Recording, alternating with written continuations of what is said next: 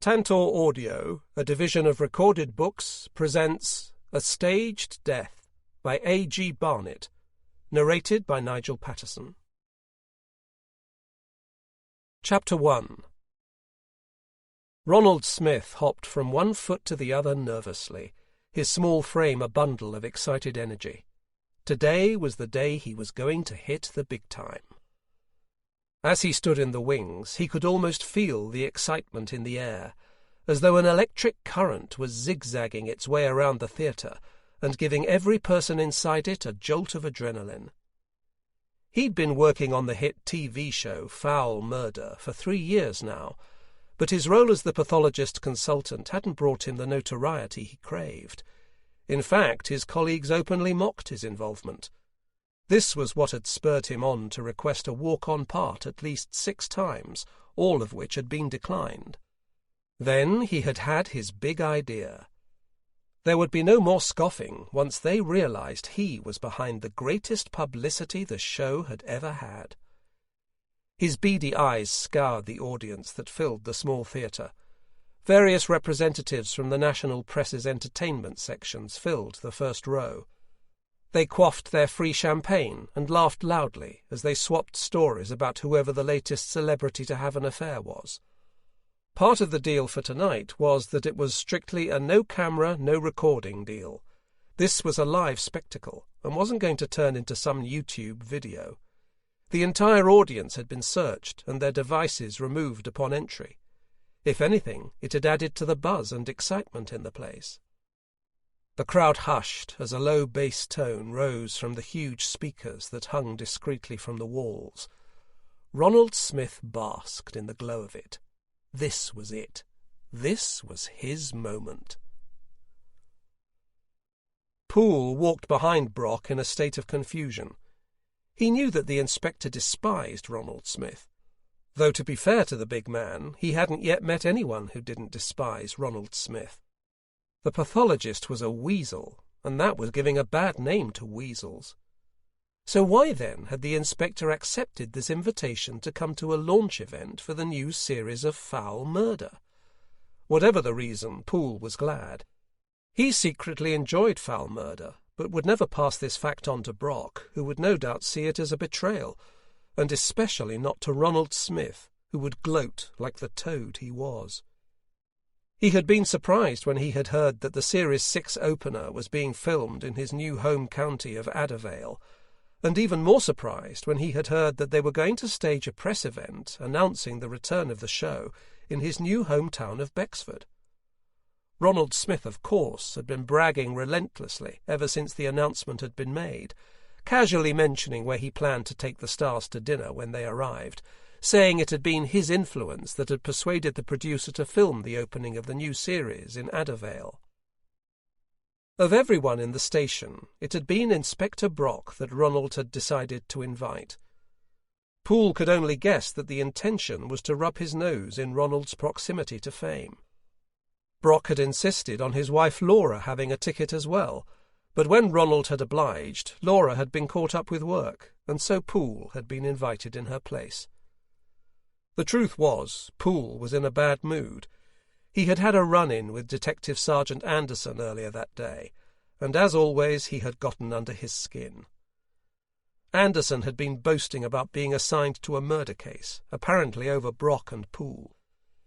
He had also bragged about how close the relationship between his superior, Inspector Sharp, and Chief Inspector Tannock was. "Sir," Poole asked as they passed through Bexford's main town square, the lights shining off the cobbles that covered its centre, "what's the deal with Chief Inspector Tannock?" Brock looked curiously sideways at him. "What do you mean?" "I mean, I've barely ever even seen the man. He doesn't ever seem to be in the office." Brock sighed and pulled a battered bag of boiled sweets from his jacket pocket and offered the bag to Poole, who shook his head. "Have you ever seen those old war films where the generals sit on top of the hill drinking tea while the men are down at the bottom, running into the gunfire and generally having a terrible time of it?" Brock said, popping a sweet into his mouth before returning the packet. "Yes," Poole answered, confused. Chief Inspector Tannock is one of those generals on the hill, and we're all down at the bottom getting shot at." "Oh, right, sir." "But not for long," Brock added. "He's retiring soon. It's going to be a shock to old Sharp, I can tell you." "Why's that, sir?" "Well, him and Tannock go way back, old army buddies. I think they're what people refer to as part of the old boys' club. And when someone new comes in, I think Sharp is in for a rude awakening." "Right, thanks, sir," Poole said, smiling. He was suddenly feeling much better about things. They entered a side street, and after a few 100 metres the new theatre loomed. Its golden-coloured stones shone in the spotlights that surrounded it. "Here we are then, Poole," Brock said, pushing at the large door and stepping inside. The foyer was empty. They quickly crossed it, heading towards a bored-looking teenage girl who stood behind a podium. "You're late," she said, sighing as Brock handed her the tickets. "But they haven't started yet." The inspector grunted and marched on through the double doors, which opened with a soft swoosh. The lights were darkening as they stepped through into the theatre, and music was beginning to pulse around the now hushed space. They took 2 seats in the last row, the only area where seats were still available, and settled down to watch the show. The screen at the back of the stage lit up with the intro sequence to the show. The theme music kicked in, causing the crowd to whoop and cheer. "Bloody hell," Brock muttered. Poole turned to him, expecting to see the usual gruff expression, but instead something else played across his expressive face. Poole was sure he was mistaken, but it looked as though there was a flicker of enjoyment there. A man bounced onto the stage, followed by a group of 4 people who all waved as the crowd applauded and whooped at an even greater volume.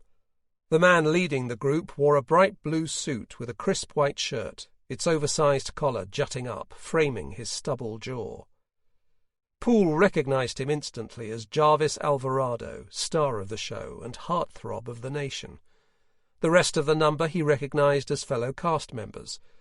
They took up positions on metal stools that had been whisked onto the stage by scurrying, black-clothed figures. Alvarado stood in front of them, a microphone in hand. "Ladies and gentlemen," he said, arms wide, his voice reverberating through the large speakers that hung from the walls. "It is so good to see you all here tonight," he continued, "for what I'm sure is going to be the beginning of something very special." The crowd applauded as he flashed a set of bright white and perfect teeth that seemed to glow against his olive skin. The theme tune was still blaring from the speakers, its deep bass and heavy guitars sounding more appropriate for Wembley Stadium than the new theatre at Bexford. "And for you lovely people here tonight," he continued, "we have something very special indeed." He moved to the side of the stage and gestured to the heavens, both arms stretched out before him. There was a movement from above the stage, and the crowd gasped, as an exact replica of the office the foul murder team used on the show was lowered towards the stage floor behind the arranged cast. Jarvis waved his arms to indicate he wanted more cheers from the crowd, and they responded with enthusiasm. "Tonight we will perform the opening scene from the first episode live, just for you." The crowd cheered again, but the sound changed to a shocked intake of breath as the lights blinked out across the entire theatre. "Sir?" Poole said, turning to his left and not seeing Brock, though he knew he must only be inches from him. Brock's familiar gruff voice came back from the black. "Don't worry, Poole. I've got a feeling this is all part of the act." Poole listened to the excited chatter of the crowd and tried to get his eyes to adjust, but it was no use. The place was built not to let natural light in. "It could just be a power cut, sir," Poole continued. "Maybe an electrical problem?" "Just wait, Poole," Brock's voice came back. "Never believe anything with these showbiz types." Poole smiled in the dark. There didn't seem to be many people that Brock trusted. He had an inbuilt instinct that everyone was trying to pull the wool over his eyes. The lights burst on with a brightness that made everyone in the audience blink furiously. A piercing scream cut through the murmuring from the stage. A woman from the cast had risen from her stool and was pointing at the prone figure of Jarvis Alvarado, who lay sprawled at the front of the stage with a pool of blood spreading in a halo around his head. Poole jumped to his feet. There were more screams now. They broke out all around as people pointed, as people rushed onto the stage. "Sit down, Poole," Brock said, folding his arms. "This is all part of it." "Are you sure, sir?" Poole said, his eyes locked on the pool of blood. "Of course it is. I mean, come on. The lights go out and then a murder occurs in those few minutes. It's like something for some terrible murder mystery rubbish on TV, which is exactly what this is." Poole sat down again uncertainly as panicked figures shouted for help on stage. "And here he comes," Brock said. Poole followed his finger to the right of the stage, where the small ferrety figure of Ronald Smith was scurrying towards the small gathering of people. "No wonder he invited us here," Brock said with a derisive snort. "The little git's got his own walk-on part." They watched as Ronald Smith bent over Jarvis Alvarado. Poole noticed for the first time that the crowd that had gathered on stage was stood in a perfect semicircle, allowing the audience to see exactly what was going on. He smiled to himself again. The inspector was right. This was all part of the show. They hadn't even dropped the curtain to hide the scene for the audience, or made an announcement. This was all part of the drama. He leaned back, deciding to enjoy it all. They watched as Ronald Smith fussed over the prone figure, theatrically taking his pulse, and then looking into his eyes with a small torch. Then he paused and stood up, staggering slightly. He turned wildly around at the people on stage, who were now all staring at him. He looked out into the audience and shielded his eyes from the lights as he shouted in his squeak of a voice, "Brock!" The inspector jumped up next to Poole and began pulling him up and pushing him into the aisle. "You're not going down there, are you?" Poole said, surprised at the sudden change of heart. "Yes, I bloody am," Brock answered, bustling them both down the aisle. "Because I know Ronald Smith, and I know there's no way on earth he's that good an actor." Chapter 2. Poole entered the lobby and pulled his ID from his pocket. "I want you to close the doors. Nobody goes in or out until uniform arrive, okay?" he said to the bored teenager who was leaning on her desk, looking at her phone. "I can't do that. You'll have to ask Mr. Johnson." She pointed a ringed finger at a man who was now striding across the bright blue carpet towards them. He was a short, squat and sweaty man with a bald head that shone under the fluorescent lights. "Can I help you?" he said, stopping as Poole stepped across his path with an apologetic hand raised. "I'm sorry, sir, but there's been a serious incident, and I need all the entrances and exits closed. No one in and no one out," Poole repeated, flashing his badge again. The man blinked at him for a moment. "But I can't do that," the man said, his brow creasing and causing a drop of sweat to gather and fall. "I'm afraid you're going to have to, or I'll have to arrest you for obstruction," Poole said. He watched the man's face twist as he took this information in, before he turned and began ordering staff to close the entrances. Poole turned away feeling a strange mixture of being pleased and slightly disgusted with himself at the same time.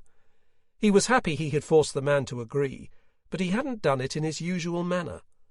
Poole considered himself a polite and gentle person in general, preferring to take the approach of working things out with another person rather than bullying them into submission.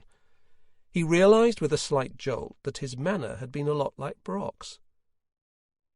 Poole moved back into the theatre and saw the imposing figure of the inspector on stage, talking to an animated man in a black polo shirt. Inspector Sam Brock was huge. Not fat, but tall and thick-limbed. If someone had set out to create the perfect rugby player, Frankenstein style, then it would have looked a lot like him. Poole could tell by his body language that he was angry, even before he'd reached the stage. He stood, looking down at the man that was waving his arms theatrically about him, arms folded. That kind of stillness from Brock was generally a sign that the other person should stop talking. This man didn't seem to be getting the message. "It's just totally unacceptable," the man was saying, as Poole climbed up the steps to the right of the stage. He looked to his left, intensely aware that there were now roughly 500 pairs of eyes fixed on him from the audience. They were quiet now, as though there had been a brief intermission, but now the show had started properly. The only sound or movement came from the front press row, who were frantically scribbling on notepads and cursing the lack of their phones. "Poole," Brock said, turning to him, "when uniform get here, start them double-checking everyone in the audience for a recording device. They've been searched on the way in, apparently, but someone must have got something in." "Yes, sir," Poole answered. "Right, Mr. Hart," Brock said, turning back to the man who was staring back at him with nostrils flared. "Are you going to stop wailing and listen to me, or do I need my sergeant here to arrest you and take you to the station?" The man opened his mouth to retort, then paused and closed it again. "Good," Brock said, taking a step forwards. "Then get someone to drop the bloody curtain right now," he growled. The man turned and strode off to the wings, his beaky nose held high defiantly. "Mike Hart," Brock said to Poole, staring after the departing figure. He turned around, his eyes sweeping the stage. "I've already made an announcement that nobody leaves. Uniform should be here any minute. I want them to go through the audience row by row, get their name, address, contact details and statement, then let them go." "Yes, sir," Poole replied, looking out at the audience. "It's going to take a while." "It is, but right now I'm more concerned with what I'm seeing up here," the inspector said, his grey eyes still surveying the area in front of them. "Ron?" he barked suddenly. Poole realised that Ronald Smith was stood at the back of the stage, his small head pale and downcast. He looked up sharply and trudged over, as though walking to the gallows. "And what about the actors, sir?" Poole asked, staring at the 4 people who were gathered on the far side of the stage, drinking coffee from paper cups. Poole stared at the group, amazed by their calm attitude. Their demeanours seemed more in line with receiving a parking ticket than a colleague being murdered. "I've told everyone who was on stage that they need to stay there for now, which is why I want the curtain down. They're not happy about it, and that jumped-up idiot Mike Hart was trying to get me to let them go back to their hotel." "Sam," Ronald Smith said. His small ferrety face stared up at Brock, as though pleading with him to save him from this mess. "So, Ron," Brock said, his mood brightening at his discomfort, "a right little mess we've got here, isn't it?" "Yes," Ronald said, staring down at his feet. "I just don't know how it could have happened." "Well, from where I was sitting, it looked like the whole lot of you had planned for Jarvis Alvarado to be murdered tonight." Ronald's round head jerked upwards. "You knew it wasn't real?" he said, his small eyes wide. "Of course I bloody did. What I didn't know was that you were actually going to let the bloke get killed." "I don't understand how it happened," Ronald said again, wringing his hands as he glanced back to the body. A movement made them turn back out to the audience, where uniformed officers were now moving down the aisles. "Go and give them their instructions, Poole.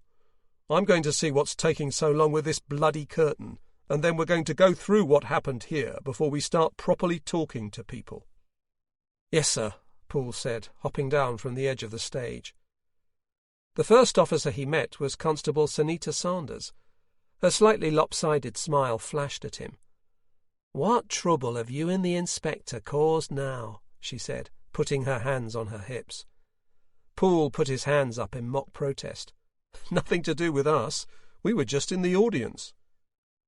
She was a good foot shorter than Poole's 6 feet 2 inches, and her frame was slight with it.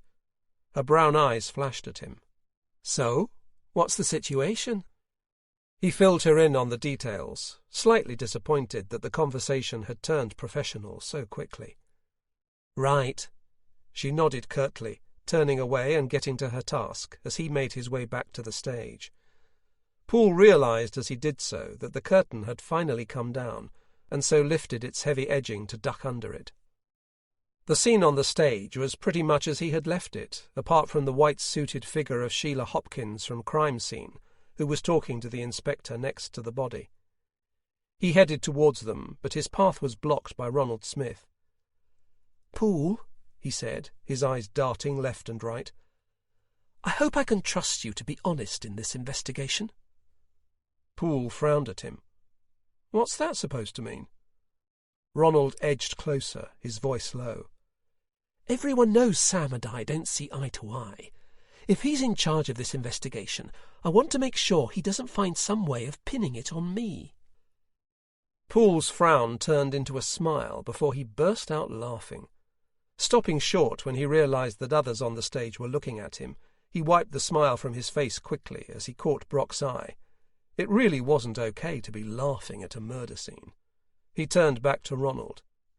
"You have got to be kidding," he said. "If you knew the inspector at all, you'd know he'd never do anything that wasn't above board. Anyway, why do you think you've got any reason to worry?" Ronald blinked and then turned and walked away. Poole walked over to Sheila and the inspector and stared down at the body with them. "Hit over the head. No murder weapon in sight," Brock said to him. "What was Ron's big joke?" "He was worried you were going to frame him for the murder, I think," Poole answered. "Was he now?" Brock said, grinning. "Well, I think we'll start with everyone getting to their positions when the lights went out. But then I think Ron should be our first little chat." "How did Sheila get here so quickly?" Poole asked, watching her move towards the body. "She was doing some open day at Bexford school down the road." Brock smiled. "She was already suited and booted, and so came straight here." He turned and looked at Mike Hart and the small group of actors he was stood with. "What do you make of that, Poole?" he said quietly. Poole looked up at the group and frowned. All of them were looking at their phones, looking more bored than upset. "They don't look very cut up about it, sir," Poole said. "No, they don't," Brock replied, before calling Mike Hart over. "Inspector," he said when he reached them, "this really is too much. You can't expect us all to just stand around here with a colleague dead in front of us all evening." "Funny that," Brock said, eyeballing him. "I've noticed that no one seems overly upset at this man's death." Hart opened his mouth, closed it, and then opened it again. "We are all, of course, very sad. It's been a great shock, which is why everyone needs to get back to the hotel to properly grieve." Brock shook his head, amazed at Hart's ability to wriggle a situation around to suit his own purpose. "Once the pathologist has arrived and taken the body away, I want 10 minutes, no more. Then we can see about people going back to their hotel," Brock said gruffly. "Well, isn't Ronald Smith the pathologist here? Can't he get to work now?" Hart asked, looking around for the man in question. "Of course he bloody can't," Brock answered. "He was right there when it happened, and he's part of this whole thing. This is a murder inquiry, Mr. Hart. We take these things seriously." Hart's face paled at Brock's booming voice as he nodded and turned away, heading back to the cast. It was another 20 minutes before the replacement pathologist arrived. "Todd Peel," he said, extending a hand to both Brock and Poole. "Thanks for coming in at short notice," Poole said, deciding that the inspector wasn't going to offer these pleasantries, and so he should. "No problem," the man said, smiling as he glanced across at Ronald Smith, who was glaring at him from the other side of the stage. "I hear Ronald's got himself in a little spot of bother." "Mr. Smith was just here when the incident occurred, that's all," Brock said. "Now, if you could hurry up, we're in a rush here." The man nodded, looking slightly hurt, and moved away to the body. Poole glanced at Brock inquiringly. "Oh, come on, Poole. Ron Smith is a bloody pain, but he's still one of ours. I'll not have some outsider suggesting he's part of a murder." Poole nodded, his eyes remaining fixed on the inspector for a moment. He sometimes felt that the more time he spent with Sam Brock, the less he knew about him. "Listen up, everyone," Brock bellowed, his large frame turning slowly. I want everyone to move to the positions they were in when the lights went out." There was a low grumble from around the stage, but people then began shuffling to their places. Most of them left the stage, moving into the shadows of the wings. The cast of Foul Murder moved forwards and took their places on the stools. "Why didn't Jarvis Alvarado have a stool?" Brock said, as Mike Hart, the producer, approached them. Jarvis was going to be the presenter. They were going to take questions from the audience, and he would move the microphone around. "And who knew about this little stunt beforehand?" "Well, the cast, obviously, and the crew I told just tonight. I didn't want anyone to panic or anything, but I couldn't risk them knowing beforehand and it getting out somehow. The whole thing relied on surprise." "Well, you definitely got that," Brock said, pulling the waistband of his trousers up. "And where were you standing exactly?" "I was on a phone call out the back. I didn't know anything was wrong until one of the people working here came and told me." Brock nodded. "If you weren't on the stage, you can get off for now." The man looked as though he was going to protest for a moment. Instead, he swept his hair back with his hand and strode off with his nose in the air. Brock turned his attention to the stars of the show. "Here we go then, Poole," he muttered out of the side of his mouth. "Let's introduce ourselves, shall we?" They moved across to stand next to where Sheila was bent over the stage, scraping the floor with a small, blunt blade. Brock glanced down at her, but decided to let her continue uninterrupted. "Good evening. I'm Inspector Brock, and this is Sergeant Poole." There was no answer from the four people in front of them, just a mixture of eye-rolling, bright white smiles, and examining nails in boredom. "Can I ask if any of you got up from your stools once the lights had gone out?" "Of course we bloody didn't," a young man with a quiff of brown, sleek hair said. "It was pitch black. We're hardly going to go stumbling around in the dark, are we?" Brock turned to him, and the corner of his mouth rose slightly. "Mr. Turnbull, isn't it?" "Yeah," the man said with an annoyed tone. "Well, how about this, Mr. Turnbull?" Brock said, moving across to him. "I think that all four of you—" He pointed to the end of the row and spoke as his finger moved down the line. "Miss Glover there, Mr. Patrick, Miss Lennon, and of course yourself, all knew exactly where Mr. Alvarado would be stood when the lights went out, and you all knew he'd then be laying on the floor pretending to be dead." He had their attention now. They all stared at him from their stools, like a class waiting for the teacher. "I would imagine it would only be a matter of seconds for one of you to jump up and—" He stopped suddenly, his eyes cast downward. "Sheila, please can you remove Miss Lennon's right shoe immediately?" They all turned to the slim brunette who sat in the middle right of the four stools. She looked down at her feet and let out a yelp as she jumped from the stool to the ground. "Don't move!" Brock shouted, and she froze instantly. Sheila moved quickly to her and bent down to look at the sparkling blue shoe whose tip had a dark red stain across it. "I must have stepped in it!" the actress shrieked as Sheila removed it carefully and held the end up to the light. "I want all of their clothes bagged for evidence," Brock said to Poole next to him. "And can you make sure Sheila checks all the stools carefully for blood?" "The stools, sir?" Poole said, still transfixed by the celebrities in front of him. "Well, they look like they'd make a handy weapon in the dark to me," Brock said with a grunt. He looked around until his eyes landed on Ronald Smith, who was talking to a young woman he hadn't spoken to yet. "Ron," he said as he approached. Ronald turned to him, his small round head creased with worry. "I don't want you leaving until I've spoken to you properly, okay?" "Of course, Sam," he said, his hands wringing in front of him. "This is Jane Marks, by the way. She's the stage manager here at the theatre." "Nice to meet you, Miss Marks. And where were you when the incident occurred?" "I was in the wings, the opposite side to Ronald here. I was the one who turned off the lights from a main switch over there." "And did you notice anything unusual when the lights were out?" "No." She shook her head. "I mean, I couldn't see a thing. When I turned them back on, I stayed where I was. I thought everything was fine until I saw Ronald's reaction. Then I ran back to get Mr. Hart, who was on the phone in the back corridor. OK, thank you. We'll need you to make a formal statement sometime tomorrow, but for now you can go home. She nodded her thanks, and Brock and Poole walked off to where the curtain hung at the front of the stage. I'm guessing the cast are staying at the Sinton next door, Brock asked. Yes, sir.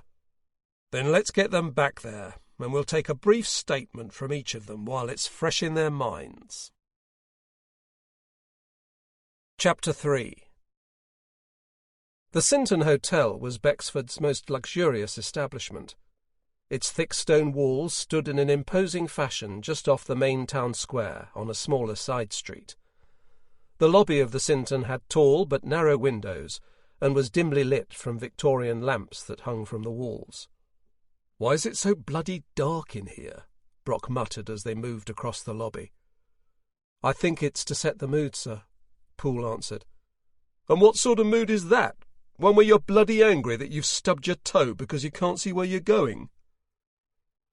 They reached the front desk, and the young man stationed there directed them towards the bar area, where the cast of Foul Murder was apparently gathered. "Inspector," Mike Hart said, rushing to meet them as soon as they had passed through the brightly glazed door which led through to the bar area. "I think it would be best if the interviews could be conducted here. We've made sure we have sole use of the room for this evening anyway." He saw their questioning eyes. "For the after-show party? Naturally, that's not going to happen now." Poole glanced across at the group in the corner and thought it looked like it was indeed happening. They were lounging on the deep red sofas, drinking from tall flutes that contained something bubbly. Somebody had clearly said something funny, as they all suddenly burst into laughter. "I can see they're all still very upset," Brock said, his eyebrows raised. "We'll talk to them on the other side of the room. I want to speak with Isabella Lennon first." He turned and marched to the far side of the room and chose a table that was slightly obscured from the cast members by the edge of the dark mahogany bar. "Something that's been bothering me, sir," Poole said as he sat next to him and pulled his black notebook from his jacket pocket. "Yes, Poole?" "Well, back at the theatre, I noticed that you knew the names of all the cast members." He glanced to his right and saw a slight flicker in the inspector's expression before it landed back to its normal, inscrutable gruffness. "Research, Poole. You should always do your research on a case." Poole was about to point out that they hadn't known it was going to be a case until Jarvis Alvarado had been killed in front of them, but was distracted by the slender frame of Isabella Lennon moving towards them. Brock stood as she arrived, catching Poole off guard. He clattered his pen down and stood up just as both Isabella and Brock sat down again. "So, Miss Lennon," Brock began, glancing with annoyance at Poole as he sat down again. "Can you tell us exactly what happened tonight when the lights went out?" She shook her head sadly, causing 2 ringlets of sleek brown hair to shift across her forehead. "Oh, it was terrible. Poor Jarvis." She pulled a small handkerchief from the pocket of her skinny jeans and dabbed at her eyes. Poole felt Brock sigh next to him, clearly seeing it, as he did, as a performance by an actress. Poole studied her for a moment. She was beautiful, but in a strange, alien way. Her face was rounded like a doll's, and her eyes were small and dark. Poole had always quite admired her on the show, but now she was up close she seemed overly thin, and her eyes were hard and cold. "The moment when the lights went out, Miss Lennon," Brock said. Poole could hear the patience wearing thin in his voice. "Well," Isabella said, placing the handkerchief back in her pocket, the performance clearly over for now. "I was sat on my stool. The lights went out. When they came back on, Jarvis was lying on the floor just where he was supposed to be. I didn't think anything had gone wrong at first." "And you didn't get up from your stool at any time when the lights were out?" "No." "And did you hear anyone else move?" "No. All I heard was Jarvis landing on the floor." "Landing? What do you mean by that?" "Well, I guessed it was Jarvis messing about. He was like that, always messing about. "What exactly did you hear?" Brock asked. "I heard him throw himself on the floor," she said, annoyed. "What difference does it make?" Poole and Brock glanced at each other. "You do realise Jarvis was murdered tonight," Brock said, speaking slowly. "Oh, yes, just terrible," Isabella said, the handkerchief reappearing and dabbing at her dry eyes, as though she was on autopilot. "And did you go near Jarvis once the lights had come up?" Brock continued. "God, no. Once I realised what was going on, I got the hell away from it." "It," thought Poole. "If you didn't go near Jarvis, then how did you step in the pool of blood around his head?" She blinked her small dark eyes. "I must just have stood in it as I got up from my stool." "It was a good few feet away from your stool." Brock's voice was quiet and low. She blinked again, furiously. "I remember now. I did go over when that little man was looking at Jarvis, and then I got away quick when I realised what had happened. Look, is this going to take much longer?" "What was your relationship with Jarvis like?" "Oh, he was all right. Quite funny," she said, shrugging. "And do you know if he had any enemies at all?" A smile flashed across her thin lips before she resumed her blank expression. "No, everybody loved Jarvis. I can't imagine why anyone would want to kill him. Are you sure it wasn't an accident?" "Unless he beat himself to death with the microphone, I'd say so, yes," Brock answered in an annoyed tone. "OK, Miss Lennon, you can go now, but please remain in the hotel for the time being." She gave a little sigh, stood up, and walked away. "Bloody hell," Brock muttered. "Bit of an odd one, sir," Poole said. "Interesting acting skills." "Glad you noticed, Poole," Brock said, stretching his arms up above his head. "Go and fetch another one, will you?" Poole stood up and walked over to the table where Isabella had rejoined the others and was now sipping a cocktail. "I'll go," a young man said, jumping up before Poole could say anything. "Best to get it over with, eh?" he said cheerily. Poole nodded at him and walked back across the room. "Eli Patrick," he said, extending a hand to Brock as he reached the table. Brock shook it with a grim expression. Poole sat down, wondering why the man hadn't offered to shake his hand or introduce himself to him. Clearly he wasn't of the required seniority. "So, I guess you want to know what happened when the lights went out, right?" Eli said, leaning forwards and smiling. His voice had a plummy Oxbridge lilt that suggested he came from money, while his fresh face and enthusiastic manner showed his youth. "That would be a start, Mr. Patrick, yes," Brock said slowly. "Well, I'm afraid nothing happened at all. Well, apart from poor Jarvis kicking the bucket, obviously." "You didn't get up from your stool?" "Lord, no. I'd have fallen over in next to no time. I'm a terrible klutz, you know." He threw his head back in a braying laugh. "And did you hear any movement from anywhere else?" "No, just heard Jarvis splat on the floor. Thought he was mucking about, but I guess not, eh?" He stared off into the distance, as though the realization of what had happened had suddenly come to him. "Were you close to Jarvis?" Brock asked, pulling Eli from his thoughts. "Oh, not really," he said, sighing. "I've only been on the show for one series, and he's the big star." He emphasized this last part by placing his hands palm out and shaking them. "And were people jealous of his fame?" "Jealous?" Eli said, laughing. "Of course they were. Everyone. That doesn't mean anyone would want to bump him off, though. We were all just riding on his coattails. Him being so big helped everyone on the show." "You can go back to your seat now, Mr. Patrick. Can you send over another of your colleagues, please?" "Course. Nice meeting you chaps. Hope you catch the bugger who did this to poor Jarvis." "Well, he seemed fairly happy," Poole said when he'd left. "People with only a few brain cells often do," Brock said, sighing. "I don't like this, Poole. The lights went out, no one moved, no one heard anything. Well, with the noise from the audience, maybe it's not that surprising? Well, yes, but if we end up with no one seeing anything and no one hearing anything, what are we left with? There seems to be no sign of a murder weapon yet. He sighed and leaned back in his seat. The rangy figure of Johnny Turnbull arrived at their table, slumping into the chair opposite them like the school bully visiting the head teacher. "Come on then, let's get this over with so I can get out of this sinkhole," he said, spitting the words out with a snarl. "You're not going anywhere for the moment. I need you all to stay in the hotel," Brock said, his voice level. "Ha!" Johnny said, shaking his head. "What is it? Got some little deal with the hotel owner, have you? Is he your cousin or something? Thought you could keep us locked up here and bleed us dry? Well, the show's paying, so you'll have to take it up with Mike."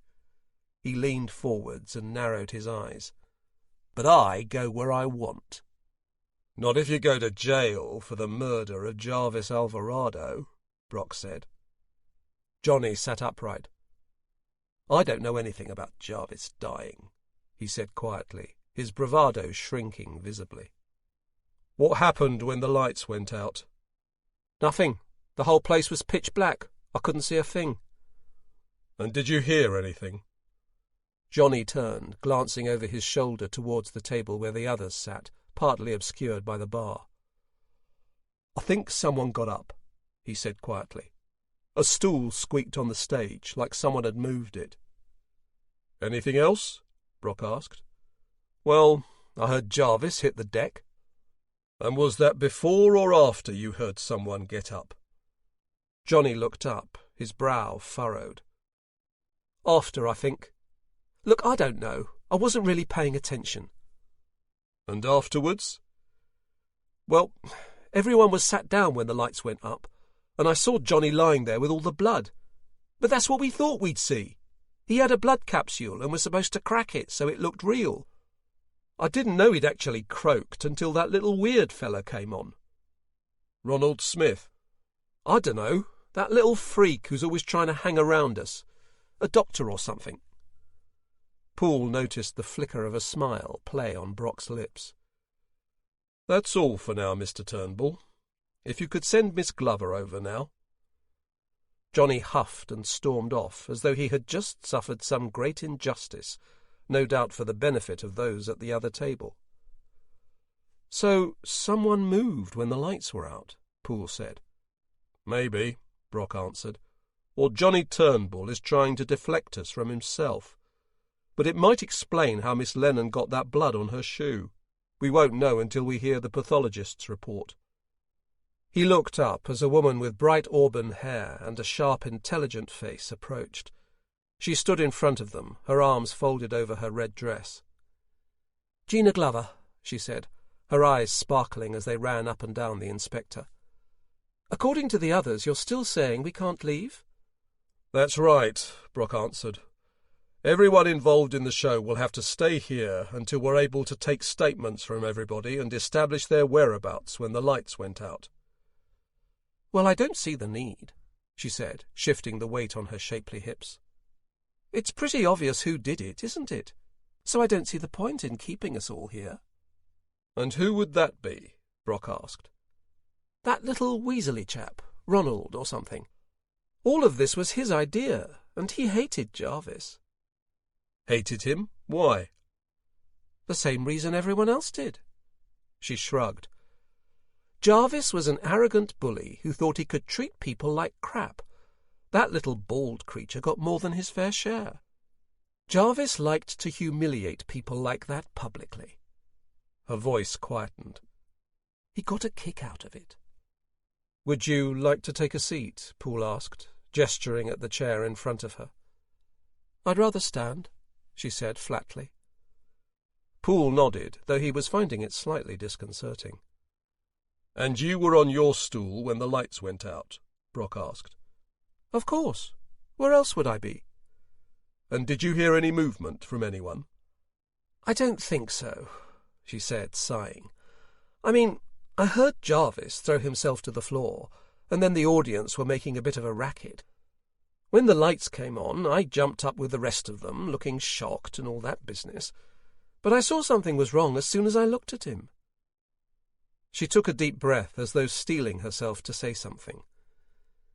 "His eyes were open.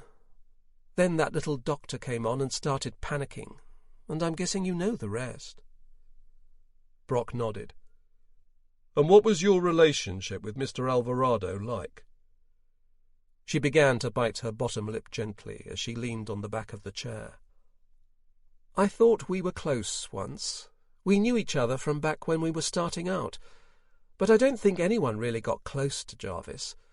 I'm not sure anyone even really knew him at all. He ticked off almost everyone he ever met, though, so I doubt you'll be short of suspects." "Except there were only the 4 of you on stage at the time of death," Brock said purposefully. She frowned at him. "Are we done?" "For now. Can you send over Mr. Hart, please?" She turned and walked away. "Eyes down, Poole," Brock muttered. Poole wrenched his gaze away from the rear of Gina Glover and looked back to his notebook, cheeks reddening. "So, which one do you fancy?" Brock said. Poole looked up at him with a look of panic. "For the murder, I mean, Poole," Brock said. "For goodness sake." He shook his large head. "Sorry, sir," Poole answered, glancing back towards the other side of the room. "I'm not sure. I mean, it must have been one of them, mustn't it?"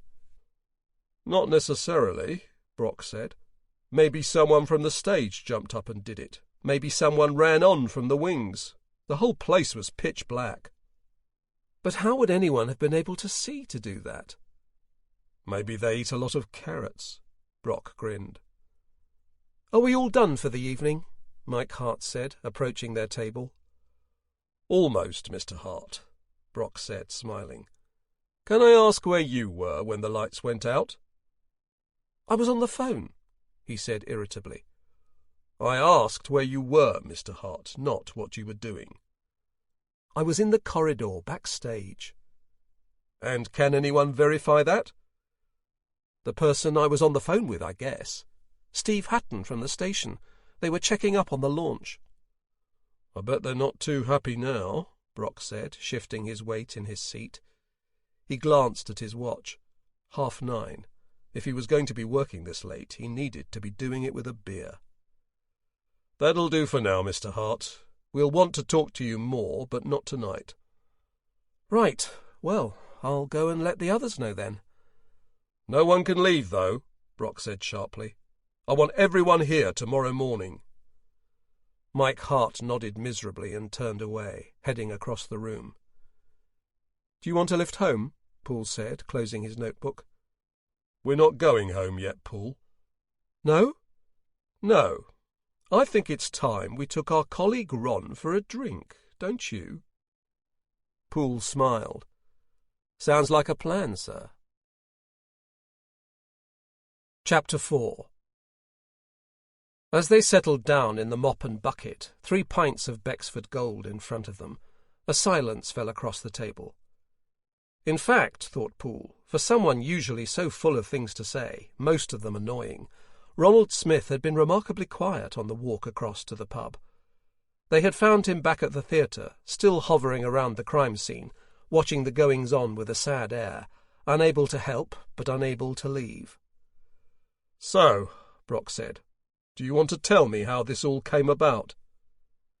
Ronald sighed and turned his pint glass slowly in his hand. "A few months ago, I heard that they were thinking of doing some big launch event for the new series.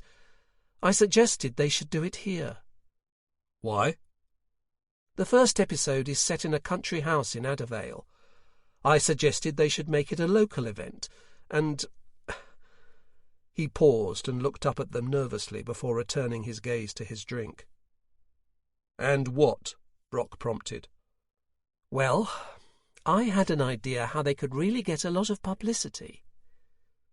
"To fake Jarvis Alvarado's murder?" Poole said. "Yes, and I thought doing it here, it would be easier to set up and make sure no one knew what was really going on. In London, the press would have been all over it." "And you didn't think it would be a good idea to tell us about this?" Brock said, his voice like steel. "I didn't see the need," Ronald squeaked. "It was all safe. Just a big joke, really." "Well, somehow I don't think Jarvis Alvarado's family are going to see it like that," Brock said. Ronald's head drooped. "I don't understand how it could have happened." "Tell us what was supposed to happen," Poole said, as Brock took a huge swig of his pint. "Well, when Jane made the lights go out, he was supposed to just drop to the floor and break the blood capsule. When the lights came back on, we thought everything was normal, but when I got to him—" "You realized the blood was real," Poole finished for him. Ronald nodded miserably. "I only had a quick look, but it was obvious he'd taken a serious blow to the head." "We searched everyone on the stage. None of them had a weapon," Brock said. "Then someone must have run on and done it," Ronald said. "But I was stood in the wings waiting to go on, and I think I would have noticed someone moving past me." "Did you have a light on in the wings?" "No. We tried that in rehearsal, but when it's that dark everywhere else, you could see even a little pen torch. We decided to just turn everything off. As long as no one moved, we thought it would be all right." "Who was with you in the wings?" Poole asked. "There was just me on my side," Ronald said, frowning. "Mike had gone off to make a phone call, and Jane was on the other side working the lights." "And there was no one else there at all?" "No. We made sure it was a skeleton crew because we didn't want the secret getting out. The only other person involved was Simon Keller, who was up in the light box, doing lights and sound." "Why didn't he turn the lights off from up there?" "Oh, he just controls the stage lighting. There's a main switch on the stage, like a safety thing, which turns everything off, house lights as well." Brock drained the last of his drink and placed it down heavily. "You're a bloody fool, Ron," he said, fixing him with a hard stare. "But we're going to do what we can to find out who really did this and get you off the hook." Ronald nodded in a jerky little motion. "Thank you, Sam." "That is, of course, unless you did it." Ronald's head jerked up, his small eyes wide. "Sam, you don't think I could have?" Brock sighed and shook his head. "No. Despite you being a Grade 1 prat, I don't think you murdered Alvarado. But a lot of people will. Think about it. This guy apparently wound you up a lot, made fun of you." Ronald nodded, as though in a trance. "Then you come up with this idea of faking his death, with you in a prime position to run on and clobber him. I can see that a prosecution would point to your medical knowledge and suggest you'd know exactly where to hit someone to put them down for good." Ronald was breathing heavily now, his perfectly round dome glistening in the dim lighting of the pub. Despite it being only a Thursday night, the place was surprisingly busy. Ronald jerked his head around, as though he was suddenly under the impression the entire pub was listening in and mentally tagging him as a murderer. "It was someone tall," he blurted out as he turned back to them. "He was hit on the back of the head, but it was right at the top. Jarvis was about 5'10", so it must have been someone pretty tall to hit him there." "Or someone hit him when he was on the ground, pretending to be dead," Poole said. Ronald frowned at him before his shoulders sank again. "Can you think of anyone who would want to kill him?" Brock asked. "The man was a nightmare," Ronald said sulkily. "He was always trying to make other people feel small." Poole resisted the urge to suggest that he wouldn't have had far to go with Ronald Smith. It wasn't the time. "He just never ever stopped, always digging away at everyone. They only put up with him because he was the big star." "Right," Brock said, stretching. "I think it's time we called it a night. Go home and get some rest, Ron. There's a long way to go in this yet, and whether you like it or not, you're right in the middle of it." Chapter 5. "Hi, Mum," Poole said as he stepped through the front door of his flat. His mother was on the sofa, stretched out with some sort of face mask on and cucumber slices on her eyes. "Hi, love. Did you have a good day?" "Oh, the usual. Went to a show, someone got murdered." "Oh, a whodunnit, was it?" "Something like that," he said, as he reached into the fridge and grabbed a beer. He had noticed that he had been reaching for a beer more frequently since his mother had decided to move in with him while she looked for a new place. Now he thought about it, he couldn't remember her ever actually asking him as such. She had just turned up with 3 large suitcases and announced she was moving to Bexford. It was all because of his father. A month ago he had been released from prison, and his first port of call had been to track down his son. Brock had stood up to him and had told Jack Poole to keep away, and so far he had. But Guy knew that wouldn't be the end of it. His father had told him he was looking to move nearer to him, that he wanted to be part of his life. So, while having his mother staying with him was a strain, to put it mildly, he also enjoyed knowing she was here and safe. "Any luck with looking at places today?" he said casually, trying not to sound as though he was hounding her out. "No. Bexford is just so blooming expensive. I don't know how anyone can afford to live here." Guy thought that people could afford it because they had jobs, but restrained himself from saying so, and instead turned to more practical matters. "What do you fancy for dinner tonight?" he said, opening the fridge again. It was full of beer, plastic pouches of various gooey substances his mum applied to her face, and kale. Guy had questioned why anyone on earth would need so much kale at once, but his mother had explained that Ricardo had told her that it was a superfood and would transform her, both in spirit and body. After the violent incident which had resulted in her husband being sent to prison, Jenny had thrown herself into the spiritual world, which included throwing herself onto a man called Ricardo, who, as far as Poole could tell, was part salsa dancer, part yoga teacher, part guru, and all con man. His mother seemed happy, though, and so he had bitten his tongue, other than to make sure she was careful with her money. "I've already eaten," her voice came from the sofa. "I tried that sushi place in town. Not bad as it goes." "Right," Poole said, closing the fridge slightly harder than necessary. He had noticed that his mum hadn't managed to contribute to the food, shopping, or the cleaning yet. Bearing in mind that generally the only things on her calendar were yoga and the occasional aura cleansing, whatever that was, he felt she might have chipped in more. He moved to the kitchen drawer he reserved for random odds and ends, and most importantly takeaway menus, when the sound of the letterbox opening made him pause. It was late for anyone to be dropping something through his letterbox, and only the postman had the key to enter the main door downstairs. Anything else was dumped in the communal box in the lobby and was picked up whenever people could remember to check it. He turned and walked to the door, where a small white envelope lay in front of it.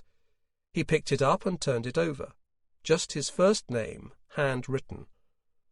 Something sent a shiver down the back of his spine, and he froze for a moment before his brain kicked in again and he wrenched open the door and burst into the corridor. There was no one there, just the cold flat tiles and the cream-coloured walls. He listened, seeing if he could hear footsteps echoing from below, but there was nothing. He ran down anyway, reaching the door and running out into the small car park at the front of the building. There was no one in sight, no sound, no movement. His heart pounding, he headed back up the stairs, where he found his mum in the corridor, cucumber slice in each hand, her ghostly face looming in the dimly lit hallway. "What on earth's got into you?" she said, annoyed. "I thought something had happened to you." "We got a letter," he said, moving past her and back into the flat. "A letter?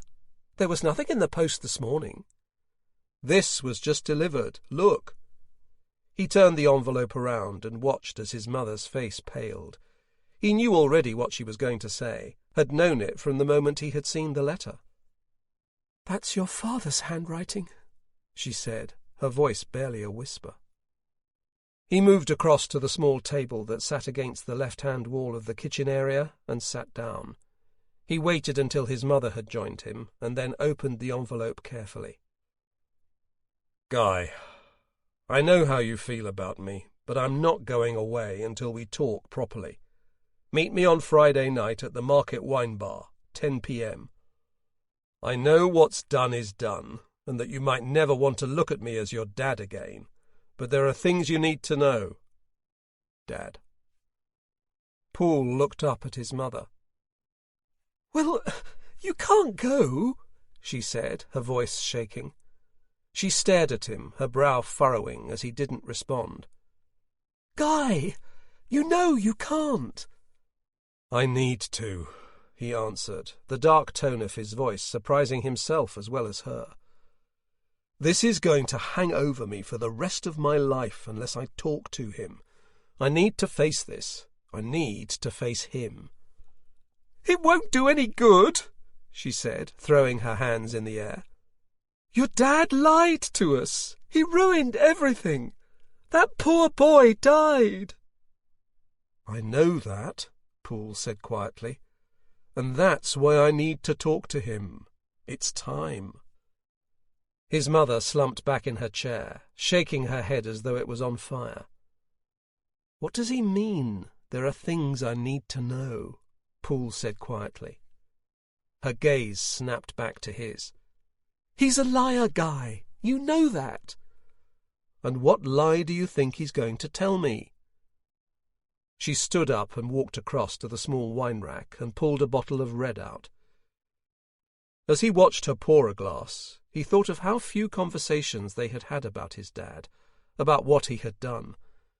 Despite the incident that had changed his life, making him determined to become a police officer, Guy had never read any newspaper articles on the case. He had never asked to look at the case files.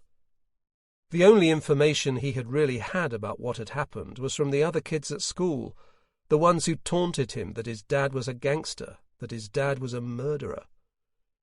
He had fought back, become immune to it all, and gradually they had moved on to another hot topic. He had tried to forget it all rather than face it. He had buried it as deeply as he could while he threw himself into his career, becoming the youngest detective sergeant in the country. Then his father had been released, and now it felt as if his past was always right behind him. "What is it, Mum? What does he think I need to know?" he said again as she sat down. "To tell you he's innocent, I imagine," his mum laughed, without a hint of humour. "Innocent?" Guy said, staring at her. "Oh, come on, Guy. The man is a born liar. All those late nights he worked, all the times he was away on business trips, what was he really doing?" Guy studied her face. It was contorted with pain and anger, an anger she had hidden behind herbal remedies, yoga and crystals, and a pain that none of those things had healed. "Did he tell you he was innocent?" Guy repeated. "Yes, despite the fact they found goodness knows how many kilos of drugs in the garage. Said he didn't know what was in them. Can you believe that?" "And you didn't believe him?" Guy's voice was quiet, small.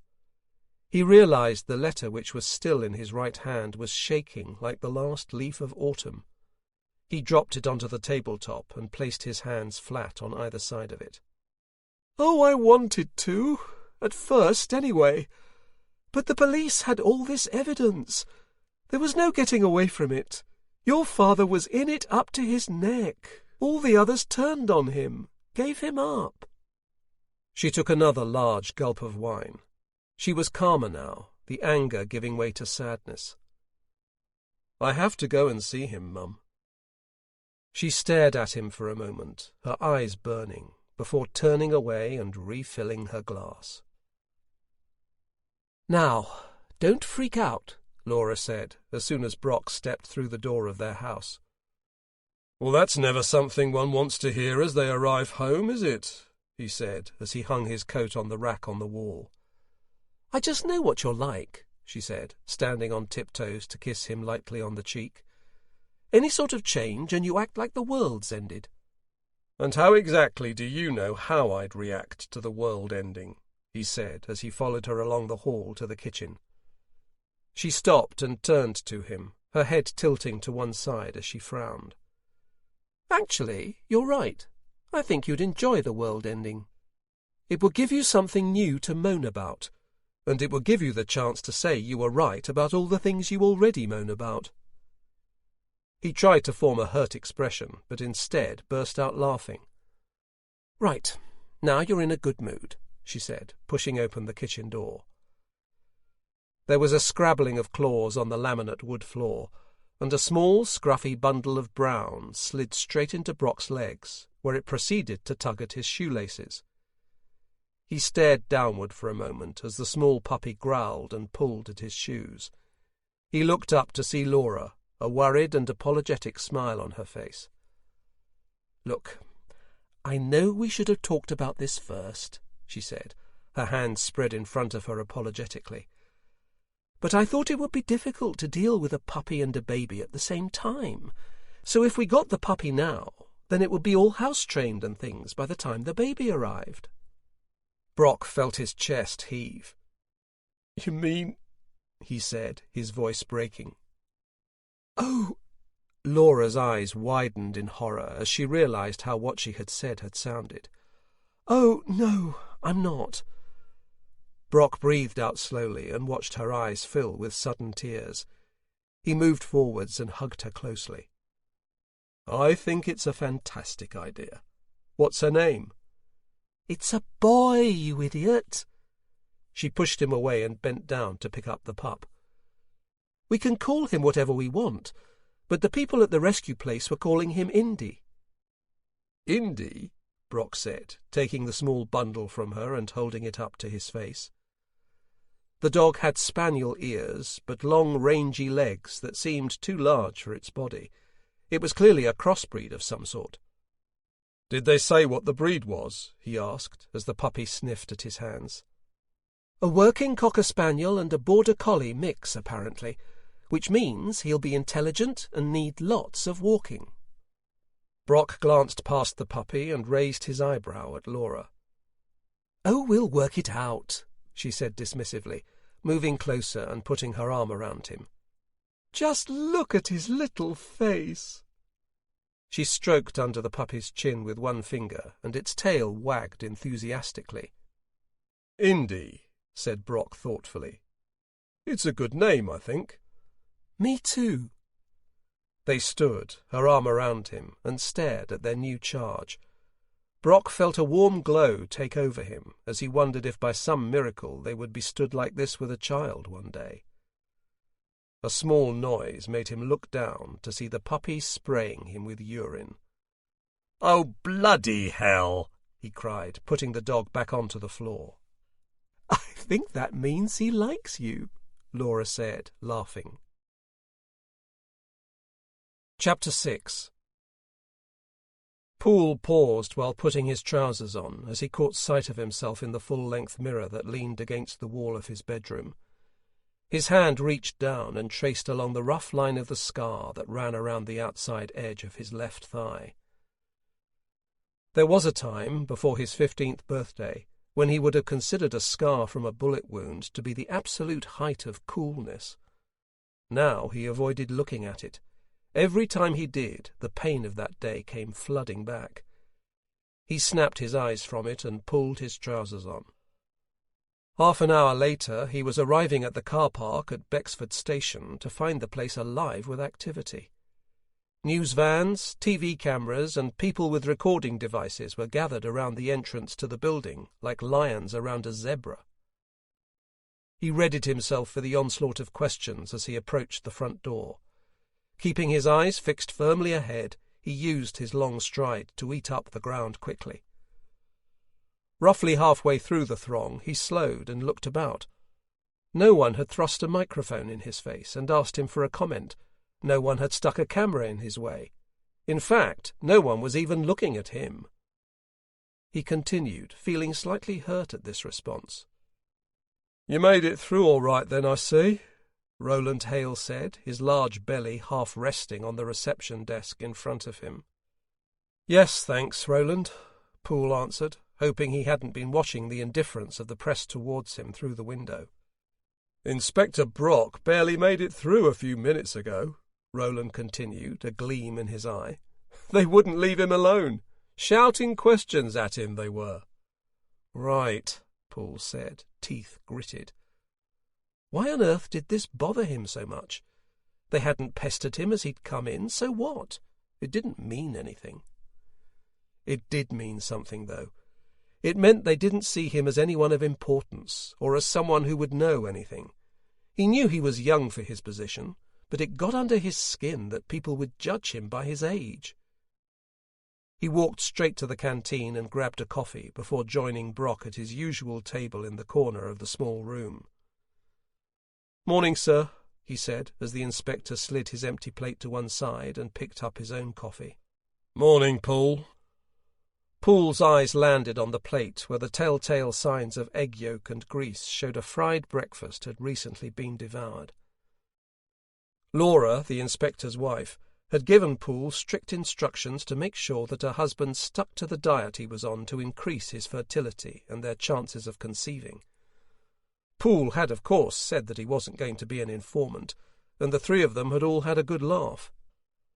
Despite Poole's refusal, Brock was now acutely aware that he knew about the diet he was supposed to be on, and was forever looking guilty and furtive whenever Poole and food were around. "Nice breakfast, sir," Poole said innocently, his face blank. "Yes, thanks, Poole," the inspector said stiffly.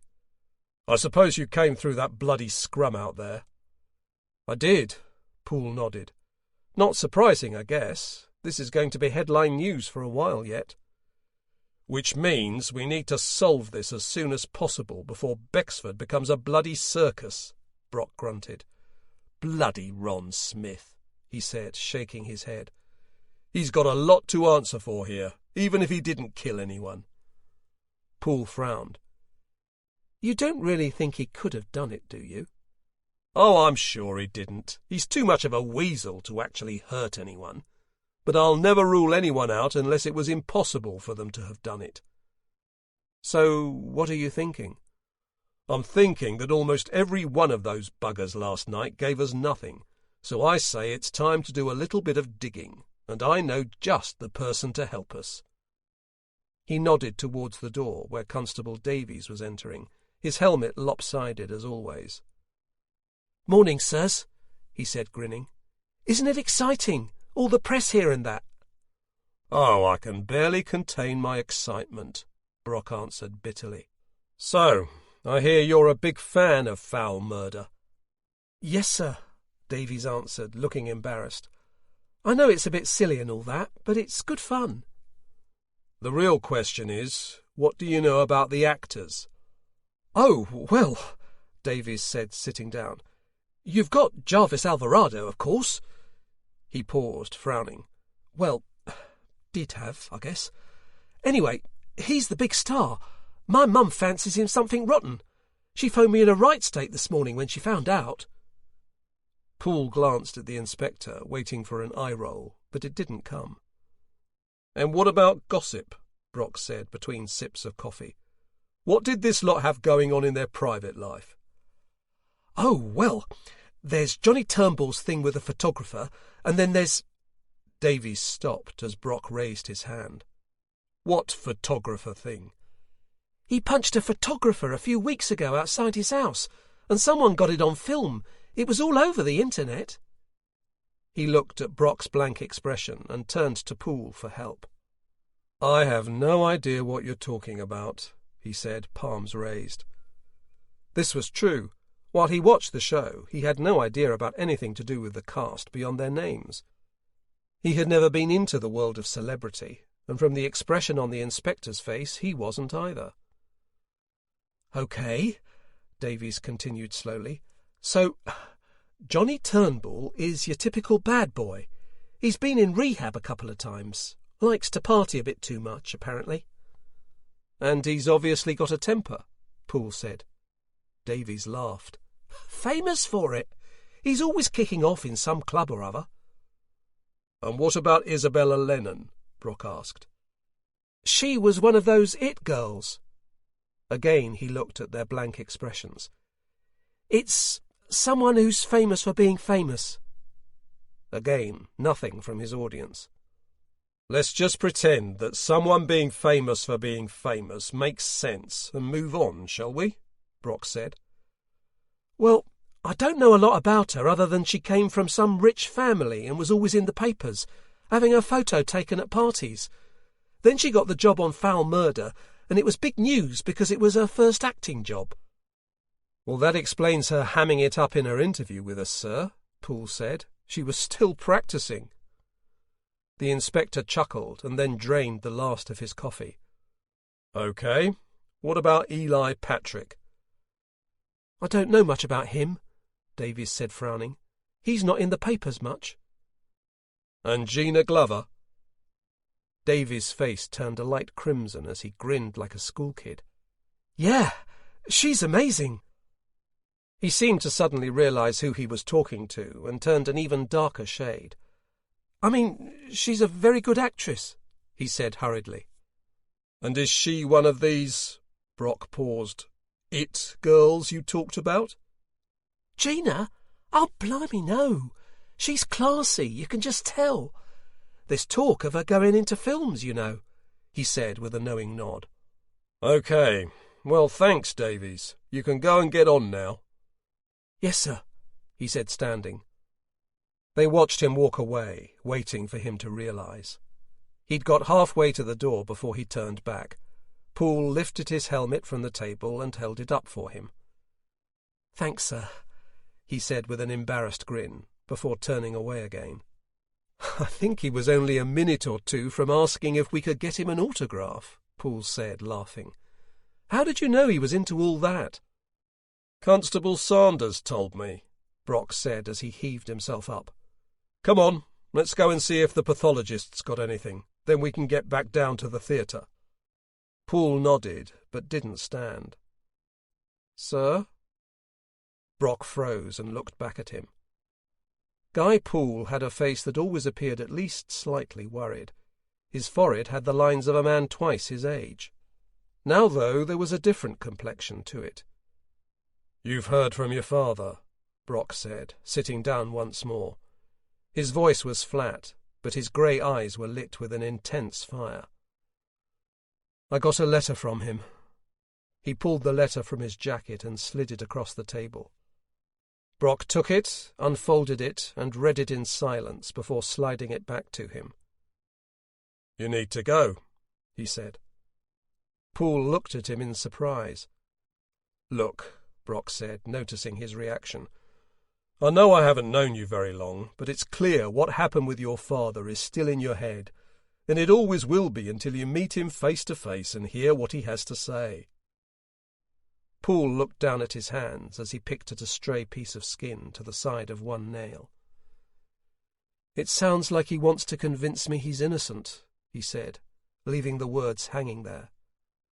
Well, let him, Brock answered. If he convinces you, you've got your dad back. If he doesn't, at least you can properly move on. Poole nodded, but didn't really agree. The inspector made it all seem so simple, just a binary matter to be decided, black or white. It wasn't like that in his mind. He was confused, angry, and uncertain. He wasn't even sure of what he would feel if his dad did convince him he was innocent, though he could see no chance of that. He thought of his friend Simon, who had died that day. He thought of blood. Come on, Brock said, standing again. Let's get on with the case. Take your mind off it. Poole gave him a weak smile and followed. Chapter 7. I have to say, this really is quite exciting, Todd Peel said, his long fingers interlocking on the desk in front of him. I mean, the facilities here are really quite excellent, and to be brought in on this case, well... A wide smile spread across his thin lips. Well, I'm very pleased for you, Brock said, but can we just hear what you've found? Todd frowned and shuffled some papers in front of him. Well, yes, of course, but I'm afraid there isn't much to say. Well, it'll be nice and brief then, won't it? Brock said, leaning forwards. Poole looked at him, starting to wonder whether it was Ronald Smith the inspector had a dislike for, or just all pathologists. Mr. Alvarado was killed by blunt force trauma to the skull. I'm not able to say with any accuracy what the weapon might have been, but it was something hard, heavy, and it had a slightly rounded edge. A pipe?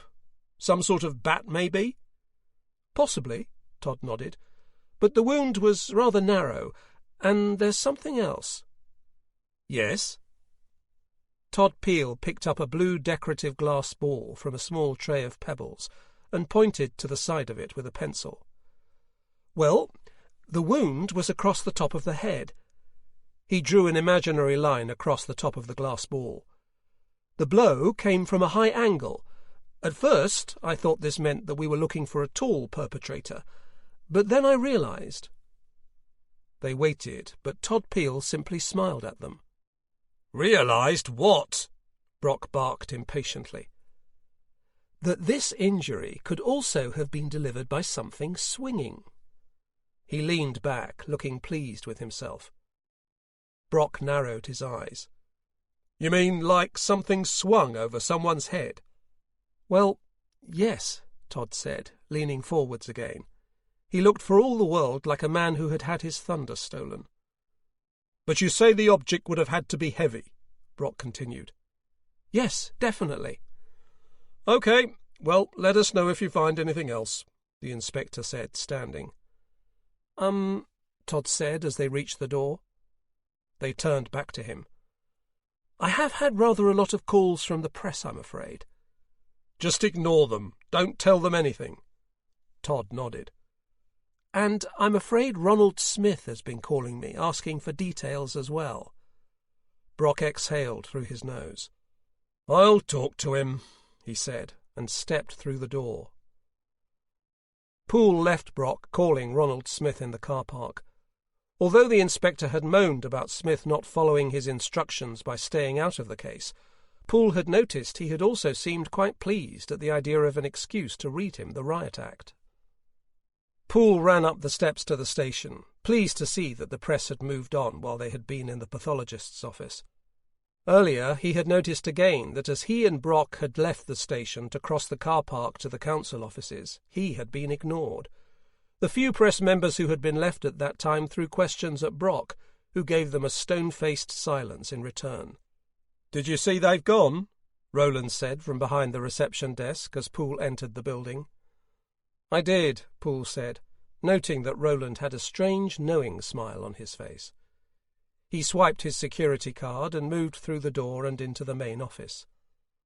"Well, well," a familiar loud voice said, almost as soon as he was through the threshold. "If it isn't the copper to the stars." Anderson leaned against a desk and folded his arms. "What's it like being a celebrity officer then, Poole?" he boomed, loud enough so that everyone in the office heard. "Fine, apart from the stupid questions from idiots," Poole shot back. Anderson stood upright and stared at him as he walked along the aisle between desks. "Oh, very clever. I guess you think you're a big shot now, eh?" Poole stopped next to him. "No, I think I have a murder to solve, and if I'm not mistaken, so do you." "Oh, don't worry about me, Poole. I know my job. The question is, can you do yours?" Poole moved past him, shaking his head as the rest of the office turned back to their work. He headed straight through to the canteen and the battered old coffee machine. "You and Anderson are starting to become a regular double act," Sunita said from behind him as he pressed the button to pour the first cup. "It's not a show I want to be part of, believe me." He felt an involuntary smile spreading across his lips as he turned to look at her face. She had large bright eyes and a cheeky, lopsided grin that made his knees weak. "How are you, Constable?" "I'm good, sir." Her face hardened. "I've been helping Anderson and Sharp on their murder case." "Oh, right. A young woman, wasn't it?" "Yes, sir. Found smashed over the head." She took a deep breath. "Terrible." "Do they have many leads?" "Nothing," she said blankly. "We know she was working as an escort." "An escort? In Bexford?" Poole said, surprised. Sunita laughed. "Yes, even in Bexford. Anyway, according to her agency, she hadn't been working that night, and we can't seem to find anyone who knew what she was up to. Her friends weren't with her at any rate." "Well, I hope they find whoever did it," Poole said, taking the second cup of coffee. "I better get these back to Brock. See you later, Constable." "Bye, sir." She grinned at him and turned away. Chapter 8. When closed, the theatre had a different feel. It was like an animal in hibernation, lifeless even. The seats lurked in the gloom like faceless spectators, and the cold of the large space sent a shiver down Poole's back as he crossed to the middle of the stage. The inspector strode before him, his large head scanning the wood-boarded area. "It's quite a way from the wings to the centre of the stage," he said, as he halted at the spot where Jarvis Alvarado had died. "It would be difficult to get all the way onto the stage, whack him over the head, and then get out in time in the pitch black, sir," Poole said, looking at the distance. "Not just that," Brock said, folding his arms. "Uniform have searched the surrounding area, and there's no sign of a murder weapon." "So you think it must be still in the theatre?" Poole asked. Brock looked at him, the corner of his mouth rising slightly. "It seems like it.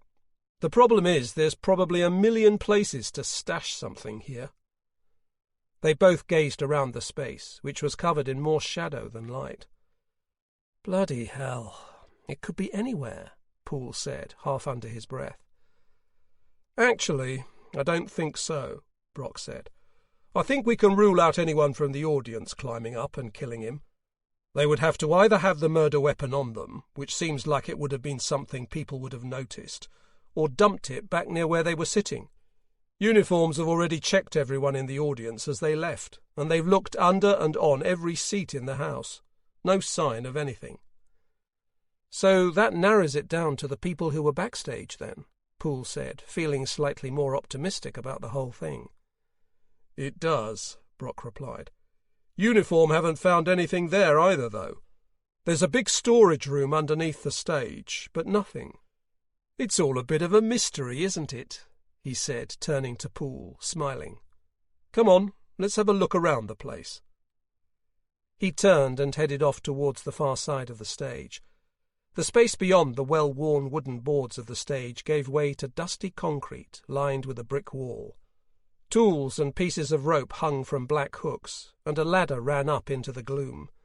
The whole place had the feel of a handyman's garage rather than a place of performance. They moved towards the back of the stage, where the area curved round towards the far side. A corridor stretched away to the left, and Brock headed down it with Poole following. "So, this is where the stars hang out," Poole said, looking at the doors on either side of the hall, each with the words dressing room and a number on them. "Does it make you wish you'd taken up a different vocation, Poole? Just think, you could have been a star on Foul Murder yourself." "I doubt it, sir. I can barely convince anybody I'm a detective, let alone something I'm not." The inspector paused and looked at him. Poole felt his cheeks redden. "The media didn't ask me any questions this morning when I came in. It bugged me a bit. Sorry, just being stupid."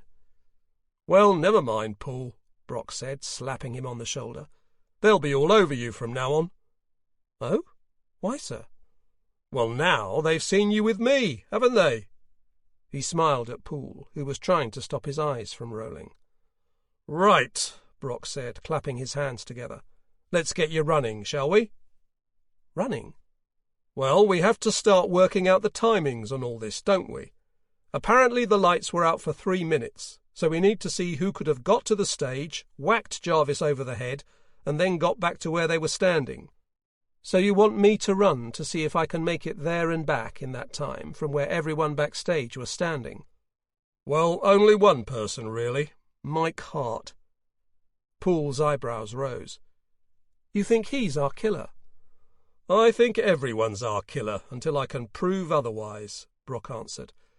"But this time I was actually thinking about saving your legs. Mike Hart was the farthest person away backstage, so if you run from where he was and make it, we know they could all have done it." Poole sighed and walked to the far end of the corridor, which ended in another wall. "Well, I might as well start at the farthest point that he could have been stood," he said, turning around again. "He said he was on the phone in this corridor, right?" "He did," Brock said, pulling the sleeve of his jacket back and looking at his wristwatch. "OK, go." Poole burst into a run, moving down the corridor and out into the space beyond, before diving left through the opening and onto the stage itself. He ran to the middle and, feeling foolish, swung an imaginary murder weapon over his shoulder onto an invisible victim, turned and ran back. "How long was I, sir?" Poole said, panting, his hands on his knees. 1.5 minutes. Not bad, Poole. "Just a couple of problems, sir," Poole said, straightening up. "I wasn't actually carrying a sack with a heavy object in it, which might have slowed me down. Also, it doesn't leave much time for the murderer to dispose of the weapon, does it?" "No, it doesn't," Brock said. A voice came from behind them. Hello?" They turned to see Jane Marks stood holding a screwdriver, her skin pale, her expression as though she had had a nasty shock. "Miss Marks, everything okay?" Brock asked, moving towards her. I think I might have found something to do with the murder," she said hesitantly. Chapter 9. Jane Marks led them back down the corridor into the space behind the stage, and pointed at 4 small openings in the wall, set an equal distance apart from each other. "You see these holes? Well, they go into a chute that leads down into the props room below. It's so you can quickly get stuff down there without having to go all the way down." Without waiting for them to ask why this was relevant, she turned and moved to the back of the stage on the far side. There was no corridor here. The space just curved around to the opposite wing that they had come out of when they had arrived. There was, though, an opening in the floor, a large trap-door that was open now and secured against the wall with a brass hook. "Haven't Uniform already looked down here, sir?" Poole said as Jane Marks began to descend a flight of wooden steps that ran down from the trap-door. "They did, but it wasn't open when the event was happening, so I'm guessing they only gave it the once-over," Brock answered grimly, leaving Poole under no illusions that someone was going to get it in the neck for missing whatever Jane Marks had found. They descended into a chaotic and overwhelming space. Large metal shelving units ran off into the distance, and Poole estimated that the basement ran beyond the stage and at least halfway under the seating. Jane Marks walked along the wall until she reached a metal chute that ended in a long-walled shelf. "In here," she said, jerking her thumb towards it. They moved to it and leaned over the small wall of the shelf. At the bottom was a cloth bag with a deep red stain at its base, where something bulked through the material from the inside. "Our murder weapon, sir," Poole said.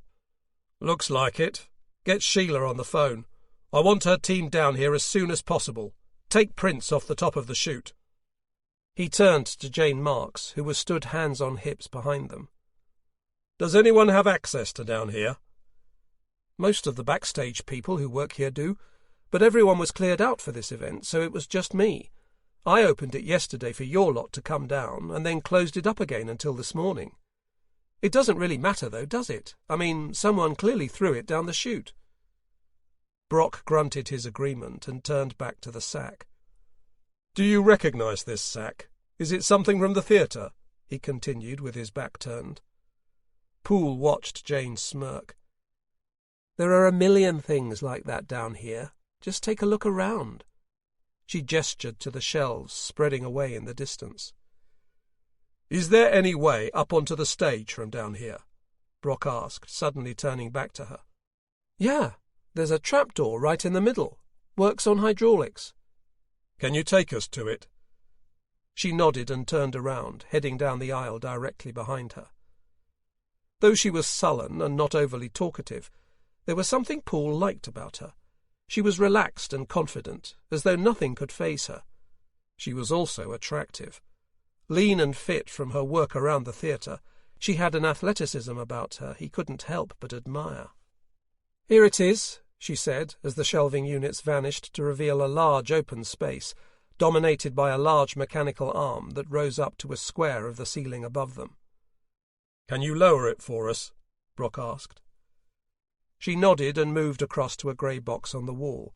She flipped a large switch, and a loud hum broke out, echoing around the confined space. She then pressed the lower of 2 buttons, and the mechanical arm began to bend slowly, lowering the chunk of ceiling down with it. Other than the hum of the motor, the procedure was surprisingly quiet. They watched it in silence, feeling the cooler air from above rushing in as the platform descended. When it had reached the bottom, Brock stepped onto it and inspected the floor. "Is that how slow it is generally to go up and down?" "Yep," Jane replied. "Only 2 speeds, and that was the fastest. It's for musical stuff, really. You know, big entrances and exits, rather than making someone disappear." Brock nodded and stepped back off the platform. "You can raise it up again now."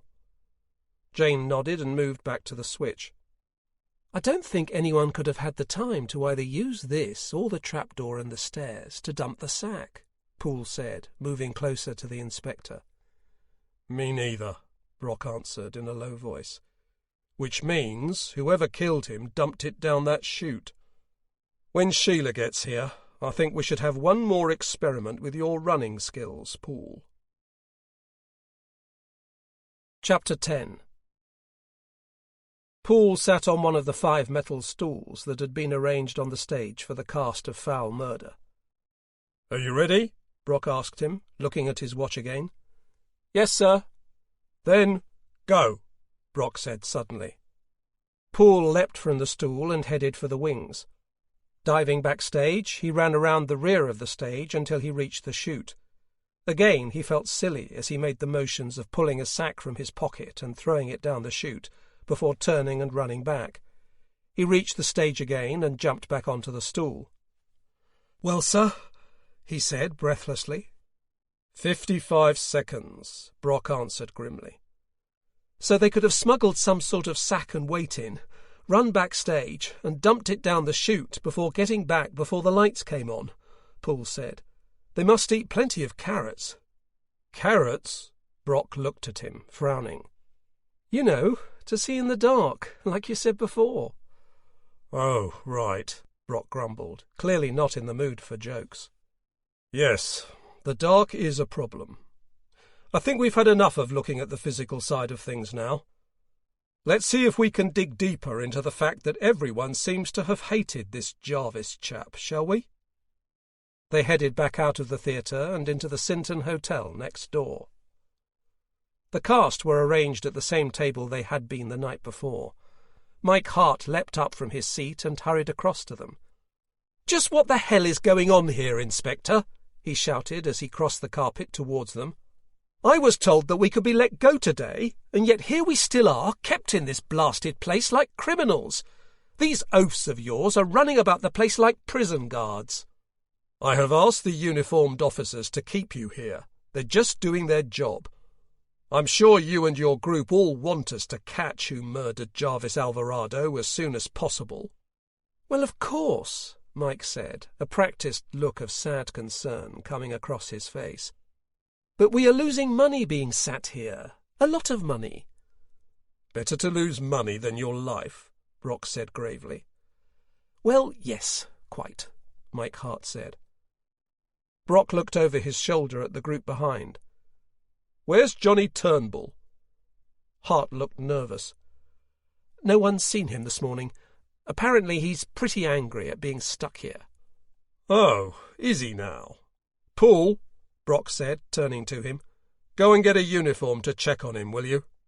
"Yes, sir."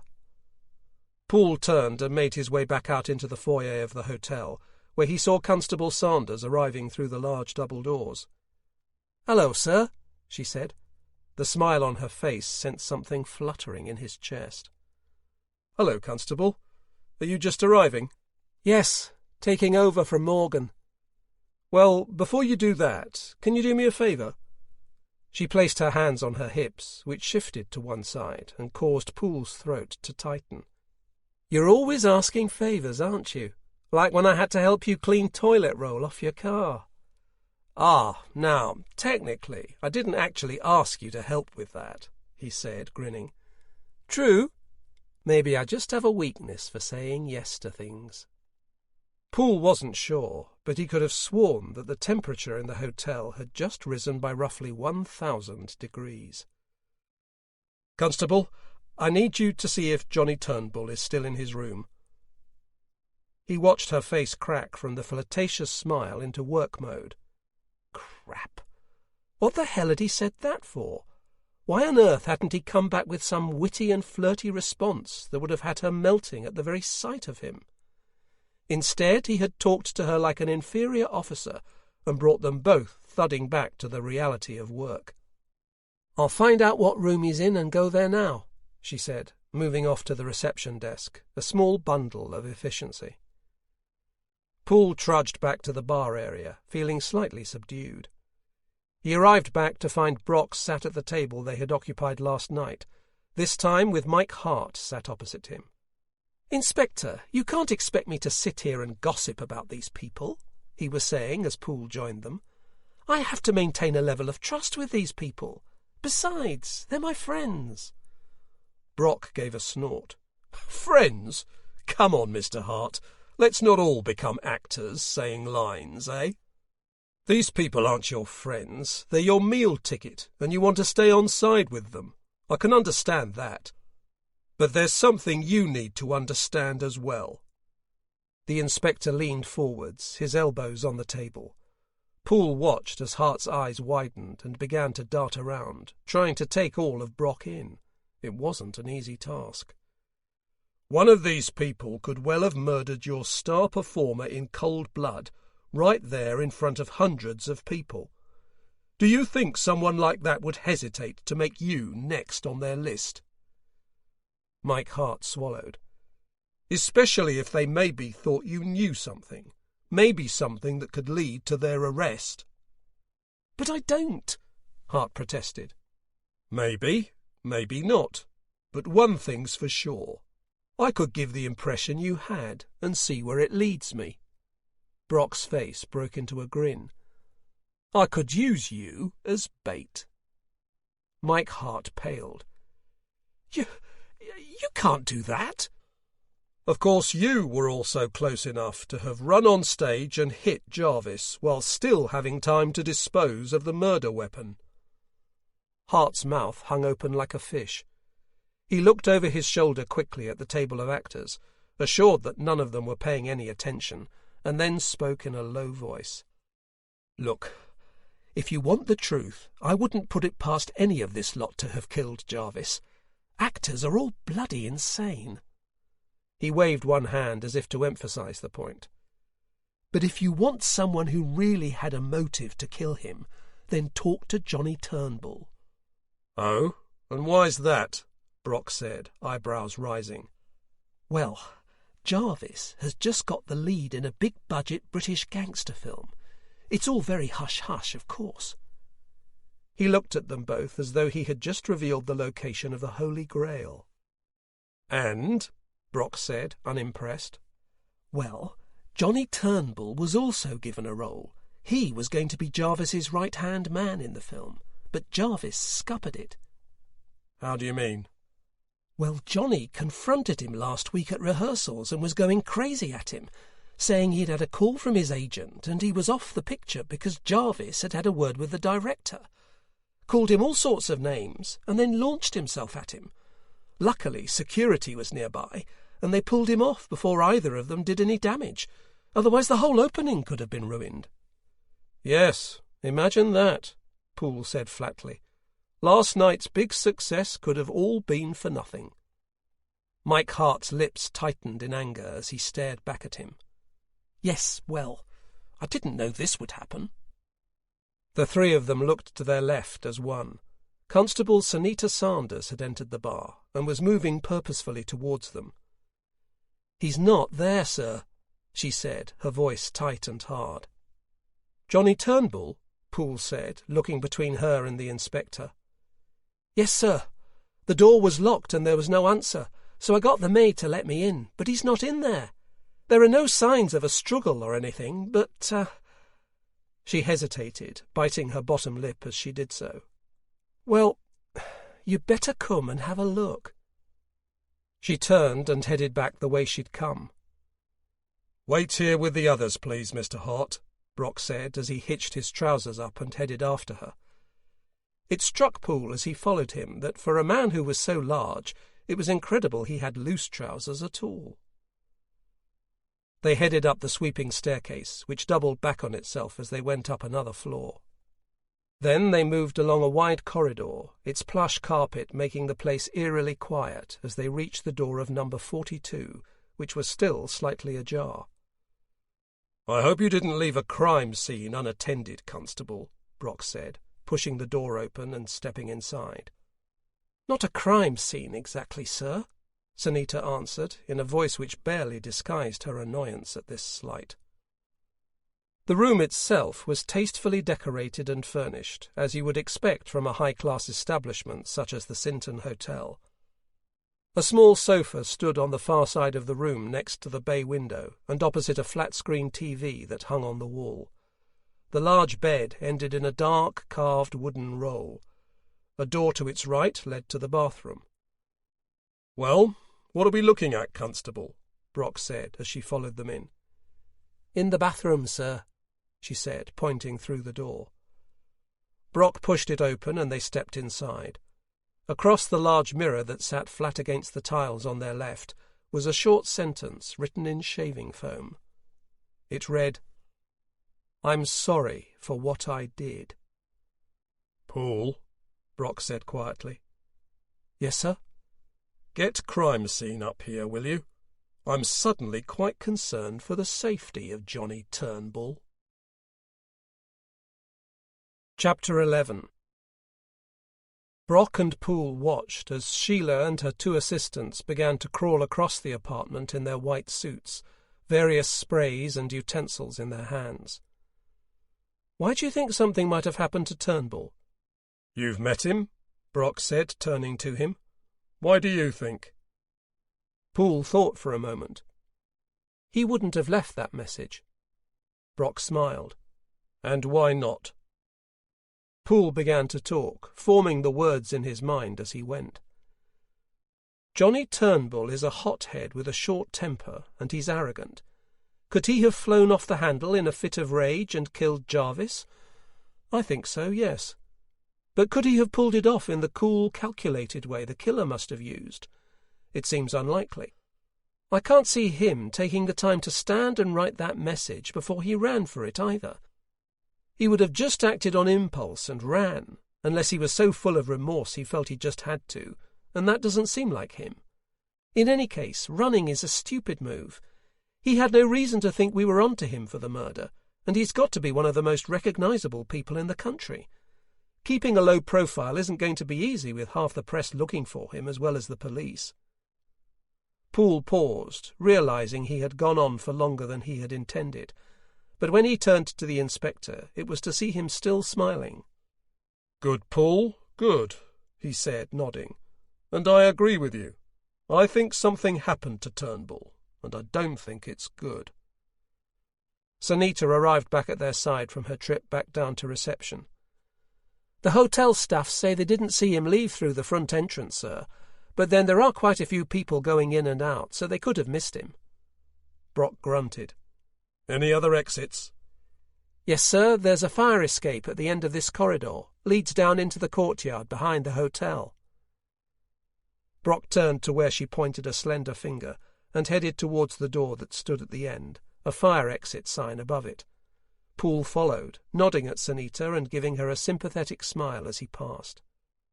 He could see from the strained expression in her eyes that she was kicking herself for having left the room unattended. It may not have looked like a crime scene at the time, but the inspector had been clear that he thought it was. And at the end of the day, that was all that mattered. In the short time he had known Sunita, he had found her warm, funny, and on the odd occasion, spiky. There was something else there, though, underlying how she appeared on the surface. A lack of self-belief, perhaps. A way of being too hard on herself. He followed the inspector out through the door and into a stairwell of crisp white walls and matching shiny floors, only broken by the grips on each step heading down. As they descended, his mind strayed to Friday's potential meeting with his father. How would Sunita react if she knew what his father had done? Would she then question Poole as he sometimes did, wondering if the apple really doesn't fall far from the tree? They emerged through another door into a courtyard that was lined with the back of buildings from the street on the other side. Several cars were parked around the edge. "Some nice cars here," Poole said, looking around at the assorted Jaguars and Bentleys. "What do you expect?" Brock replied. "This is the hotel of the stars these days," he said in a sarcastic voice. "Find out how Johnny Turnbull got here, and if he came by car, if it's still here." He walked to the right where an archway led under part of the hotel and back out into the road. "Check any cameras we have in the area. See if we can find an image of him leaving."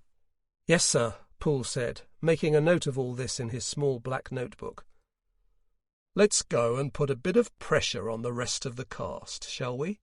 Brock said, with a steely glint in his eye. Chapter 12. Poole watched as Brock surveyed his audience. The cast, along with their producer, Mike Hart, sat in a semicircle facing him. "It appears that Johnny Turnbull has left this hotel. Do any of you know where he might have gone?" There was a moment of silence before Eli Patrick spoke. "Oh, you know Johnny," he said in a joking tone. "He's probably gone off with a female fan, if you know what I mean."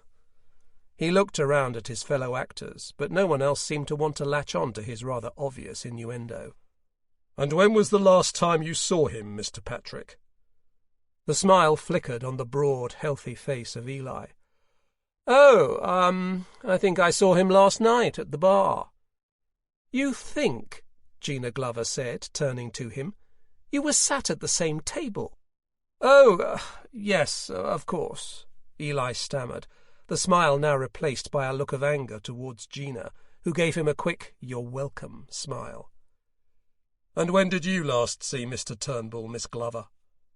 "When I saw him with Eli in the bar," she replied coolly. "He was moaning about being stuck in the hotel and saying how he was going to get out of here. I'm guessing he did."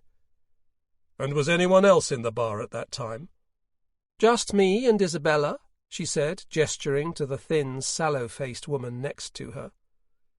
"Is this true, Miss Lennon?" "Of course it's true," Isabella said, waving a hand in annoyance. "Bloody hell! How long are you going to keep us here answering these ridiculous questions? No wonder Johnny legged it." "And what about you, Mr. Hart?" Mike Hart looked around at the cast and then back to the inspector. "I saw Johnny last night as well, in his room." Brock raised an eyebrow. "What time was this?" Around 8, I'd say." "And what did you talk about?" Again, Hart's eyes flickered across to the others. "I don't really think this is the time," he said, his cheeks flushing. "Oh, come on, Mike. We're all friends here, aren't we?" Gina said, with a malevolent smile on her lips. Mike looked back at Brock and Poole, with his chin raised defiantly. "I was talking to him about an upcoming movie deal." His eyes darted to his right and the rest of the crew. "You absolute worm," Gina said, all signs of amusement gone from her deep brown eyes. "So, you were quite happy to jump straight to Johnny and set him up with some sweet deal that you'd take a cut from, but not me? I've told you, Gina, you were not right for the role." "Not right for the role? I'm right for any bloody role, Mike," she said, her voice full of venom. "Rather than questioning us," Isabella said, "why aren't you talking to that funny little man who was always hanging around? He was here earlier today." Poole glanced at Brock and saw his face cloud. "Do you mean Ronald Smith, the medical consultant for the show?" "Yes, that's the little twerp," Isabella confirmed. She reached out for her glass, which Poole noticed was filled with a white wine despite the hour. "Actually, I did see Ronald this morning in the foyer," Mike Hart said. "He was talking to the reception desk about something as I was going down to breakfast." Brock reached into his pocket. It may have been the expression etched onto the inspector's face, or just that Poole had watched too many episodes of foul murder, but for a split second he was convinced he was going to pull a gun and start blasting at them all. Instead, he pulled a small stack of business cards and handed one to each of the actors, and finally to Mike Hart. "Right now, all of you are suspects in a murder investigation. There is not a chance of any of you getting on with your lives until this is resolved. The best way we can all move on is if we find the killer, so I suggest you call me as soon as anything becomes clear." He paused and looked at them, waiting until all eyes were definitely on him. "For instance, if you suddenly had a flash of insight as to why one of your colleagues may have had reason to kill Jarvis Alvarado." He turned and left so suddenly that for a moment Poole was left gaping like the rest of them at this undisguised attempt to get them to turn on each other. He turned and hurried to the lobby after Brock, as voices of recrimination and swearing broke out behind him. "Is that wise, sir?" he said as he joined him, standing in the middle of the lobby. "I mean, if someone did do something to Johnny Turnbull for some reason, it means there's someone seriously dangerous here, someone who's willing to do whatever it takes to cover their tracks. And now you've turned them on each other?" "We're going to position officers in the corridors tonight," Brock said without looking at him. "I'll make sure they're safe. These people, though," he shook his head, "none of them can be bothered to tell us anything that might be of use, and the only thing I have to leverage them with is the fact that they're stuck in this hotel. So I'm going to use it." Poole nodded. He never seemed to be able to predict the inspector's next move. He was still trying to work him out, see what made him tick. He suspected he might well be trying to figure him out for the rest of the time that they worked together. There was something hard there, an edge to the man that was as formidable as his towering frame. Yet at other times he had an almost puppy-like quality. "A bloody puppy," Brock said, making Poole jump. He had zoned out for a moment and hadn't heard what the inspector had said. "A puppy, sir?" Poole said, the worrying thought that the inspector could read his mind bouncing around his head. "Yes, Poole, aren't you listening? Laura's gone and bought a bloody puppy." "Oh," Poole said with relief. "Well, that's nice." "Is it?" Brock said gruffly. "Come on, I need a sandwich from Sal's, and we need to talk to Ron again, find out what he's been up to." He strode off towards the door, and Poole followed in a state of confusion. Chapter 13. "And here you go," Sal said, placing two enormous sandwiches in front of them. "Something special for my two favourite customers." She beamed at them and placed her hands on her hips. Poole reached down to lift one half of the sandwich, and golden egg yolk dribbled from one side. He bit into it quickly, and eyes wide nodded enthusiastically at Sal. "He likes it," she said, clapping her hands together. "Now, let me get you some coffee." She turned and vanished back behind the counter. Brock was already tucking into his sandwich with the ferocity of a bear who had found the salmon hard to come by for a while. The sandwich consisted of bacon, sausage, black pudding and egg, and was finished with a thin layer of béarnaise sauce. It was heaven. Sal returned with their two coffees, and they nodded their thanks rather than stop eating.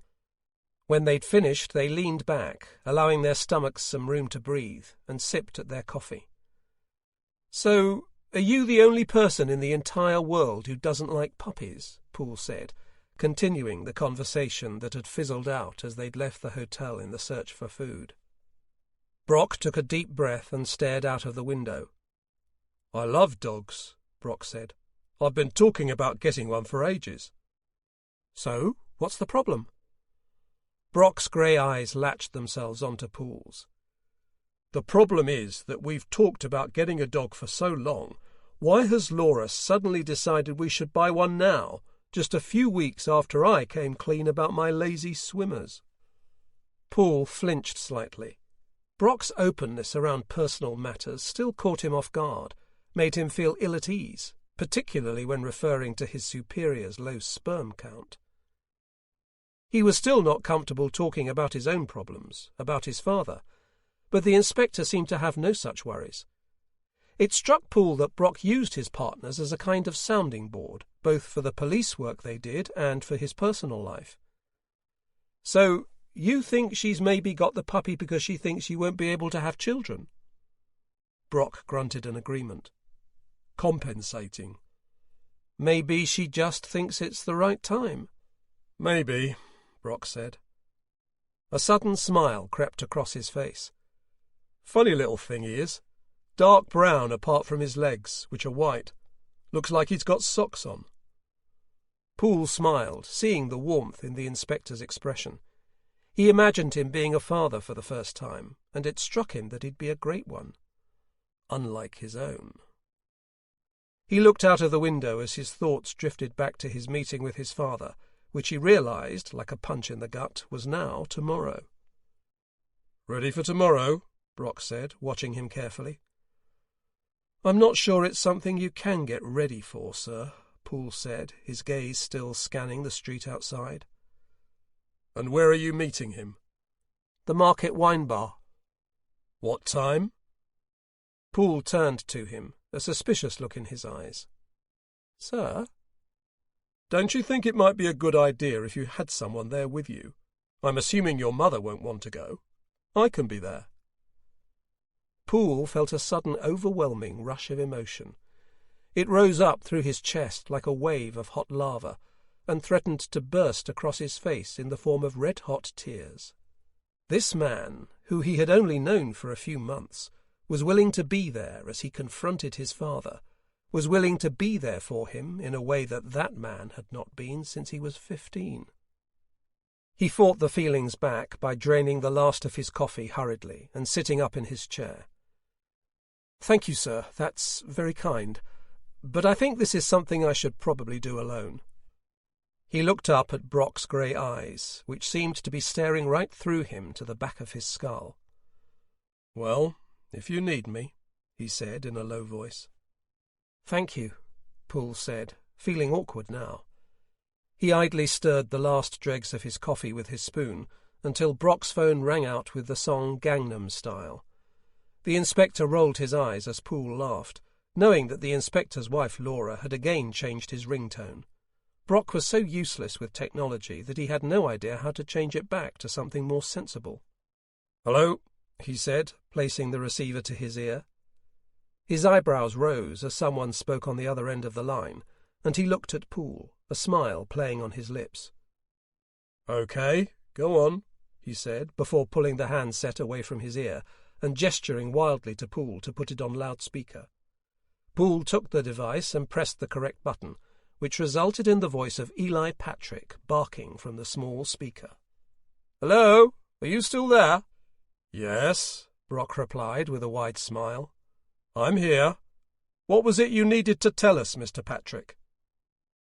There was a slight pause from the other end of the phone. The only sound was a barely audible sigh hissing gently through the handset. "I think you should speak to Isabella about her and Jarvis." "What do you mean?"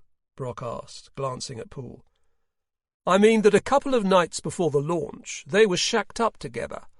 I saw Isabella leaving his hotel room first thing in the morning, and she was still in the same clothes as the night before." "And why didn't you share this information with us before, Mr. Patrick?" "Look, everyone knows that Jarvis was getting this big film role, and he had a lot of sway with the directors about his supporting cast. I wasn't about to rock the boat with him. Look," he said, his clipped, well-spoken voice diving lower. "Everyone pretty much hated the guy, but he could have been the key to any of us making it into films. He knew it too, enjoyed the fact that everyone was suddenly fawning over him." "And you think he used his influence to seduce Isabella?" A braying laugh burst from the speaker. "Isabella wouldn't need seducing. She'd do anything to advance her career." "Well, thank you, Mr. Patrick. Please come back to me if anything else comes to mind regarding Jarvis's death." "Oh, right, yes," the voice said, as Brock gestured at Poole to hang up. Poole pressed the button and looked up. So, Isabella was having a fling with Jarvis? Funny she didn't mention it, eh? And it's also funny that none of them decided to mention that Jarvis could well have been their meal ticket. The question is, who did Jarvis let down that made them angry enough to kill? "Who was that lovely young man on the phone?" Sal said, moving from behind her counter. "Lovely voice he had. He sounded like a nice boy." "Oh? What makes you say that?" Poole asked. "There are people who have voices like that who can be cruel people, arrogant." "You mean because he's posh?" Poole said, smiling at her. Sal smiled back. "Money doesn't make people kind," she said with a tilt of her head. She turned and headed back behind the counter with their now empty coffee cups. "I can see you don't just come here for the sandwiches, but the personality insights too," Poole said, watching her head back through the door behind the counter. "Come on," Brock said, laughing. "Let's go and see Ron. Then I want to get back and see if they've turned anything up at the hotel on Johnny Turnbull, and I think we'll have a little chat with Isabella Lennon again." Brock stood and then paused, frowning. "Best not to mention our little visit here to Laura, eh, Poole?" he said, avoiding Poole's eyes. "Of course, sir," Poole answered dutifully, trying to hide a smile. "I'm sorry, Sam, but my career is on the line here," Ronald Smith wailed. "No, not just my career, my life." "So you thought you'd help put yourself in prison by messing up my investigation, did you?" "I was just asking a few questions." "You were hanging around a place you had no right to be, and talking to suspects in a murder inquiry that you yourself are a suspect in," Brock roared. Ronald Smith visibly wilted under the onslaught. "Oh, it's all such a mess," he cried, rubbing his hands over his bald head. He slid down in the cheap wooden chair he was sat in. When Brock had called Ronald to meet, he had apparently been having a late breakfast at a supermarket cafe, trying to fill his time now that he had no work to go to. Poole had felt a pang of sadness for the little bald man upon hearing this. "What were you doing at the hotel earlier?" Brock asked, his voice level again. "I was just trying to find out what was going on. You wouldn't tell me," he said accusingly. "You just told me to stop calling that Todd Peel idiot who sat in my bloody office." Poole noticed a softening of Brock's face. "And did you find anything out?" the inspector asked. "No," Ronald replied miserably. "Just that all the cast have done is sit there and drink since it all happened." "Look, just leave this to us, okay?" Brock said. "We'll have you back behind your desk and being a pain in my arse before you know it." Ronald looked up at him and blinked. "Thank you, Sam." "Don't mention it," Brock said, standing up to leave. "But if I catch you messing about and asking questions again, I'll put you in a cell just to keep you from incriminating yourself." Ronald nodded and pushed at the leftover crumbs of his croissant. Chapter 14. Refueled by the high calorie count of their sandwich, the pair arrived back at the hotel to find it a hive of activity. Various uniformed officers milled around the foyer, and Sheila Hopkins, the crime scene manager, stood giving instructions to a couple of her colleagues. "Anything, Sheila?" Brock asked, striding across to her. "Nothing, Sam. Well, other than 1,000,000 fingerprints from everyone who's stayed here recently. They don't clean as much as you'd expect for a place that charges as much as they do," she said, smiling. "There was nothing from his room?" Brock snapped, not in the mood for jokes after hearing Sheila and her team had come up with nothing. "No," she said, straight-faced now. "The only fingerprints relating to anyone involved in the case in the room were Johnny Turnbull's. Even the can of shaving foam used to write the message only had his on." Brock frowned. "So, it was obviously his shaving foam, but someone else could have worn gloves to write the message. And there were no signs of a struggle?" "No, nothing unusual at all." Brock breathed heavily out of his wide nose, putting Poole in mind of a snorting dragon. "I'll see if Uniform have pulled anything from the CCTV in the area," he said, moving towards a small group near the reception desk that contained the familiar faces of Constables Davies and Sanders. Brock nodded and continued to talk to Sheila as Poole headed off, hoping to find good news. "Oh, sir," Davies said as Poole came up alongside him. "Sorry, we didn't know you were back." The young officer glanced nervously at Sanita next to him. Davies had a head that seemed to have stretched from front to back, making his face protrude somewhat. His Adam's apple bobbed as he talked. "We checked the footage from the hotel's cameras. They've only got 2 working at the moment, one over the front door and one over the entrance to the car park. There's another one in the car park itself, but something went wrong with it last week and they haven't got it fixed yet. From the 2 we've looked at, it doesn't look like he left the hotel," Sanita said, her tone professional and impersonal, which somehow disheartened Poole as much as the news that there was still no clue as to Johnny Turnbull's whereabouts did. "We've only whizzed through it so far, but Jones is going through it more thoroughly now. There are cameras in here as well," she continued, pointing to the 2 opposite corners of the large room. "But so far we haven't seen any sign of Turnbull." Poole nodded, thinking hard. "Then he must be still in the building somewhere. We're going to have to do a room-to-room search. Can you find the manager and tell him that the inspector and I want to talk to him?" "Yes, sir," Davies said, turning to go and immediately bumping into a crime scene operative who dropped a series of folders that scattered across the floor. "Thank you, Constable," he said to Sanita, who replied with a short nod, a smile, and a "Sir?" He hovered for a moment without really knowing why. For some reason the meeting with his father was looming in his mind, and he felt himself wanting to tell Sanita about it, to share his fear with her. He turned sharply away and headed towards Brock, his long, thin legs covering the distance quickly. The manager of the hotel was a small, ferrety-looking man in an expensive-looking dark blue suit. Poole recognized him as Michael Johnson, brother of Terry Johnson, who ran the theatre next door, who they had met briefly when they had arrived to talk to the cast of Foul Murder yesterday. "Officers, I really must object to the disruption that is being caused in my hotel this morning," he said, as he and Poole arrived at the inspector together. "The cast of this television show are not our only guests." "This is a murder investigation," Brock replied, "and I'll keep up with any disruption I deem necessary until it is solved." "Johnny Turnbull is missing, and we have reason to believe he may have been harmed," Poole interjected, before the hotel manager could argue further. "And after checking the footage from your entrances, we believe he is still in the building, so we're going to need to do a room-by-room search of the entire place." Poole glanced slightly nervously at Brock.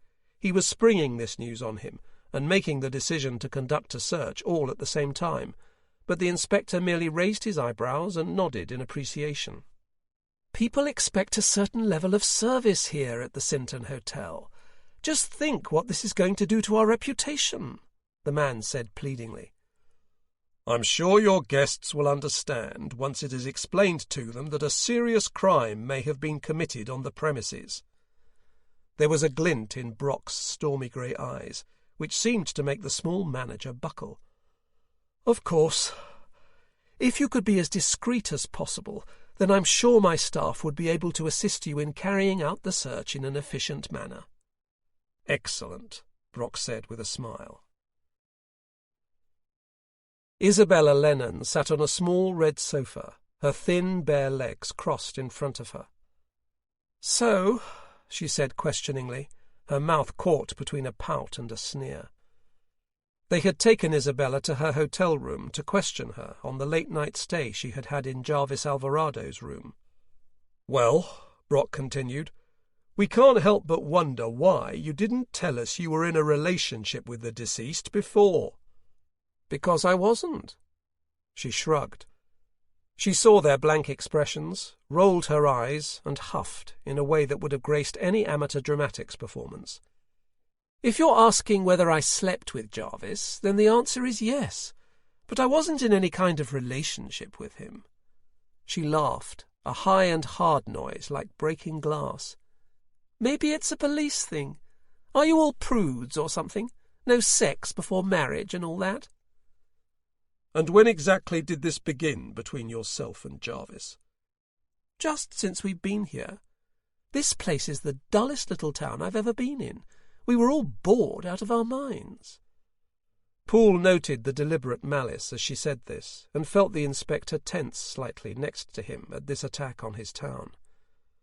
"And you were with Mr. Alvarado the night before his murder?" "Yes," she answered, sighing again. "And did you notice anything odd about his behaviour?" She gave another high laugh, like a bark from a Pekingese. "Everything was odd about Jarvis's behaviour. The man was a spoiled brat." Poole wondered for a moment if she could see the irony of saying this. "Jarvis got a lucky break, and then he just took whatever he wanted and screwed everyone else. But that's the game, isn't it?" "The game?" Poole asked. "Showbiz," she said with a shrug. "That's what it's all about. You reach up and grab whatever you can from above, and at the same time you stamp bloody hard on whoever's below you." Poole noticed Brock frowning at this surprisingly eloquent, if distasteful, point. "And is that what you do, Miss Lennon?" Brock said, his voice hard and low. "You kick down the people below you and drag down the people above? Like Jarvis Alvarado, maybe?" "You know about the job," she said, her cool suddenly evaporating. Poole glanced at Brock, but his oversized features were locked in a rigid, blank expression. "I mean, everyone was all over him as soon as we knew about the movie deal." She looked up at them sharply. "But that's not why I slept with him. Jarvis was a good-looking bloke, and I decided I needed a bit of fun. The fact that he might have been able to get me a role in the film was just an added bonus." "And did he offer to put in a good word for you?" "He said all the right things." She shrugged. "But who knew with Jarvis?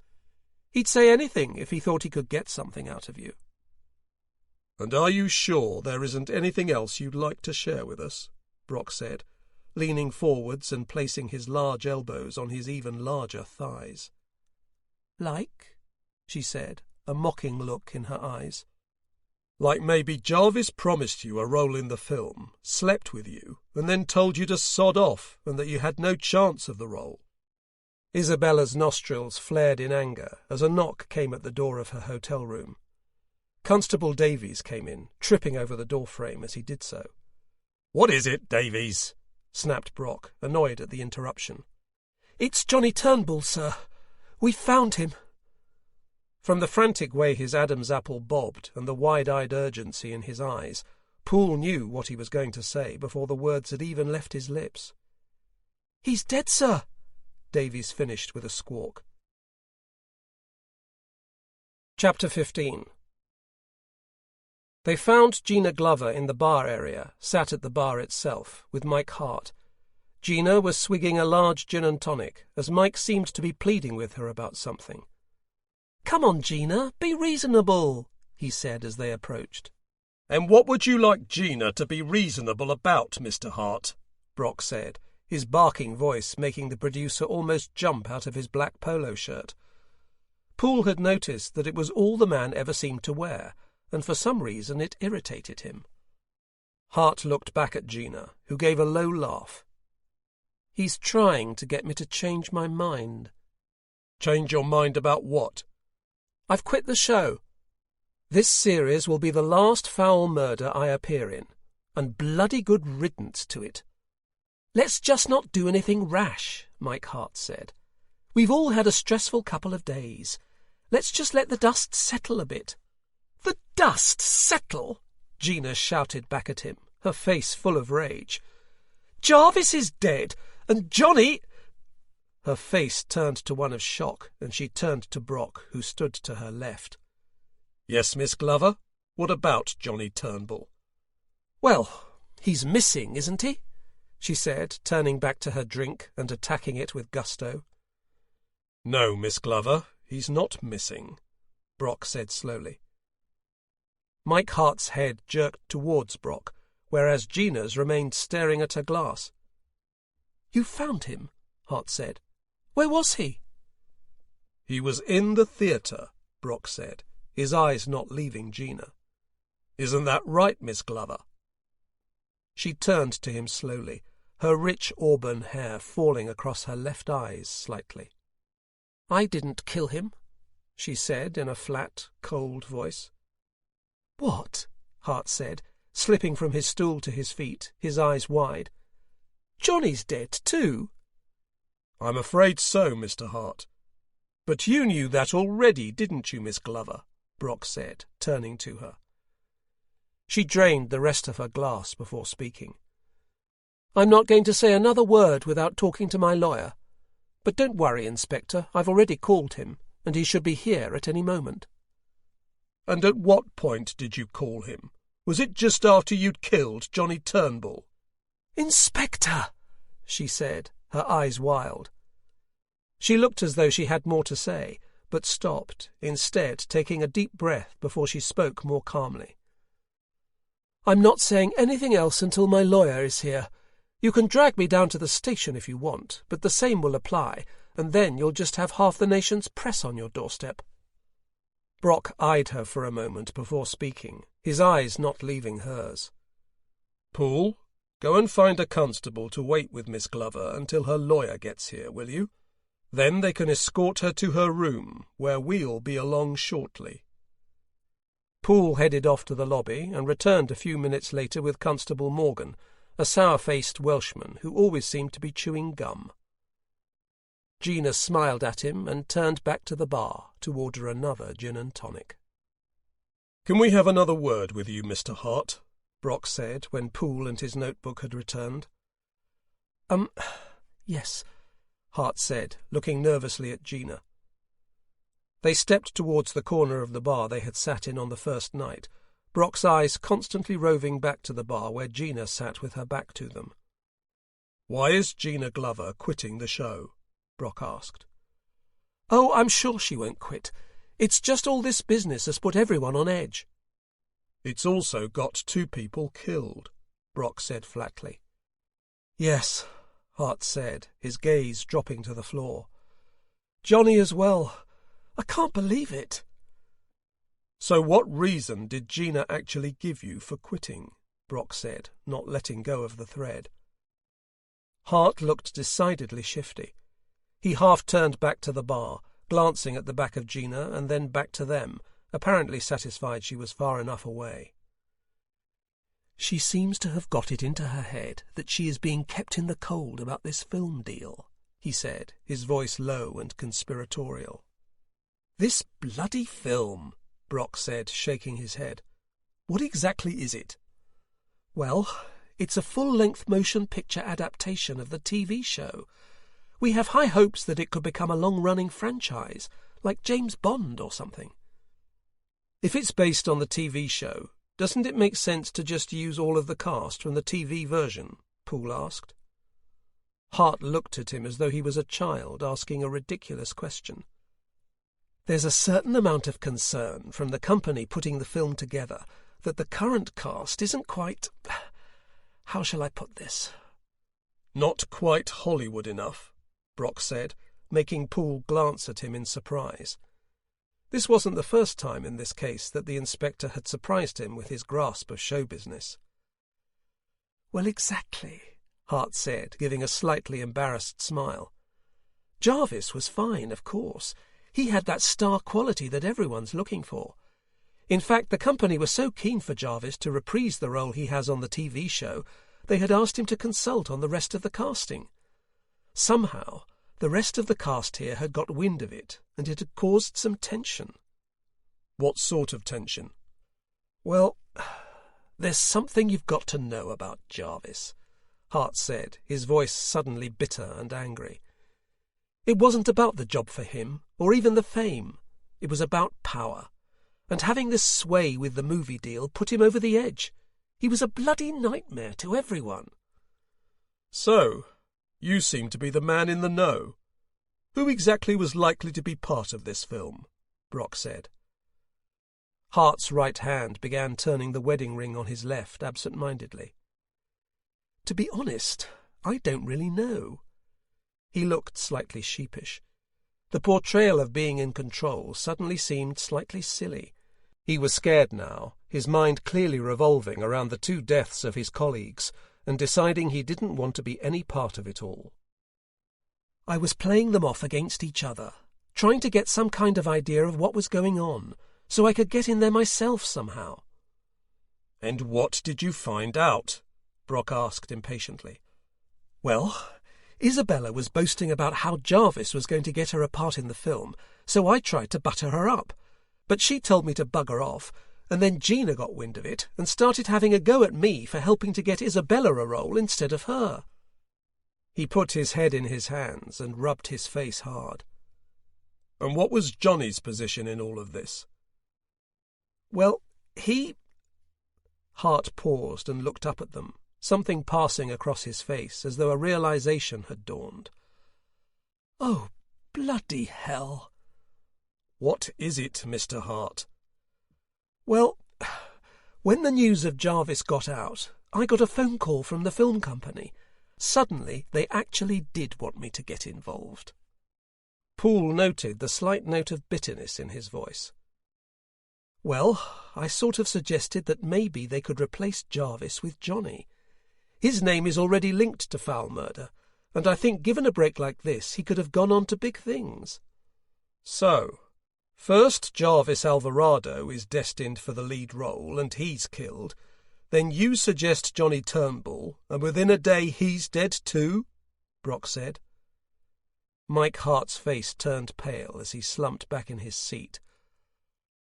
"Oh, God."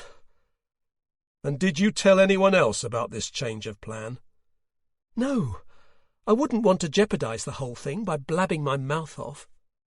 "So Johnny Turnbull must have told someone," Poole said, turning to Brock. "And whoever that person is, they're likely to be our killer." Hart said, frowning in confusion. "I doubt Johnny would have told anyone either for the same reasons, but that wouldn't matter anyway." "How do you mean?" Brock said. "Well, everyone in the industry knows anyway. Secrets don't stay secret for more than a few minutes in this job. Anyway, the main reason the film company were keen on appointing another member of the cast was precisely because Jarvis had been murdered. It's all good publicity, you see." "Bloody show business," Brock muttered darkly. Chapter 16. Brock and Poole had moved back towards the lobby area, deciding to catch up on whatever the early findings of Johnny Turnbull's death were. As soon as they had passed through the swing door from the bar, they were confronted by the small and worried-looking figure of Ronald Smith. "What the bloody hell are you doing here, Ron?" Brock said, his voice full of exasperation and annoyance. "Did you not understand what I said to you earlier? You're really not doing yourself any favours." "I know, Sam, but I need to talk to you." He looked around furtively. "In private." "We're pretty busy right now, Ron. Can this wait until later?" Brock answered, looking past the small figure and scanning the room for someone who could give him an update. "It's just that I've remembered something that happened the night before the launch." Brock's eyes swung down and fixed on Ronald's. "I'm not sure it's relevant to the case, though," Ronald said hesitantly. "Well, that's not for you to decide now, is it?" Brock grumbled, his grey eyes intense. "Just tell us what you've remembered." Ronald's small and almost hairless head turned left and right, his beady eyes searching the busy lobby. "Can we go somewhere else?" Brock sighed impatiently, but jerked a thumb towards the back of the hotel and headed off. A few moments later, the three of them stood in the courtyard at the back of the hotel, as Ronald ran a hand across the top of his head. "The other night, I saw Gina Glover and Jarvis going at it." There was an uncomfortable silence. "No!" Ronald shouted, his short arms waving above his head. "I don't mean like that. I mean they were arguing." "Arguing? What about?" "I don't know, but I caught a bit of what they were saying." "Which was?" Brock asked impatiently. "Look, Sam," Ronald continued in his whiny, nasal voice.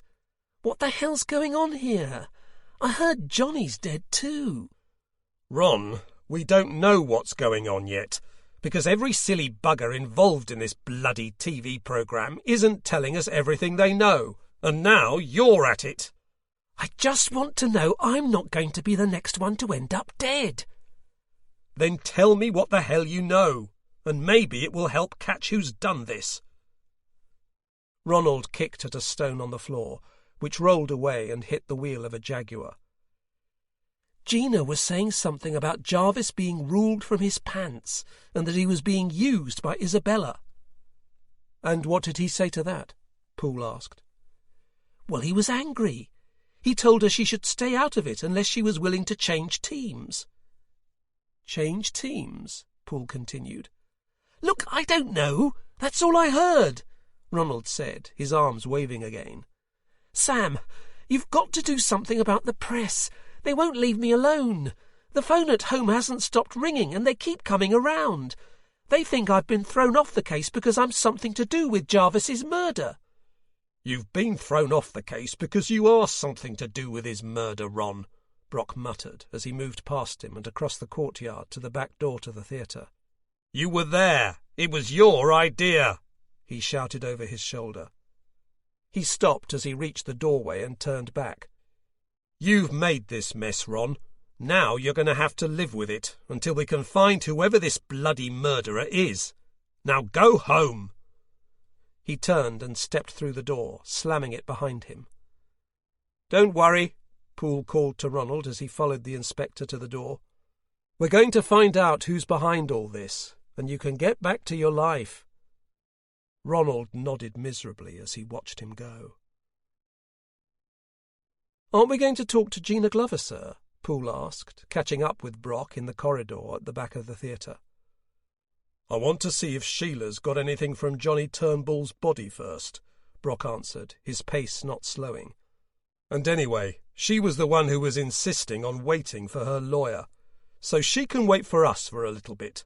Let us stew. Although Poole's long stride was a match for the inspector's, his thin legs lacked the power of Brock's tree-trunk-like limbs. The large shape of Brock in front of him seemed to almost fill the small corridor, and for a moment he was reminded of the scene in Indiana Jones when the boulder rolled towards the hero down the tunnel. Poole suddenly felt glad to be behind the advancing inspector and not in front of him. When they emerged into the theatre, it was to see the body of Johnny Turnbull being wheeled out through the double doors at the top of the long flight of steps that ran down the middle of the seats. Sheila was still there with two crime scene colleagues. She stood near where the body was found and was scribbling on a clipboard as they climbed up towards her. "What have we got, Sheila?" Brock asked as they reached her. She turned to them, her face serious. "Well, I don't think this guy got drunk and fell." "Go on," Brock said. "Well, for starters, look at these steps." She pointed down at their feet. "They're shallow and carpeted. Not exactly the right combination for someone to fall a great distance and break their neck. The other thing is, if he was drunk enough to have a bad fall, he's also unlikely to have an injury like that." "How do you mean?" Poole asked. "Well, when you're drunk, you don't react as quickly when you fall, so you don't tense up. It's why people who are drunk or asleep tend to fare better in car crashes than those who are fully alert at the time of impact." "I'll remember to try and be asleep if I'm ever in a car crash," Poole said. Sheila grinned at him and carried on. "The pathologist's just left, but he seems to think there's very little in the way of injury other than the broken neck, which is a bit suspicious for a fall down a flight of stairs. The only thing we've really got to go on forensics-wise is the bottle of booze. I've had a quick dust for prints, but it looks like there are only the victims on there. I'll get it back to the lab and see if I can pull any DNA off it." "Okay. Thanks, Sheila." Brock's voice was deflated. He had been expecting more. "Come on then, let's go and see Miss Glover," he said to Poole, looking at his watch. "It's getting late, and we'll need to set up uniform to cover the night shift before we go back to the station and interview her. I want people stationed at the door of every room that's involved in this thing. No one else is going to die here." "Yes, sir," Poole said promptly. He had now seen enough of these moods from the inspector to recognize what to do in the situation, and that was to be efficient and comply. When Brock was frustrated, he He was liable to bite your head off with one single wrong word uttered. That type of incident always meant that a few minutes later the inspector was feeling guilty and embarrassed, and Poole was feeling slightly annoyed and hurt. Chapter 17. Poole knocked on the door of the room and stepped back slightly, so he was alongside Brock, who was tossing another boiled sweet into his mouth. "How's the no smoking going, sir?" Poole asked. "Let's just say I'm getting through the boiled sweets," Brock answered with a growl. After a few moments, the door opened to reveal Gina Glover wearing a hotel bathrobe that, despite being tied around her waist, was open at the front down to her navel. Poole stared at a spot a few inches above her head with a fierce determination. "Miss Glover," Brock asked, unfazed by the state of her dress, "we need to ask you a few more questions." She sighed as she wound a towel around her long red hair until it sat in a turban shape, and stepped aside. "It seems that is all you're good for, Inspector.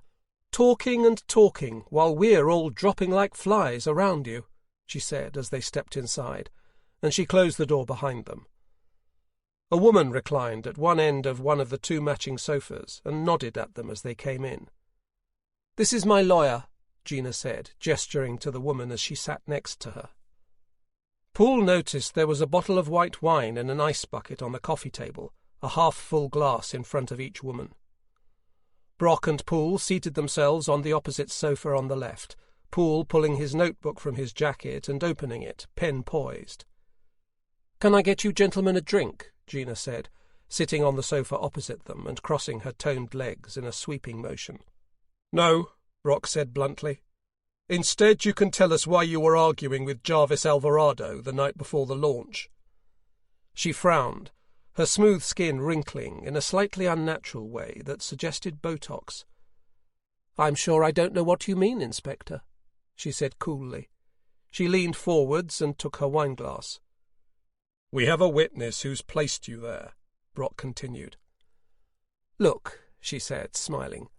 "Jarvis was an arrogant arsehole who thought he could own everybody and everything. I think you'd be harder-pressed to find someone who hadn't been arguing with him before he died." "But in this instance you were arguing about Isabella Lennon, isn't that right?" A wave of something like shock passed across her face, but it was so fleeting it was almost indiscernible. "And now Mr. Turnbull has died as well, and you were placed near the scene of his death," Brock continued. "It seems to us as though you are right in the middle of all this, Miss Glover, and I think for your own good it's time you started to give us an explanation that doesn't end with you in jail for murder." She sat up straighter and stared back at the inspector. For a moment Poole thought she might throw the remaining contents of wine at him, but instead she drained the glass and reached for the bottle to refill it. "If you're expecting me to confess, Inspector, you're going to be disappointed," she said, leaning back with her glass now full. "I didn't do it, you see. And if you're waiting for some big revelation or clue to finding out what the hell is going on here, then I don't think you're going to get that from me either." "So what were you arguing about?" Brock repeated. She sighed, rolling her eyes. "As soon as we all got wind of the fact that Jarvis was influential in choosing the cast for the film version of Foul Murder, we all turned on each other like snakes in a sack. We all wanted to be part of it, but of course Jarvis was lording his power over us all and being a complete idiot about it all." "And what does this have to do with Isabella Lennon?" "Well, it doesn't take a great detective such as yourself to know they were screwing each other, does it?" Gina said, smiling. "So you were jealous?" Brock asked, causing Gina and her lawyer to erupt in laughter. "Jarvis really wasn't my type, Inspector," she said with a smirk. Poole thought back to what Ronald had told them Jarvis said, something about swapping to the other team. Then he glanced down at the two wineglasses and the relaxed nature of Gina's lawyer in her company, even in an official capacity.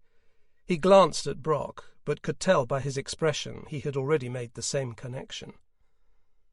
"There was something going on between Isabella and Jarvis," Gina continued, "but I have no idea if it was serious. Knowing Jarvis, it wasn't to him, she said, pausing to have another sip of wine. I was hunting down Jarvis to try and sweet-talk him into giving me a part when I heard him talking to Isabella in the courtyard. She was telling him how she would be perfect for the role, and that they could become the next darling couple of the nation. I don't think she was offering this as a real relationship, mind you. It sounded more like a business deal to me. She stared at her glass, seemingly lost in the recollection for a moment, before looking back at them with a shrug. When Isabella went inside, I gave Jarvis what for, told him he was being an idiot who needed to start thinking with his head rather than his pants. She shrugged, as though this was the end of her offering. Brock took a deep breath next to Poole and leaned back slightly. So, do you think Jarvis was going to give Isabella Lennon a part? Who knows? Like I said, Jarvis would say anything to anybody to get what he wanted. There was a silence as Gina sipped her wine thoughtfully. It was broken by Brock suddenly rising and heading for the door. That will be all for now, Miss Glover. Please don't leave your room until morning. Wouldn't dream of it, she said, turning to her lawyer and smiling. Poole closed the door behind them. Blimey, sir, do you think she charges overtime for that? I hope not, Poole, Brock said, grinning. Lawyers are bloody expensive as it is. A noise of clattering metal came from down the corridor as Jane Marks appeared around the corner with a step-ladder over her shoulder and a toolbox. Brock frowned and made his way over to her as she set the ladder down in the middle of the corridor. What's going on, Miss Marks? Brock asked. I'm just looking at the air conditioning for Michael, she answered as she climbed the steps with a screwdriver. Apparently this vent's not working properly. And you can do that, can you? Brock asked, looking impressed. You learn to do all sorts in the theatre. She grinned. She began to unscrew the white metal plate that covered the air vent. So this is a side job then, is it? Doing odd jobs at the hotel? Ha! I wish. Then I might actually get paid extra for it. No, Terry lets his brother use me for jobs here and there when Dave's not around. He's the hotel caretaker. He's getting on a bit now, so he's cut down his hours. Terry sort of loans me to his brother. How long have you worked here? Poole asked. Oh, years now. I started at the theatre before I'd left school, dreaming of becoming an actress. She pulled the last of the screws out and grabbed the metal sheet as it fell. Do me a favour and lean that against the wall, will you? She said, handing the piece to Poole. He leaned it against the corridor and looked at his watch. Sir, I'm going to have to go. Brock nodded at him. Good luck. And you know you can call me if you need me, right? Yes, sir, Poole answered and turned down the corridor, trying not to panic. This was it. He was going to meet his dad. Chapter 18. Poole ordered another large glass of red wine and stared at the door nervously. At any moment his father would walk through it and sit at his table, and the thought was making him want to leap up and run down the street as fast as he could go. The wine bar was new, but had been designed to look old and rustic. The furniture was all large, solid, and made from rough, unfinished wood. Metallic factory-style lamps hung from the ceiling, and it almost had the feel of a wine cellar. Not that Poole had ever been in a wine cellar, but he imagined it would be very much like this. Something caught his eye across the street, and he saw Inspector Brock standing with his wife, Laura. Both of them stared down at a small brown puppy that was cocking its leg against a lamppost. What on earth is he doing here? Poole thought, but he knew the answer before he'd even finished the thought. The inspector was here to look out for him. He watched Brock pick up the puppy and head into the fish restaurant opposite, glancing across the street before he ducked through the door. For a split second, Poole felt as though their eyes met across the street and through the glass.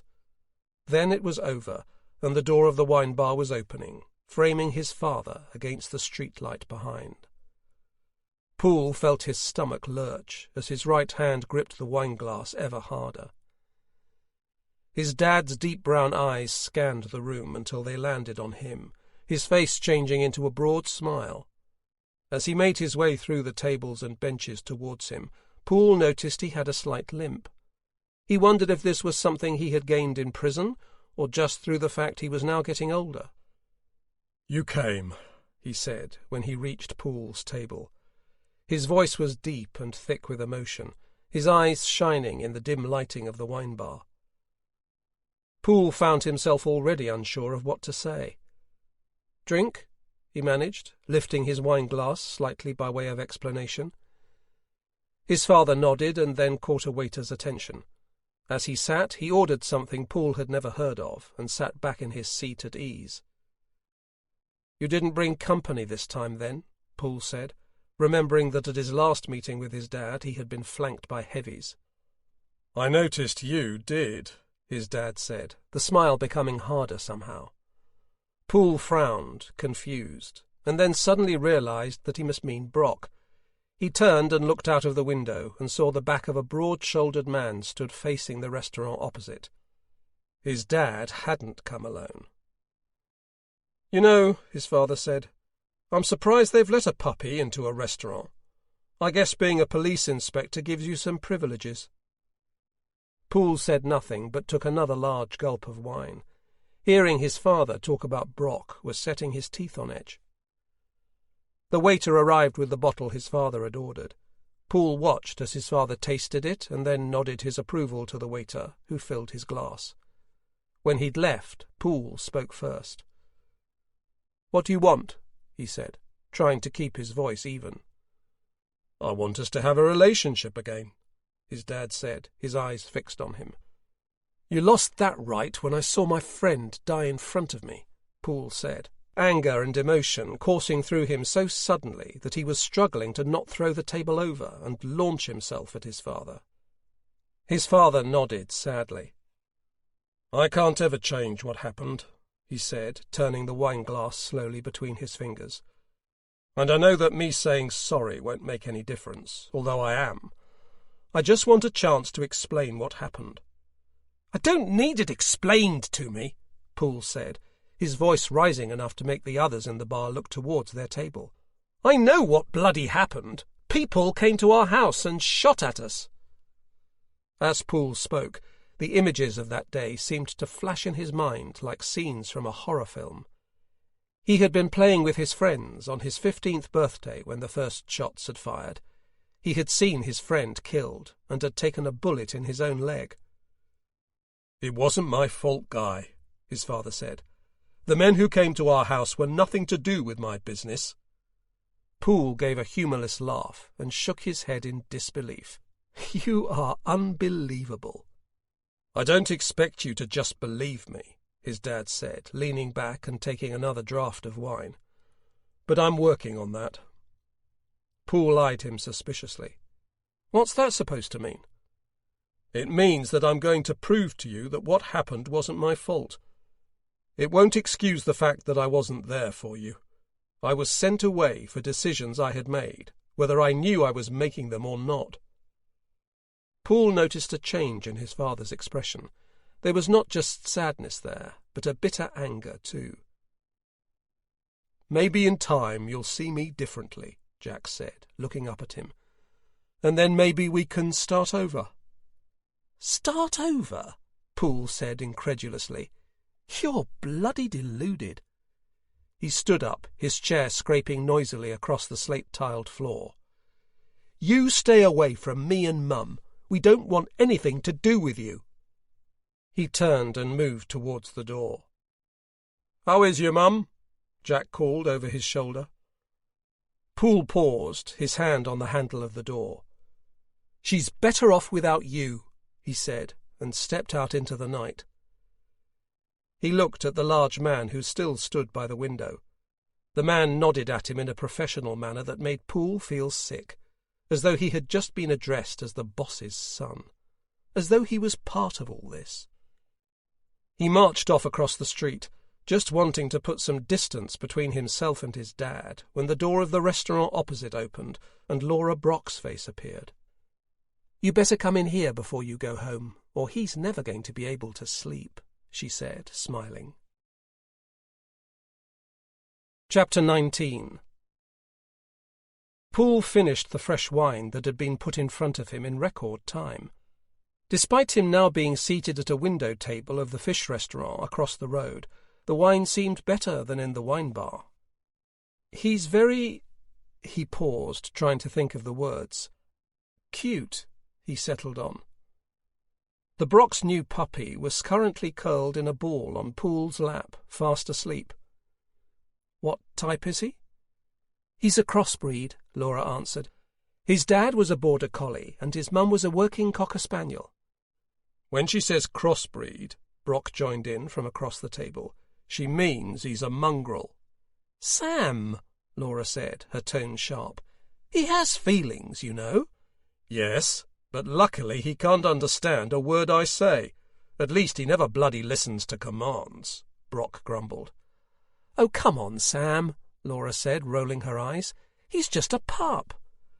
"Anyway," Brock continued, "there's nothing wrong with being a mongrel. They're tougher than other dogs. They get far fewer health problems than pedigrees." Laura looked at him with surprise, and then accepted this information. "Right," she said, with a firm nod. "So come on," Brock said. He leaned forwards, placing his large elbows on the table, and stared at Poole. "What happened?" Poole looked down at the little dog and gave it a gentle stroke. "He said it wasn't his fault." "Not very original, is it?" Brock said. Poole looked up at him and laughed. Somehow the tension poured out of him as Brock smiled back at him, clearly pleased to have made him laugh. "Oh, Sam," Laura said, slapping him on his arm. "No, you're right," Poole said. "It's not very original. He didn't even give me an explanation. He just said he was going to bring me proof that would convince me." "Proof?" Brock said, frowning. "That's what he said," Poole said with a shrug. "I don't see what it could be. We all know he was helping to move drugs around. That's what brought those people to our house." His voice had become thick with emotion as he reached the end of the sentence, and his arm moved away from the puppy on his lap and back to his wineglass.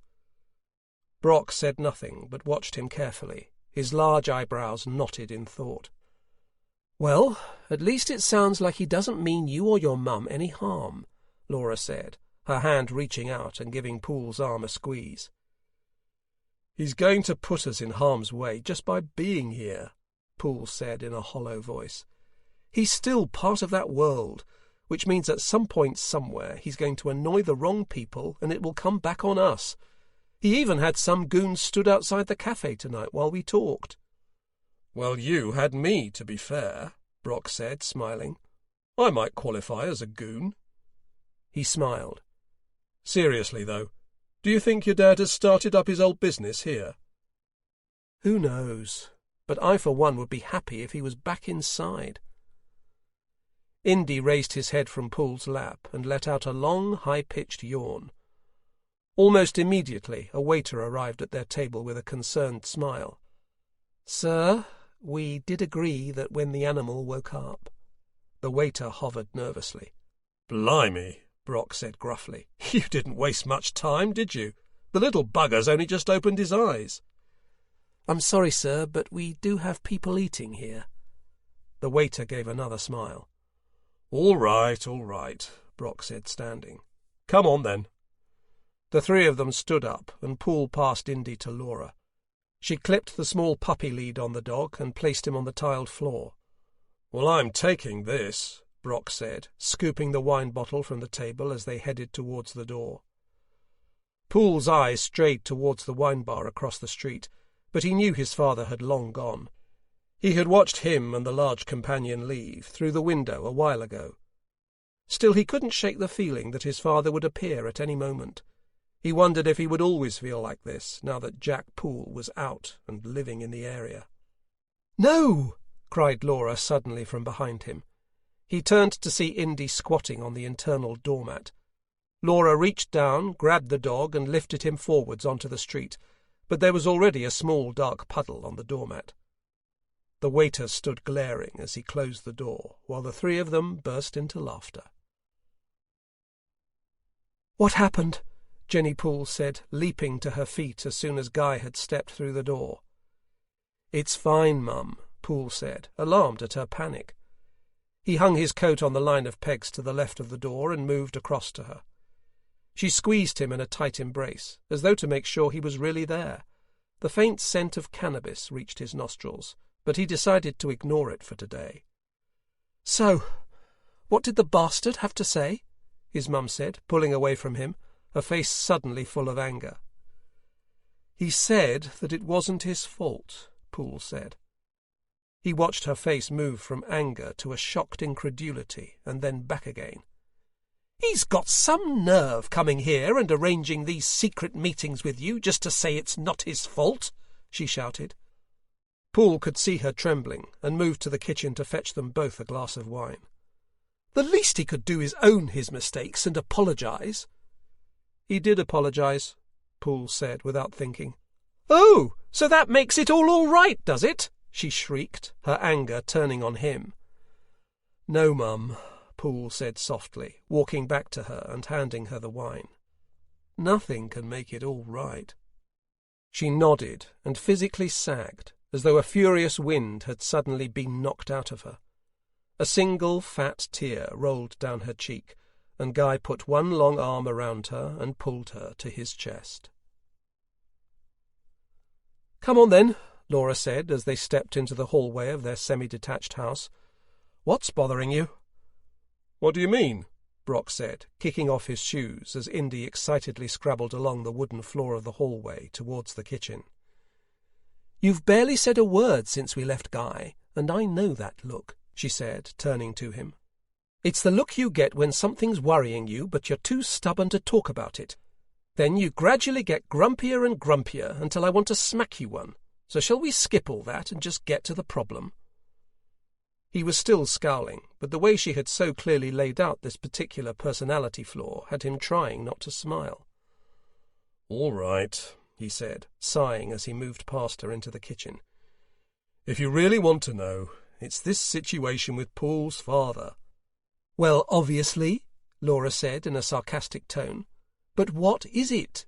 Do you think he's dangerous?" "I think that the last time he was in Poole's life, Guy ended up taking a bullet to the leg and seeing his friend die. So yes, I think he's dangerous." "But didn't you say you encouraged him to go and meet him?" Laura said, leaning on the kitchen island worktop and looking across at him as he leaned back on the counter opposite her. "Yes, because I could see he needed to. The man is still his father. He needs to put this to bed so he can move on from it. But it doesn't mean I like it." Laura turned and scooped up Indy, who had been pawing at her leg. They stood in silence for a moment. Brock studied her face, feeling awkward. For some reason, any mention of parenthood seemed to have this effect on them these days, paralyzing them into silence, neither of them wanting to vocalize the topic that constantly hovered in their home, the lack of children making the silence of the empty house louder and louder by the day. "I'm sorry," Brock said, breaking the silence. "I'm probably just worrying over nothing. It's just—" He paused and looked down at his feet. "You still think you're the cursed detective?" Laura said softly. He looked up at her and nodded with a weak smile. She moved to the counter and leaned into him as his thick arm encircled her. Indy nuzzled in happily between them as they stood in silence. Chapter 20. "So, how's it going in the world of celebrity?" Anderson sneered as Poole stood at the coffee machine in Bexford station canteen. "Fine, thank you," Poole said, wishing the machine was faster. Its low gurgling and grinding seemed to take forever before a small stream of dark brown liquid began hitting the mug below. "Oh, really?" Anderson said. "That's not what I've heard. I've heard you've got some maniac piling bodies up while you're sat around chatting to the stars." "And have you caught whoever killed that woman?" Poole said, looking back at him. "Or are you too busy wasting time gossiping about other cases?" "We'll get them," Anderson said. He seemed rattled by Poole bringing up the case. Poole guessed it wasn't going well. "Still no leads then, eh?" Poole said as he pulled one finished mug from under the coffee machine and placed the second one under it. Why don't you just worry about your celebrities? Anderson muttered darkly. Poole took the second cup and headed back to the table where Brock was waiting, having just finished his breakfast. When they had arrived, the inspector had begun to order a large fried breakfast when he had hesitated, looked at Poole, and then ordered a single slice of toast and marmalade. He had been in a mood ever since. "And what did the boy wonder over there want?" Brock said, staring at the back of Anderson's head so fiercely that even from across the room Poole was surprised to see it not smoking. "He wanted to congratulate us on the progress of our case," Poole said, sitting down and sliding one mug of coffee across to Brock. "Ha! I bet he did. How are he and Sharp getting on with their case?" "Not well, by the sounds of it," Poole answered, taking a sip of the steaming drink in front of him and looking back at the file laid out before him. "Strange there being 2 murders within a few days of each other." "Yes," Brock said slowly. Poole looked up at him. The inspector's grey eyes were glazed over as he stared sightlessly towards the ceiling. "Sir?" he said questioningly, causing Brock to snap back to him. "Might be worth me having a chat with Sharp later, just to make sure there's nothing related between the cases." "Yes, sir," Poole replied dutifully, despite not being able to see any connection between the cases from what he'd heard. "So," Brock said, turning back to the file in front of them, "there isn't much here for us?" He gestured to the reports on Johnny Turnbull's death from both the pathologist and the crime scene team. "Not really," Poole answered, flicking through the sheets. "It looks like the pathologist agrees with Sheila. It seems as though it would be pretty unlikely for Turnbull to have broken his neck like that on those stairs." Brock grunted but said nothing, which Poole took as a sign to continue. "Sheila got nothing from the bottle that Johnny Turnbull had, only his prints on it." "Hold on a minute. Only his prints?" Brock said, frowning. "Yes, sir." "Well, if he had bought it in the hotel, you'd expect the barman's fingers to be on it, wouldn't you?"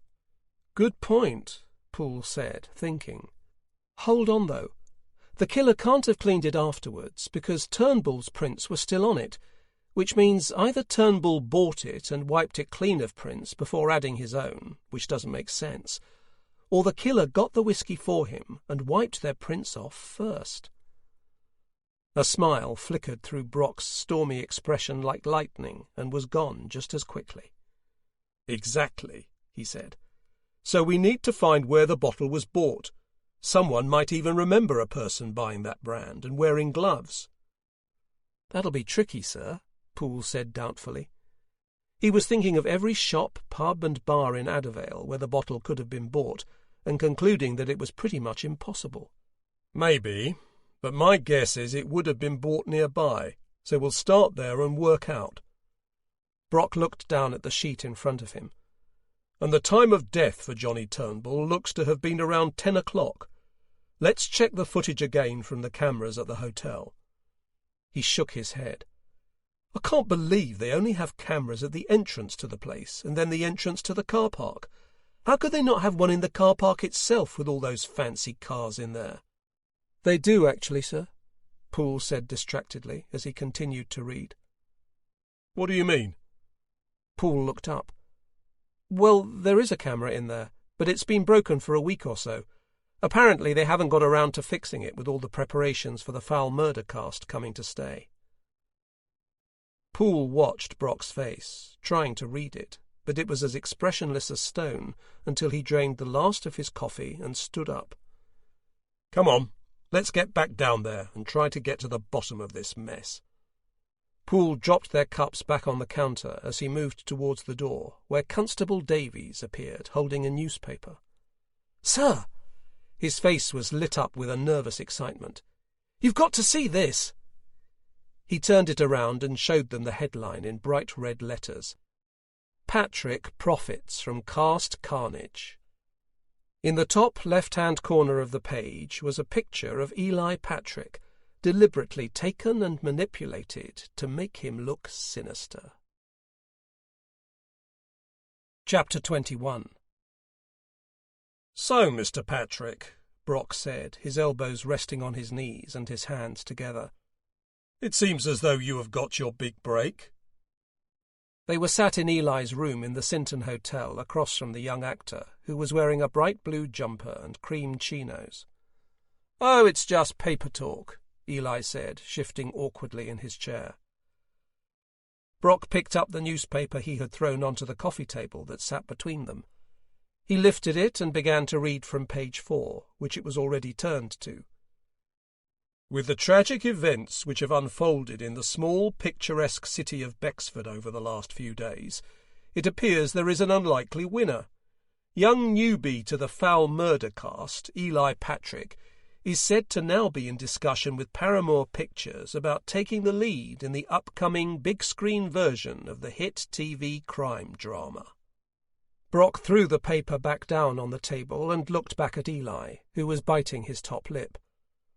"So, as the paper says, this has all worked out pretty well for you, hasn't it, Mr. Patrick?" "Look," Eli said, one hand flopping back his golden hair, "I want to be honest with you chaps. Foul Murder, the TV show, is my big break. Pretty sure it's the only one I'm ever going to get." "Why do you say that?" Poole asked. "Because I can't bloody act," the young man said, laughing. "I can't remember my lines.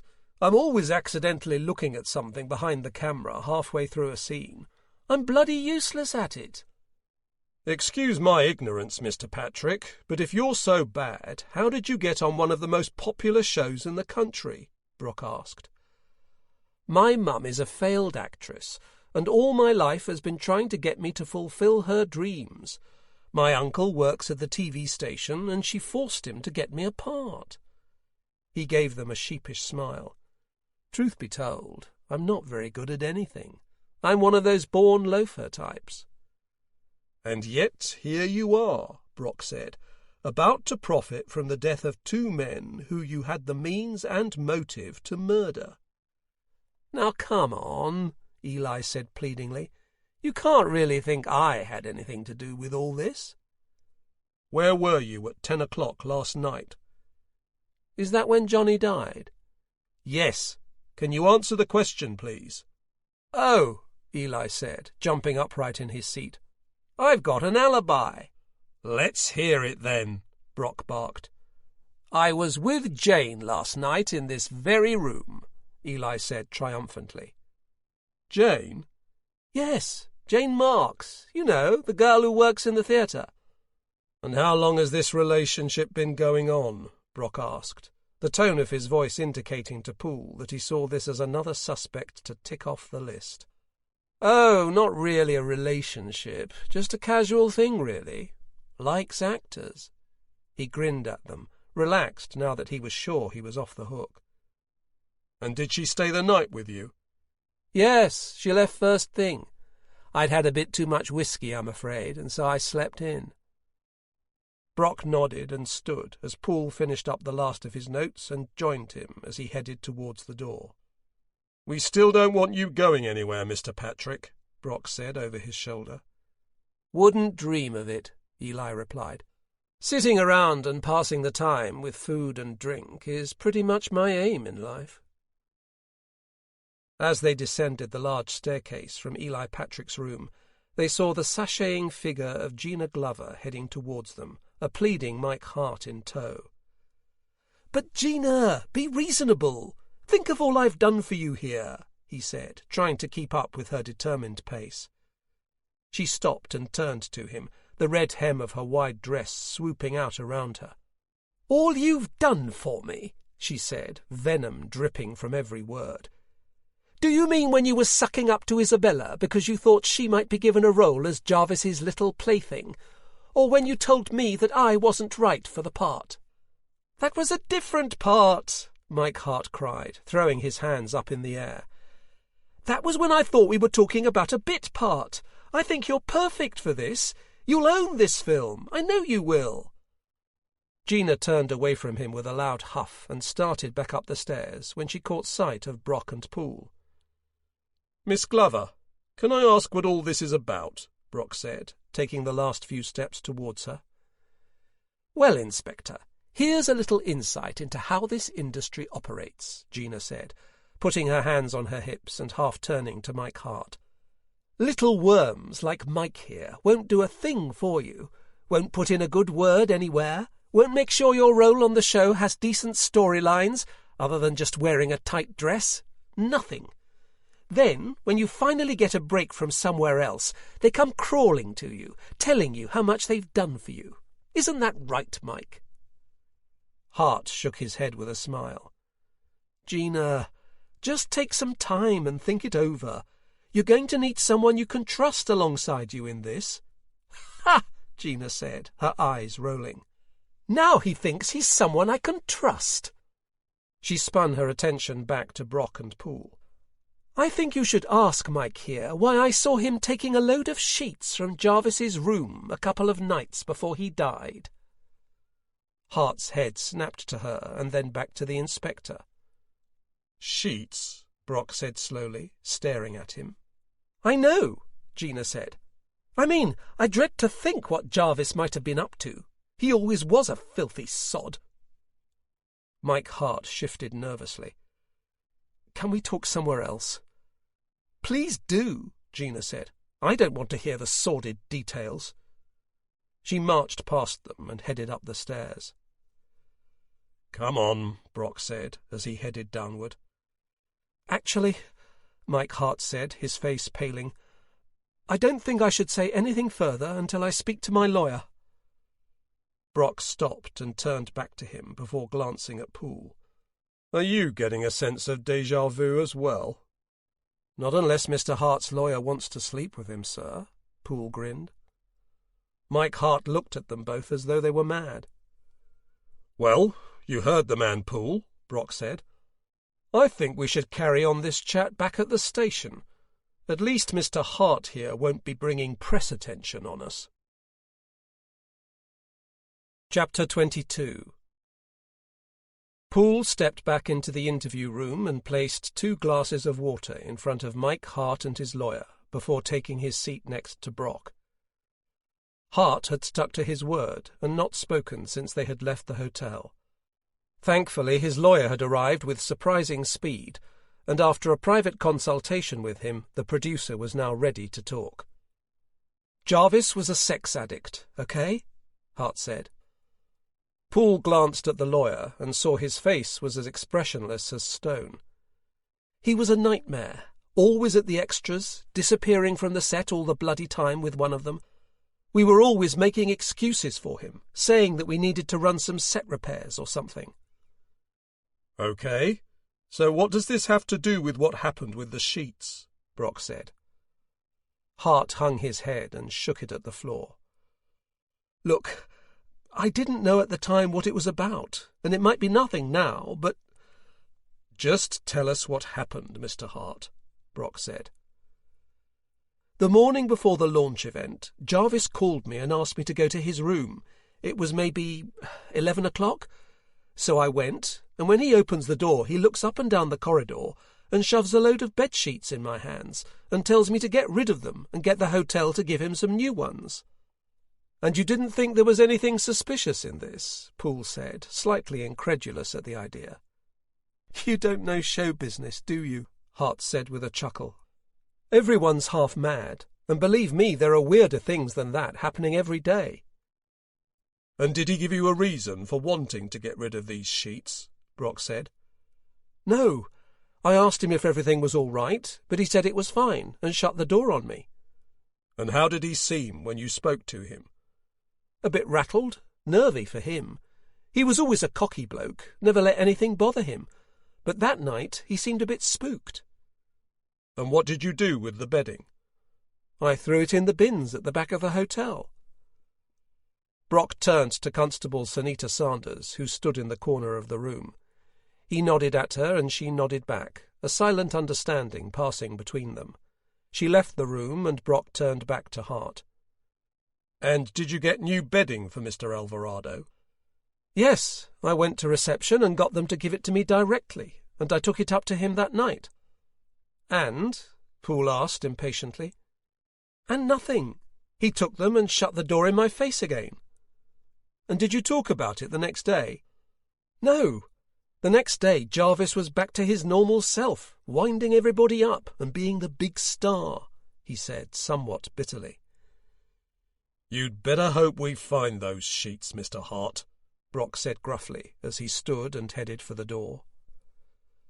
Poole got up to follow him as his phone began to buzz in his pocket. He pulled the phone from his pocket as he stepped out into the corridor, glancing at the unknown number on the screen. "Hello?" he said as he continued after Brock. "Hello, Guy. It's your dad."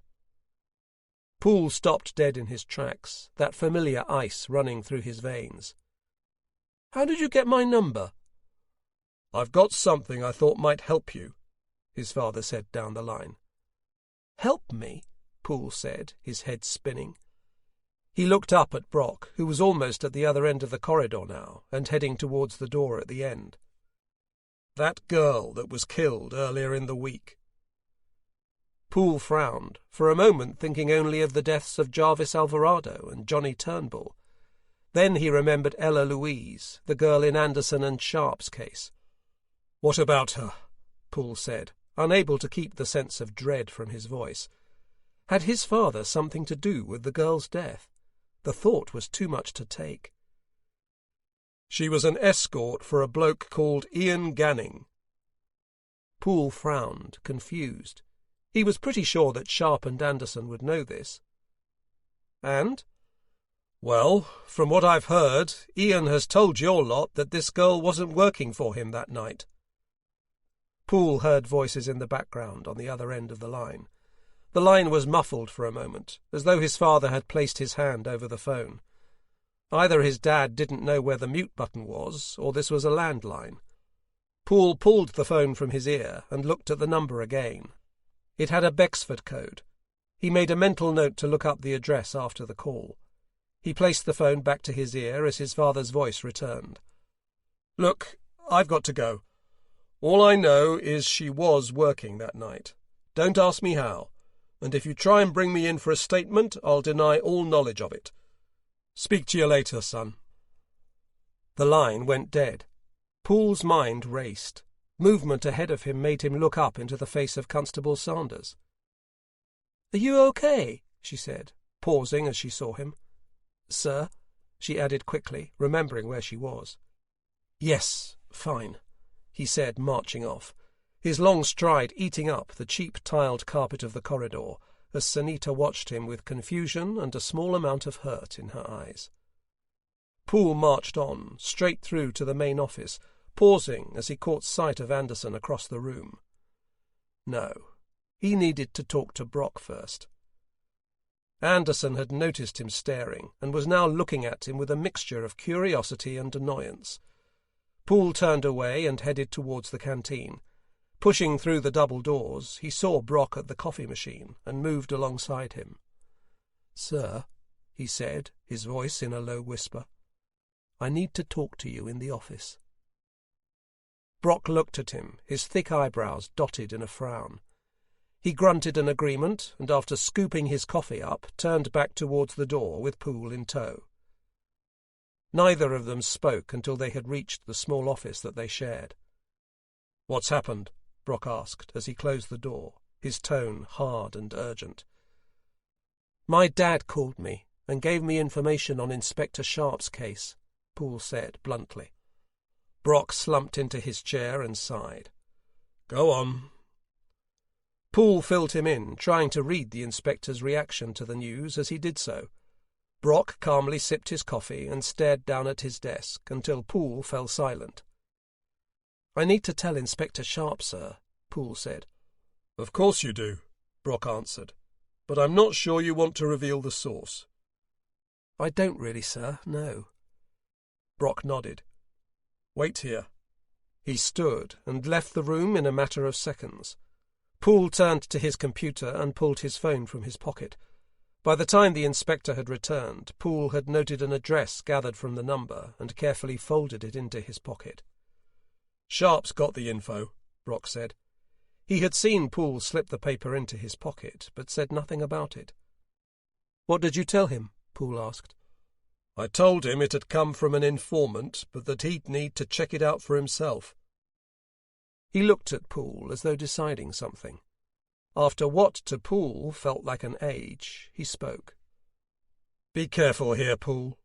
I don't know how your dad knew what he knew, but using information like this in a case is risky.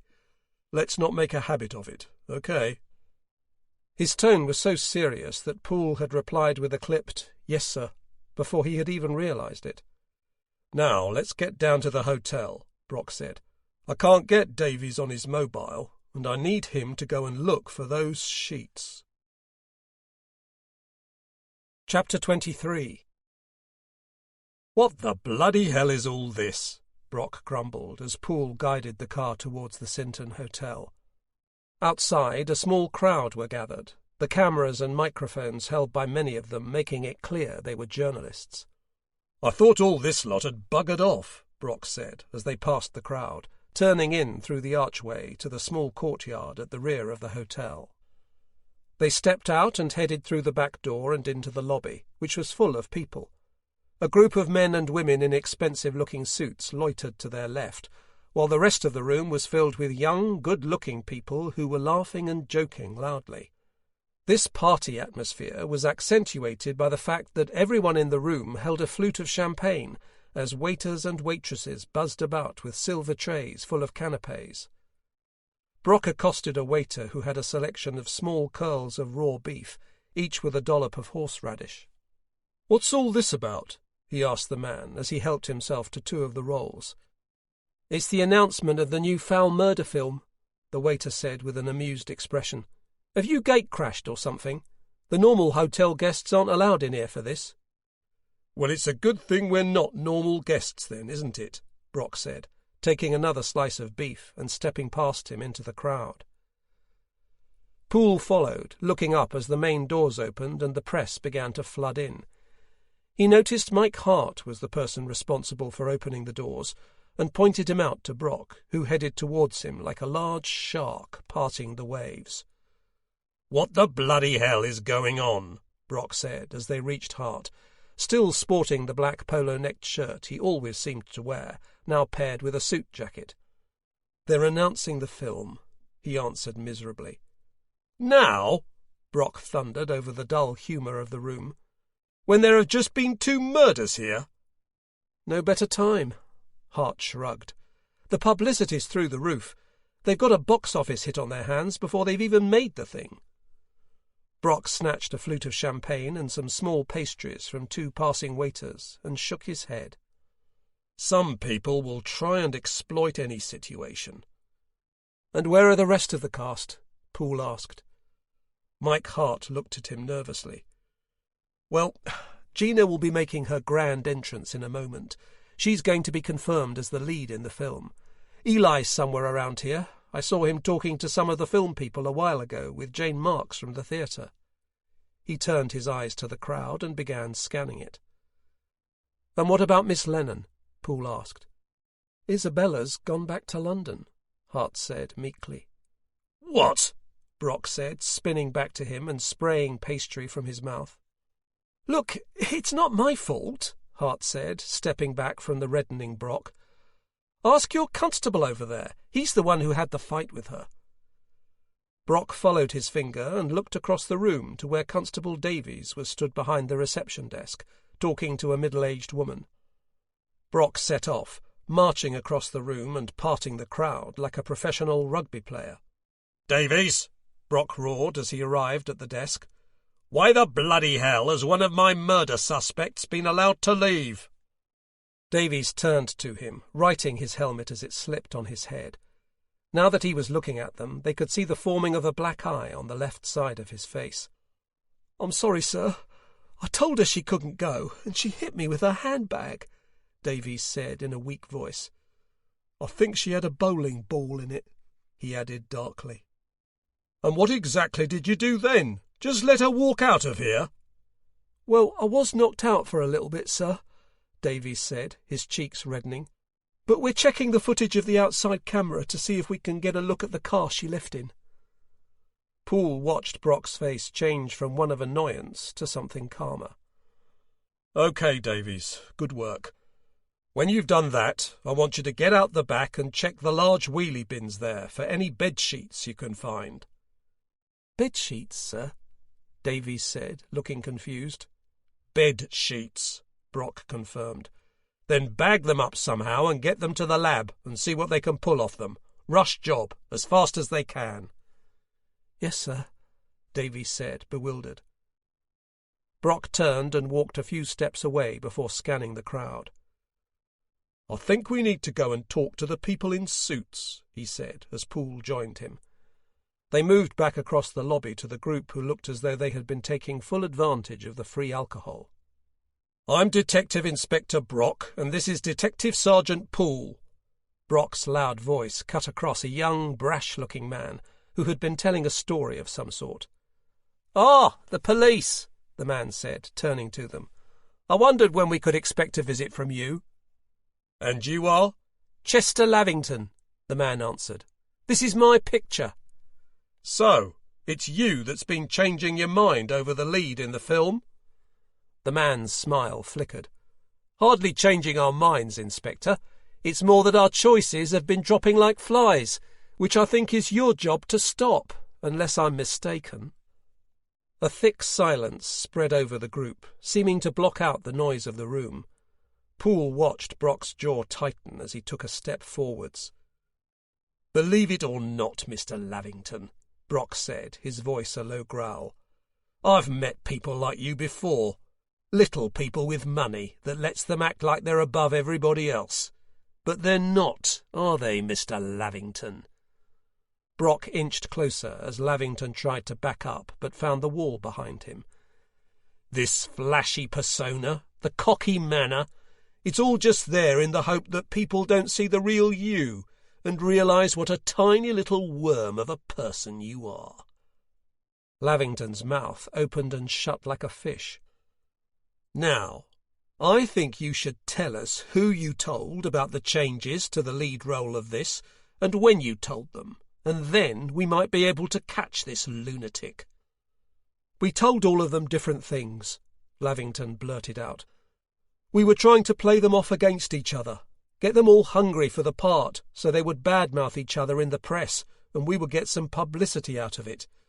I can get my PA to give you the details," he stammered, his eyes pleading that this would be enough.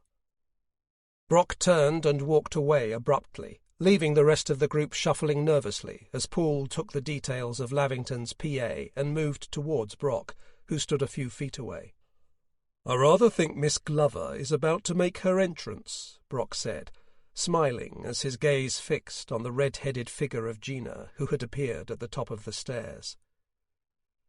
Poole couldn't help but notice that Brock's mood seemed to have suddenly improved greatly. He often likened the inspector to a steam pipe whose pressure needed to be released periodically, or he'd blow up. He was just grateful that there were other people in the world to take some of these releases, not just him. The press had noticed Gina now, and a murmur flew around the lobby as the crowd turned towards her as one. As she descended and the cameras flashed, Poole's phone buzzed in his pocket. "Hello?" he said, sticking one finger in his ear to try and block out the noise of the room. "Poole, it's Anderson." "Anderson? What do you want?" "It looks like our case is connected to yours." Chapter 24. "Now, Sam, I want you to remember that this is still my case," Detective Inspector Roderick Sharp said, "and I'm going to pursue it as such." He stood looking up at Brock, his perfectly rectangular moustache bristling either in the wind or with indignation. Sharp and Anderson had arrived just 20 minutes later at the hotel, and Brock and Poole had stepped out to join them. "That's fine with me, Rod, but we're dealing with 2 deaths here and some maniac who might not be finished. If your girl is mixed up in this somehow, I'd put money on her killer being the same as ours." Poole glanced at Anderson, who stood next to the much shorter figure of Sharp with his arms folded. A sneer of distaste played on his lips, and he for all the world gave the impression of a man who did not want to be there. "Just tell us what the link is," Brock said firmly. "Well, Apparently Ella Louise was hired through her agency on Tuesday night, the night she died, and her client was someone in this hotel." "Who?" Brock asked urgently. "We don't know. They never gave a name. All we know is it was a woman." "A woman?" Brock said, one magnificent eyebrow rising to the overcast sky. "That's right. Can you think of anyone who might have—" Sharp cleared his throat as though he was finding the conversation uncomfortable. "Done that from the hotel?" Brock's eyes narrowed. "I think we need to find Isabella Lennon." "And who's that when she's at home?" Sharp said in his clipped military tone. "She was having a sexual relationship with our first victim, Jarvis Alvarado." Sharp snorted. "Then she hardly seems the type to have been calling up an escort, does she?" "Actually," Brock said, "I'm starting to wonder if all three of them might have had a date together." "Good Lord," Sharp said, turning to Anderson as though looking for confirmation that such things could indeed happen. Anderson continued to seethe from behind Sharp, as he had done since they had arrived, staring at Poole with thinly veiled hatred. "Poole, we need to get to Isabella Lennon," Brock said, turning and walking away. "I want to be kept up to date with everything, Sam," Sharp called from behind them. "Will do, Rod," Brock called back, smiling. "It's Roderick," the cry came back. "Anderson really doesn't like you, does he?" Brock said with a chuckle, his good mood apparently continuing. "It looked like he was trying to make your head fall off by staring at you." "I think he thinks we always get the good cases, sir," Poole answered honestly. "Then he's an idiot," the inspector answered, his face suddenly grim. "There's nothing good about murder, no matter how famous the people being killed are." "So, shall I go and check with Davies to see whether he got the number of the car Isabella Lennon got into?" "Could do," Brock answered. "But first you should get some uniform to go round to her house in London." "You think she's gone back there?" "I don't know yet. That's why you need to send uniform around." Poole smiled and pulled his phone from his pocket and then paused. "So, do you think Isabella Lennon made that call, sir?" "Think about it, Poole. Isabella Lennon was seen leaving Alvarado's room the next morning. She said herself she slept with him that night. Then he gets Mike Hart to get rid of the sheets the next day. Why would he do that?" Poole stopped in shock. "You think Alvarado killed the escort in the hotel room?" "Maybe. But I think it's more likely that the three of them had a little fun, and then somehow that girl was killed, and he panicked about possibly having her DNA in his hotel room." "But Isabella Lennon couldn't have killed her. She was with Alvarado until the morning when Eli Patrick saw her leave." "You heard how much Alvarado liked to drink. He could have been snoring his head off, with Isabella sneaking out to kill this Ella Louise." "Well, why would she, though, sir?"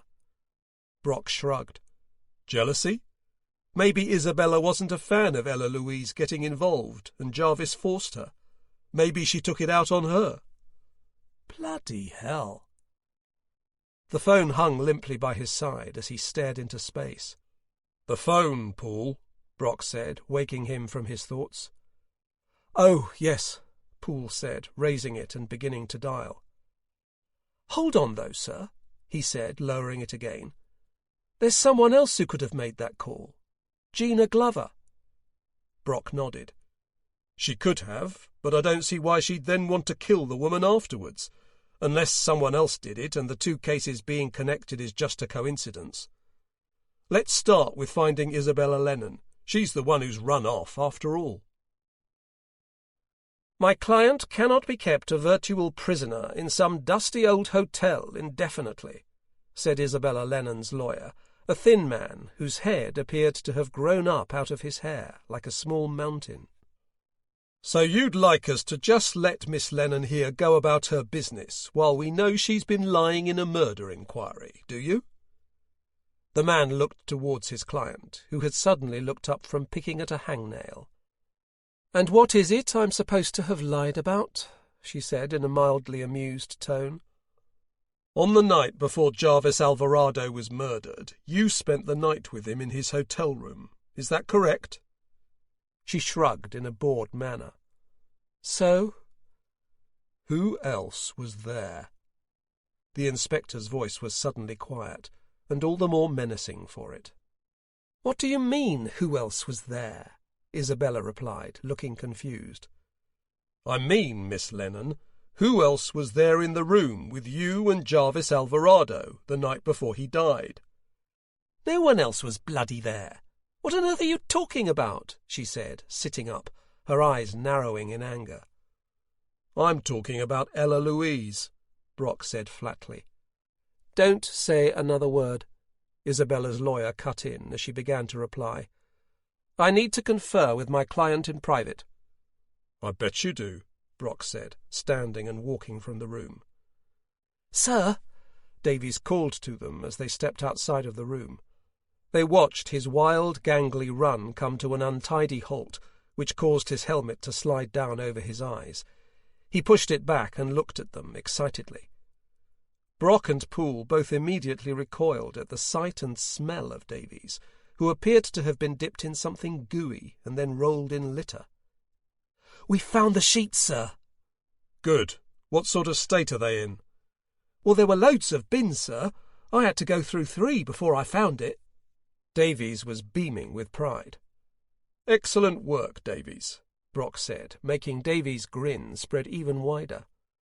"And you've dropped it off at the lab?" "Yes, sir, but they say it will be at least a day." "Right.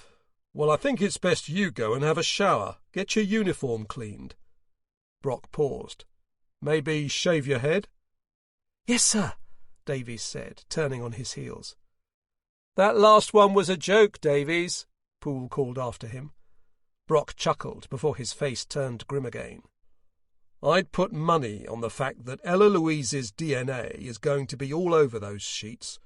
I say we use this to try and squeeze Miss Lennon in there, don't you?" He barged back through the interview room door without knocking. Poole stepped into the room just in time to see Isabella's lawyer land back in his seat from where the inspector had made him jump. "Right, Miss Lennon," Brock started, sitting down heavily in the right-hand chair which sat opposite her. "I hope you've had enough time to confer about whatever it is you needed to confer about." She said nothing, but eyed him as though he was something she'd stepped in, her large, doll-like face showing nothing but contempt. "You see, Miss Lennon, we've just found the sheets from Mr. Alvarado's bed that he tried to dispose of." Brock let the statement hang in the air, waiting for her to digest it. Her face switched from anger to a blank confusion. "What do you mean, tried to dispose of?" "Jarvis Alvarado handed the sheets from his hotel room bed to Mike Hart to throw in the bins behind the hotel." Isabella stared at him as though he was speaking a different language. "Then we find out that Ella Louise was an escort and was hired that night by someone in the hotel, a woman." "Oh, my God," Isabella said, her face turning pale despite the hours in the tanning salon. "You think I called this woman?" "I think that when we find Ella Louise's DNA on Jarvis's sheets, we'll be able to derive that she was in his room that night, and if you were too, then you were part of it. You made the call. Why did you kill her, Isabella? Was it just jealousy? Did you not know what you were getting into when Jarvis asked you to make that call?" Isabella said nothing, her eyes wide. "And then what happened? Did Jarvis find out what you had done the next morning? He must have realized that Ella Louise had been killed at least because he got rid of the sheets." "I don't know anything about this," Isabella said. All the cocky brattishness had gone from her demeanour. Her thin frame, which she normally held with an assertive grace, was pulled close.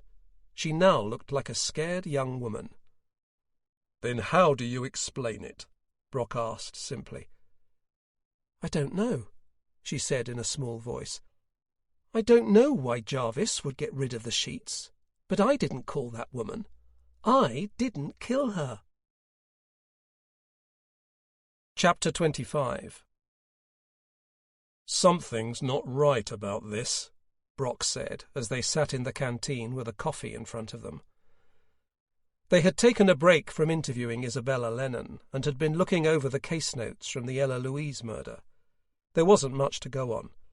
She had been found hit over the head and then strangled with a cloth in a side alley that was on the other side of Bexford from the hotel and theatre. "I just don't think Isabella Lennon is that good an actress," Brock continued. "If you'd seen the show, you'd know she wasn't," answered Poole. "But if she's telling the truth and she didn't call the escort agency, who did?" They fell silent as they both sipped at their drinks. "Gina Glover's the one who's benefited the most," Poole said. "She could have called her." "She could have called the escort for herself. But then why would Jarvis have been desperate to get rid of those sheets? Him sleeping with Ella Louise is the only thing that makes sense. I can't see Gina calling an escort for him. From what I've gathered, she didn't even like him. Unless," Brock said, looking up at the ceiling, "Gina was trying to leverage Jarvis into giving her a role, and this was part of her bribe." "No," he said suddenly, shaking his head. "I can't see it." "OK, so maybe it's unrelated," Poole said. "Maybe it was some other guest at the hotel, and Alvarado was getting rid of his sheets for some other reason." "Maybe, but it's too much of a coincidence." Poole stared at the sheets in front of him, his eyes unseeing, when something occurred to him. He stood up quickly. "Wait here a minute, sir. I won't be long." He left Brock staring after him with his eyebrows raised and headed towards the main office, where he almost walked straight into Sanita Sanders. "Oh, hi," he said awkwardly, remembering that the last time he had seen her he had rushed off when on the phone to his father. "Sir?" she said with a nod. They stood for a moment in silence before Poole remembered the task in hand. "I'm sorry, but I've got to go," he said. She nodded. "Yes, sir." "Shall we talk later?" "OK," she said, looking slightly confused. Poole moved away before his mouth said anything else his brain would instantly regret. Why on earth did he find himself so awkward around her when they were alone? He was a grown man. And why had he said they would talk later, as though there was something they needed to discuss just between them? He closed his eyes and swore as he made his way to the back of the building and the small row of holding cells. "Hello, sir," said a large, forlorn figure sat behind the desk, which sat on the right, before the short corridor that led to the holding cells. "What are you doing here, Roland? Constable?" Poole asked, his head still reeling slightly from his encounter with Sanita. "Apparently, I didn't handle the press inquiries very well on reception, so they've thrown me back here until this case is all sorted and it's quietened down." Despite himself, Poole was curious. "What did you do?" Roland grinned. "I kept giving them little bits of false information, sending them all over town." Poole couldn't help but smile. "Which cell is Isabella Lennon in?" "Cell 4, Roland answered. "The first celeb we've had here, I think. She doesn't seem happy with it, that's for sure." Poole headed down to the cell and slid the metal viewing plate across. "Isabella, it's Sergeant Poole. I need to know the exact time you arrived at Jarvis's room." "I've already told you," Isabella said, standing up from the plastic-padded bench. "I got there around 10. I was on the phone with my agent before that, and then I got a message from Jarvis." "Right," Poole said, sliding the plate back and setting off back down the corridor. Once back in the main office, he turned right, through the door to the offices of the inspectors, and knocked hard on the door of Inspector Sharp. "Come in," came a voice from the other side. Poole hesitated. The voice wasn't Sharp's, as he had expected, but Anderson's. He opened the door reluctantly. "What do you want?" Anderson said with a sneer. Poole glanced at the empty chair behind the larger desk at the back of the room before turning back to Anderson. "What time was the call made to book the escort? What time did she go? It wasn't in the case notes you gave us because you only found out afterwards." Why do you want to know? Anderson said, leaning back in his chair and putting his hands behind his head, his muscular arms straining against his shirt sleeves. Poole stared back at him, but knew he needed to share what they had on the case that seemed now to be linked with Anderson's. We know that someone, a woman, called the escort agency and hired Ella Louise to come to the hotel. We also know that the next morning Jarvis Alvarado gave his hotel bedsheets to his producer to throw them in the bins out the back. He watched Anderson lean forwards, his expression changing to one of alert interest. But we also know Isabella Lennon spent the night with Jarvis Alvarado, and she doesn't seem to know anything about Ella Louise. So I need to know what time the call was made to the escort agency and what time Ella Louise went to the hotel. Anderson paused, as though deciding whether to give up this information or not, and then spoke. They got the call at 7, and she went straight over there. The body wasn't discovered until the next morning, but the time of death would have been around 10 or 11. Poole nodded. Thanks. He turned to go and realized that Anderson was following him out of the door. He turned to look at him. Sharp's off having drinks with the chief. I'm coming with you. That's not how this works. Look, Anderson said, I don't like you, but I want to solve this case, and it looks like we're now working the same one. I need to be part of it. Poole took a deep breath. Okay, but you can explain it to Brock. They stepped out into the main office and headed for the canteen when Sunita called across to Poole from her desk. He changed his direction and moved towards her, cringing inwardly as Anderson did the same and came up alongside him. What is it, Constable? He said, far more snappily than he would have if Anderson hadn't been there. He cursed himself for being weak and influenced by his presence. We haven't found anywhere in Bexford that sells the brand of whiskey Johnny Turnbull had when he died.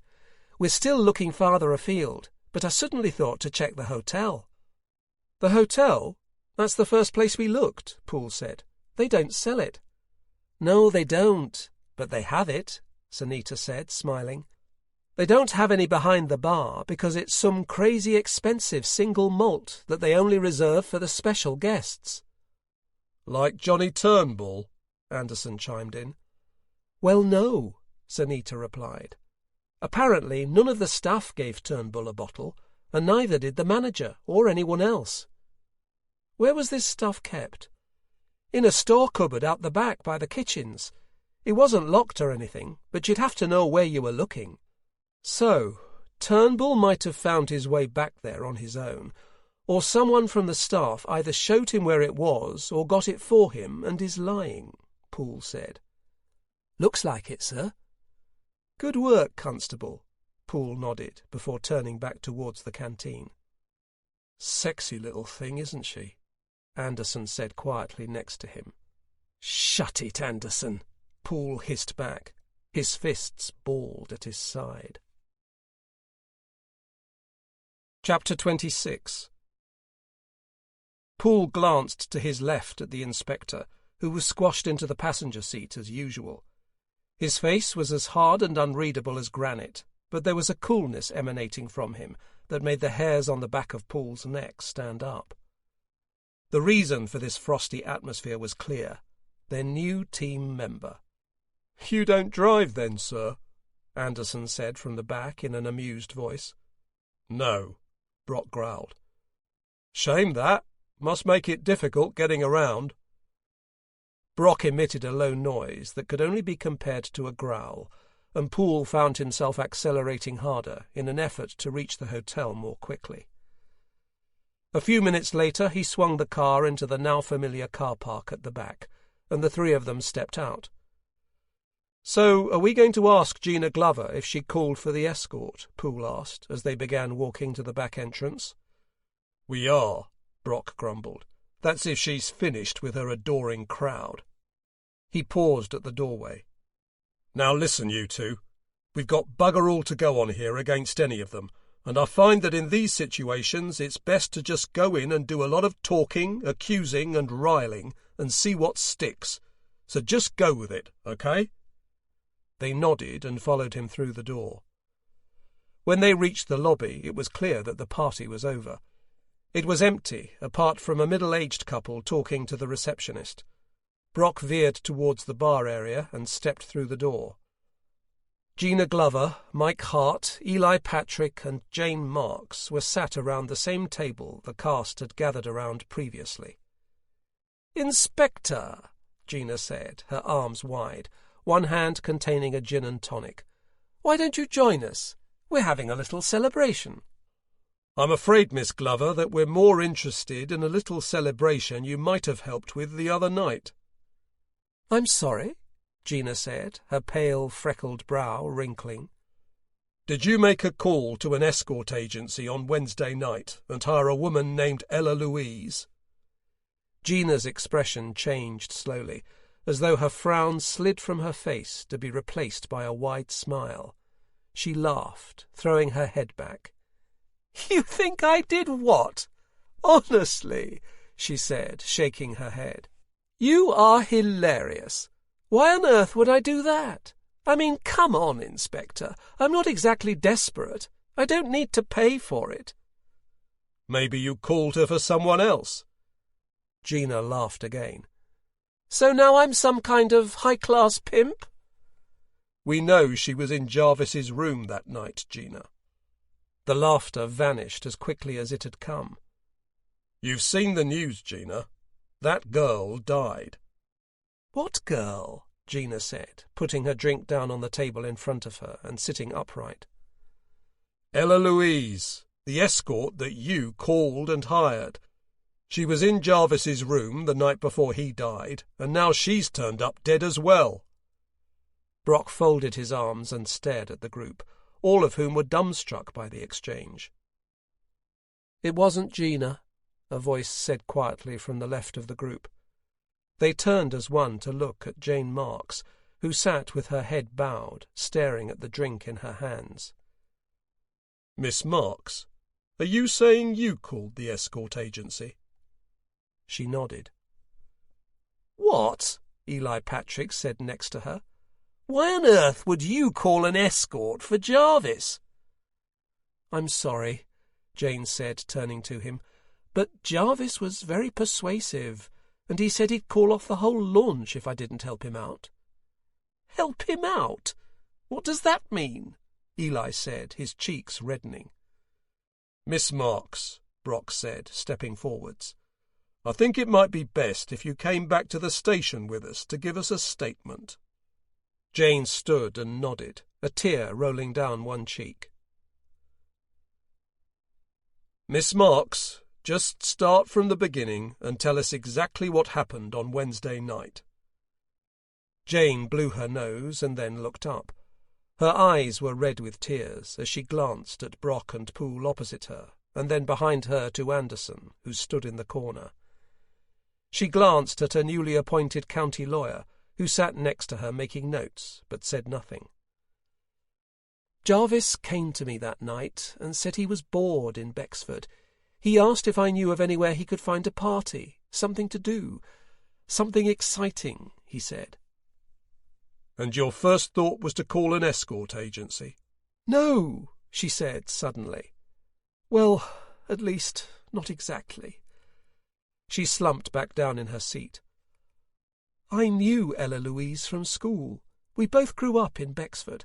We weren't friends or anything, but I met her a few weeks ago in town and we got chatting. She told me what she did and, well, I couldn't believe it." She shook her head again sadly, and fresh tears sprayed the table. She pulled another tissue from the box that had been placed in front of her and dabbed at her eyes. "But she seemed happy enough, and she definitely had money. It's funny," she said, looking past Poole's shoulder and staring at a point on the wall. "We'd been in a play together at school, and she'd been a good actress. Better than Gina Glover, anyway." Her eyes focused again as she continued. "Anyway, I remembered that I'd mentioned the foul murder launch to her and how excited she'd been. She said she'd always had a thing for Jarvis Alvarado. So I called her." Her voice was hollow, as though the life had been sucked out of it. "If I'd known it would get her killed." She looked down and sobbed heavily. "Anderson," Brock said, "go and get Miss Marks some water, will you?" Anderson glared at the inspector, but left the room anyway, returning a few moments later with water from the machine in the hall in a paper cup, which he placed in front of Jane. "Thank you," she said in a weak voice, before sipping at the cup tentatively. "Please, Miss Marks, continue," Brock said soothingly. She nodded again. "I called Ella Louise's agency. I didn't have her number, and said I had a job for her at the hotel. I thought I had to say it was a job or I'd get her into trouble, but I just thought she'd like to meet him and could maybe take him out or something. I thought Ella Louise would be a bit more his speed than me trying to show him around." "And what happened when she arrived at the hotel?" "I don't know. I let her in and showed her to Jarvis's room, and that was it. She was so excited," she said sadly, taking another sip of water. "And what time was this?" "About 8, I think." "And you didn't see Ella Louise again?" "No," she answered, blowing her nose again. "And what about Eli Patrick?" The sudden change of direction made her look up. "Eli? What about him?" "You and he seem close," Brock said. "Eli is a very lovely man," she said, smiling through the tears. "And was he part of this little arrangement?" "No, he knew nothing about it," she said defensively. "Eli didn't really get on with Jarvis or Johnny. He wasn't like them." "And what were they like, Miss Marks?" "I don't like to talk ill of the dead," she said quietly, "but they were selfish and rude." "And when did you realize that Ella Louise had died?" "Not until Friday," she said, her voice almost inaudible. "I saw it on the news." Brock sighed and leaned back in his chair. "Okay, Miss Marks, that's all for now. Can I ask that you don't leave Bexford for the time being? We may need to speak to you again." They sat and watched as her lawyer escorted her out of the room in silence. As the catch of the door clicked closed, Anderson advanced, leaning his hands on the desk. "Alvarado must have killed Ella Louise," he said loudly. "Why?" Brock asked thoughtfully. "Because he bloody slept with her, and it obviously went wrong somehow. He killed her and then dumped her body."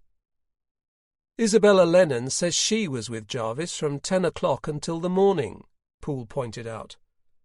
"She's lying," Anderson said, laughing as he stood upright. "She's covering up for him." "Why would she cover up for a dead man?" Poole asked, getting annoyed now at Anderson trying to railroad the investigation towards a quick resolution. "Who knows?" Anderson said, waving his hands in exasperation. "These actor types are all balmy." "And who killed Johnny Turnbull?" Anderson paused and frowned for a moment. "Isabella Lennon must have done it." "Why would she?" Poole asked exasperatedly. "Maybe Turnbull found out what Jarvis had done and Isabella wanted to keep it quiet." "But why?" Poole said, almost shouting now. "Why would Isabella want to cover up for Jarvis so badly?" "She was mad about him," Anderson shouted back. "You know what women can be like. She was probably obsessed with him or something." "God, you're a Neanderthal idiot," Poole said, putting his head in his hands. "What did you call me?" Anderson puffed his barrel chest and advanced on the table. "Anderson." Brock's voice cut through the room, despite him only speaking quietly. "Go and inform Inspector Sharp of the latest developments. I expect he'll be back from his meeting now." Anderson glared at Poole as he answered with a snapped, "Yes, sir," and headed for the room. "Come on, Poole," Brock said wearily. It's been a long day. Let's go for a pint. Chapter 27. The familiar smell of stale beer hit Poole's nostrils as he and Brock entered the Mop and Bucket, its low ceilings and dim lighting making their eyes blink as they adjusted for the fading daylight outside, which entirely failed to penetrate the grimy windows. 2 pints of Bexford Gold, please, Poole said as they reached the bar. Looks like we're not the only ones with this idea today, Brock said, nodding through the archway to their left, where they could see a familiar small group of people from Bexford police station. Sanita caught sight of Poole and waved. He waved back, his cheeks reddening as he turned back to the barman to pay. Bloody hell, Poole, Brock said, chuckling. If you're going to make it that obvious, you might as well ask her out for a drink. Sir? Poole said as innocently as he could. The inspector's open nature when it came to personal matters still tended to catch Poole off guard, and seemed to go against his generally prickly nature. Oh, come on, Poole. I'm a detective, but you don't need to be one to see what's going on between you and Constable Sanders. Just don't leave it too late, that's my advice. Before you know it, she'll be married to someone like Anderson and have 3 kids. Brock moved away from the bar and headed across to the table, leaving Poole in a state of shocked horror at the image of Anderson and Sanita in married bliss. He snapped out of it and followed Brock. Brock took a seat next to Davies, and Poole tried not to flush again as Sanita pulled him a chair over from the next table. "Thanks." He smiled at her. She smiled back at him and then turned to the table, where Roland Hale was talking. "And so I told this bloke that I'd heard Johnny Turnbull was going to have a Viking funeral on the River Bex, and that they were just sorting the boat out now down at the park." "And he believed you?" Davies said in awe. "Of course he did. He worked for the Sun." The entire table laughed and descended into a series of smaller conversations and discussions. "So," Sanita said, turning to Poole, "you wanted to have a talk?" Poole's stomach lurched. What on earth was he going to say? He hadn't really needed to have a talk with her. It had just sounded like that when he'd been trying to fill the awkward silence that always seemed to be hovering when they were alone. The words of his conversation with Brock filtered through his mind, and he found himself repeating them as though some hidden force were working his mouth. "I was just wondering if you wanted to go for a drink sometime." The general hubbub from the table seemed to die down, and he felt the hot prickle of eyes watching him. He swallowed, his gaze firmly locked on Sanita's brown eyes.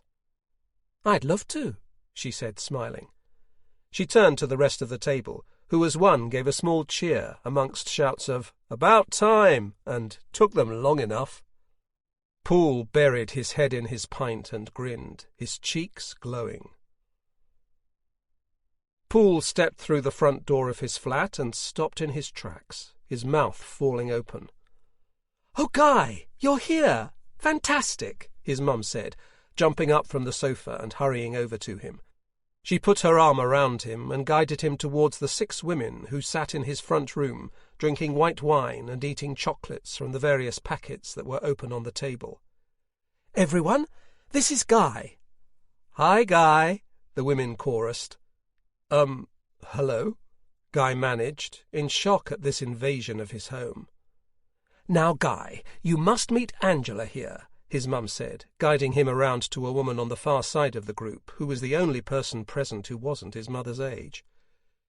She had bleached blonde hair, through which dark roots headed halfway down her head, and sad, doleful eyes which looked up at him through clogged lumps of mascara. "Hi," Poole said, causing her to giggle and turn away. "Angela is Debbie's daughter," his mother said, pointing to an identical but older version of Angela to her right, as though this was significant, like being the daughter of Queen Elizabeth II. "That's great, Mum, but I've had a long day. Can I have a quick word with you in the kitchen?" His mum smiled apologetically at the group and followed him into the kitchen, which was a small offshoot from the main room. "What the hell are all these people doing here?" Poole asked, opening the fridge and looking for something that was vaguely edible. I've joined a book club, and it's my turn to host. Honestly, Guy, I did tell you." Guy vaguely remembered her mentioning a book club, but it had been lost in the almost constant torrent of words his mother spilt on a daily basis. He turned back to the fridge, holding a dubious-looking jar of pesto, his mum looking at him with concern. "Guy, you really need to let go of all this stress. Have you been using the oils I gave you for the bath?" "Mum, the reason I can't let go of my stress is because she bloody lives with me," he said grimly as he bent down to root in the cupboard for some pasta. "Well, I can see that you're too stressed to know what you're saying at the moment, so I'll leave you alone. I think it's a shame you haven't got time to stay and be civil to young Angela, though. She's a lovely girl." Guy pulled the remaining pasta from the cupboard, leaned on the countertop, and took a deep breath. "Mum, I need my own space again. Bexford was supposed to be a fresh start for me, and here I am living with my mum, having book club meetings with people I don't know, and scraping around for some dinner because no one's done any shopping again." He looked up at his mum and saw her lips were pursed. "You know I've been looking for somewhere, but if you're that desperate to get rid of me, then I'll see if I can stay with a friend." She spun on her heel and headed back to her group. Guy considered going after her, but decided he needed to eat and sleep more urgently than appeasing his mother. "So, now we're going to have to buy a new dining table as well as a new lino," Brock said angrily as he stared down at the gnawed table leg in front of him. He was crouched in the kitchen of his home as Laura cooked a Mediterranean vegetable dish on the far side. The smell of chorizo wafting across to him was making him hungry, and being confronted with the latest damage report from owning Indy, he was struggling to stay rational. "He's a puppy, Sam. What do you expect?" "Well, I expect not to have to replace everything in the bloody house," Brock said, getting to his feet. "Where the hell is the little vandal, anyway?" "Oh, I don't know, Sam. I'm trying to cook dinner. He was sleeping in the living room last time I saw him." Brock trudged off to the living room to find Indy stood on the coffee table, eating a daffodil, which had once been carefully arranged in a vase that was now on its side, with water dripping onto the carpet. Brock sat the puppy on the floor, still chewing on the flour, and began wiping up the water while swearing under his breath. "It's ready," Laura called from the kitchen. He scooped Indy up and carried him through with him, a petal still hanging out of the dog's mouth. "Oh, Sam, you shouldn't let him eat things like that. It might upset his stomach," she said as she laid the plates on the table. Brock grunted and placed the dog on the floor before taking his seat. After a few minutes of silent eating, Laura broke the silence.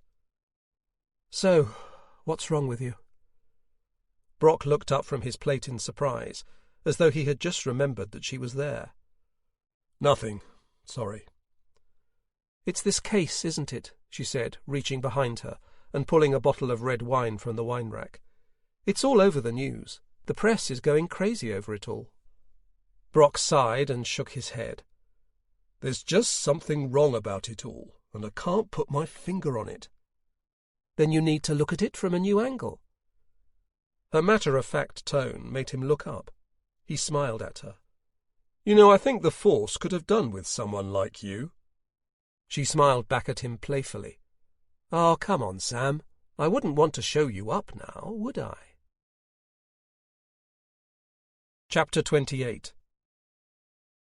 "He's destroying everything," Brock moaned as Poole slowed the car as they came to a set of lights. "Isn't that what puppies do, though, sir? Chew things?" "Well, yes, but that's why I've spent a load of money on all sorts of toys. Soft toys, bouncy toys, squeaky toys. He doesn't touch them. He just goes straight for my bloody furniture." Poole laughed, and Brock turned to him. "So where are you going to take Constable Sanders out, then?" Poole stopped laughing. "I'm not sure, sir." "Well, you better think fast. The whole station's already talking about it. People want to know. You two are the new soap opera in town." Poole felt his throat go dry at the thought of half the station talking about his potential romance with Sunita. They swung into the car park of the Sinton Hotel and parked in an end bay. The square of sky visible to them from the courtyard was clear blue, but the morning was chilly, and their breath plumed about them as Poole locked the car. "I want to go and look at the stage again," Brock said, heading towards the door to the back corridors of the theatre. When they reached it, they found it locked, and so turned and headed towards the hotel. The lobby was quiet at this hour. Just a man in a suit relaxing in one of the leather armchairs, reading a paper, and the receptionist who was bent over her computer. They walked straight through and out into the street, where the sun hit the golden sand-coloured stone that Bexford was almost entirely built from, and gave the impression the place had been dipped in butter. The large doors at the front of the theatre were firmly shut, with no lights on inside. "I'll call the manager," Poole said, pulling his phone from his pocket. "You'll take a while to get here," Brock said, squinting as he looked down the street. "Why don't we sample the breakfast at the hotel while we wait?" Poole's stomach rumbled in appreciation. "You read my mind." Breakfast at the Sinton Hotel turned out to be an extravagant feast of toast, marmalades and jams, followed by sausages, bacon, eggs, black pudding, mushrooms and beans. Brock had devoured the lot, between mumbling how he couldn't believe it was a proper breakfast and not posh muck that they had been served. Poole watched as the food the inspector consumed directly correlated with his mood improving, and wondered if he suffered from low blood sugar. They were drinking coffee and leaning back so their expanded stomachs could have room to digest, when Terry Johnson entered the room and made his way towards them. "Morning," he said, pulling gloves from his hands. "Can I ask why you want to get back into the theatre?" "We want to look over the crime scene again," Brock said. "We thought there'd be someone there." Terry laughed. "Oh, the theatre game's an evening thing, Inspector. We don't normally get in until around lunchtime, truth be told, though Jane sometimes comes in earlier to get things sorted. We're setting up for a new performance at the moment, I'm afraid, so the stage is a bit of a mess. We had the first delivery of props for the play come in, and it's piled there for the moment." "Shouldn't be a problem," Brock said, draining the last of his coffee and rising. "Lead the way." The three men headed back through the lobby onto the street, before walking the short distance to the theatre. "We'll take it from here," Brock said as they stepped inside. He headed off towards the doors on the far side, leaving Poole to give a hasty thank you to the manager before joining him. As they headed down the steps towards the stage, Poole had the same feeling he had the last time they had been in the vast space alone. "This place gives me the creeps." "What, a place where 2 people have been murdered in a week? You do surprise me," Brock said sarcastically. Poole grinned. A well-fed Brock was a very different beast indeed. The inspector paused next to him, turned and looked back up the stairs they had just descended. "This is where we found Johnny Turnbull," he said quietly. "How did they get him here?" "Sir?" "Johnny Turnbull was a young, fairly fit man. Someone got him here to kill him, and I doubt they forced him physically, or there'd be more evidence. They must have enticed him here somehow." "Johnny was supposed to be a bit of a ladies' man, wasn't he? Maybe he snuck off with a woman?" Poole asked. "Maybe. The man was a party animal by all accounts, so a good bottle of whiskey and the promise of more might have been all that was needed." He turned and looked back down to the stage. Terry Johnson had been right. The stage was largely a mess. The entire far side was a mass of props and furniture, piled in an unorganized manner. "Why were they both killed here, do you think?" Brock said as they continued downward. "Empty space? Easy to get to from the hotel, I guess," Poole answered. The inspector paused as they stepped out onto the flat, carpeted area in front of the stage, which rose before them at chest height. "The door from the courtyard to in here was locked this morning. Why wasn't it locked on the night Johnny Turnbull was killed? He must have come in that way because the cameras at the entrance to the car park and on the front door didn't pick him up." "Someone from the theatre must have left it open," Poole said, jogging up the small flight of steps to the right which led onto the stage. Brock followed him and moved to the spot where Jarvis Alvarado had been killed. Poole picked up an umbrella that was leaning against a sideboard and began tapping at the floor in various places. "What are you doing?" Brock asked, staring at him. "I was just wondering if there's a secret trapdoor or something we missed. You know, other than the one we saw when we were in the prop room with Jane Marks," Poole answered. He continued to tap until a cry from the inspector made him look up. "Oh, bloody hell! You idiot, Sam!" the inspector roared. He was staring upwards, his face contorted into a red rage. "Sir?" Poole said, alarmed. He followed the inspector's gaze, but could see nothing. Brock ran towards the far side of the stage, his heavy tread thundering on the wooden boards as he did so. Poole took off after him and arrived as Brock stopped and pointed to the wall, his grey eyes ablaze. "Get up that ladder, Poole," he said, in a tone that had Poole moving before he'd even asked what on earth this was about. The ladder was a thin metal affair that hung to the wall on tired-looking brackets. Poole put his foot on the bottom rung, pushed down on it in a half-hearted attempt to test whether it would hold his weight, and began to climb. He stared straight ahead at the crumbling brick that was now passing in front of him. He wasn't afraid of heights, but he wasn't a fan of them either. They tended to make him light-headed and wobbly, which was pretty much the last thing you wanted when you were at the top of a ladder. After a few moments, a metal shelf appeared to his left as the ladder ran out. The shelf was roughly 3 feet wide, with a foot-high barrier on either side made from thin metal poles. Poole stepped up onto the last rung and leaned over onto the shelf, looking down its length. "Well?" Brock shouted from below. The sound made Poole look down, and his vision instantly spun away from him.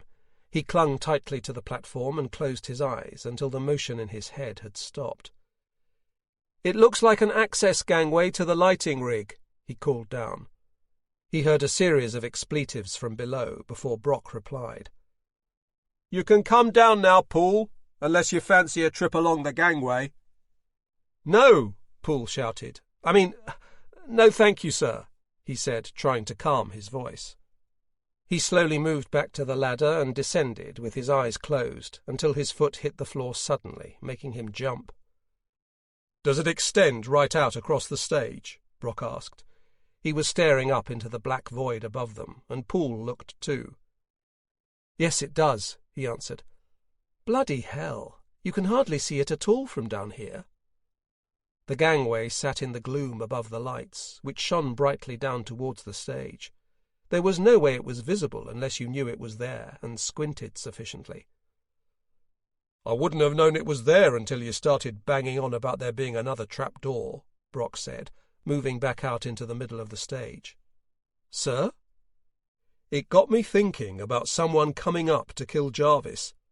Then I realized what we hadn't thought of was something coming down to kill him." The inspector smiled. "Laura said we had to look at this from another angle." Poole looked up.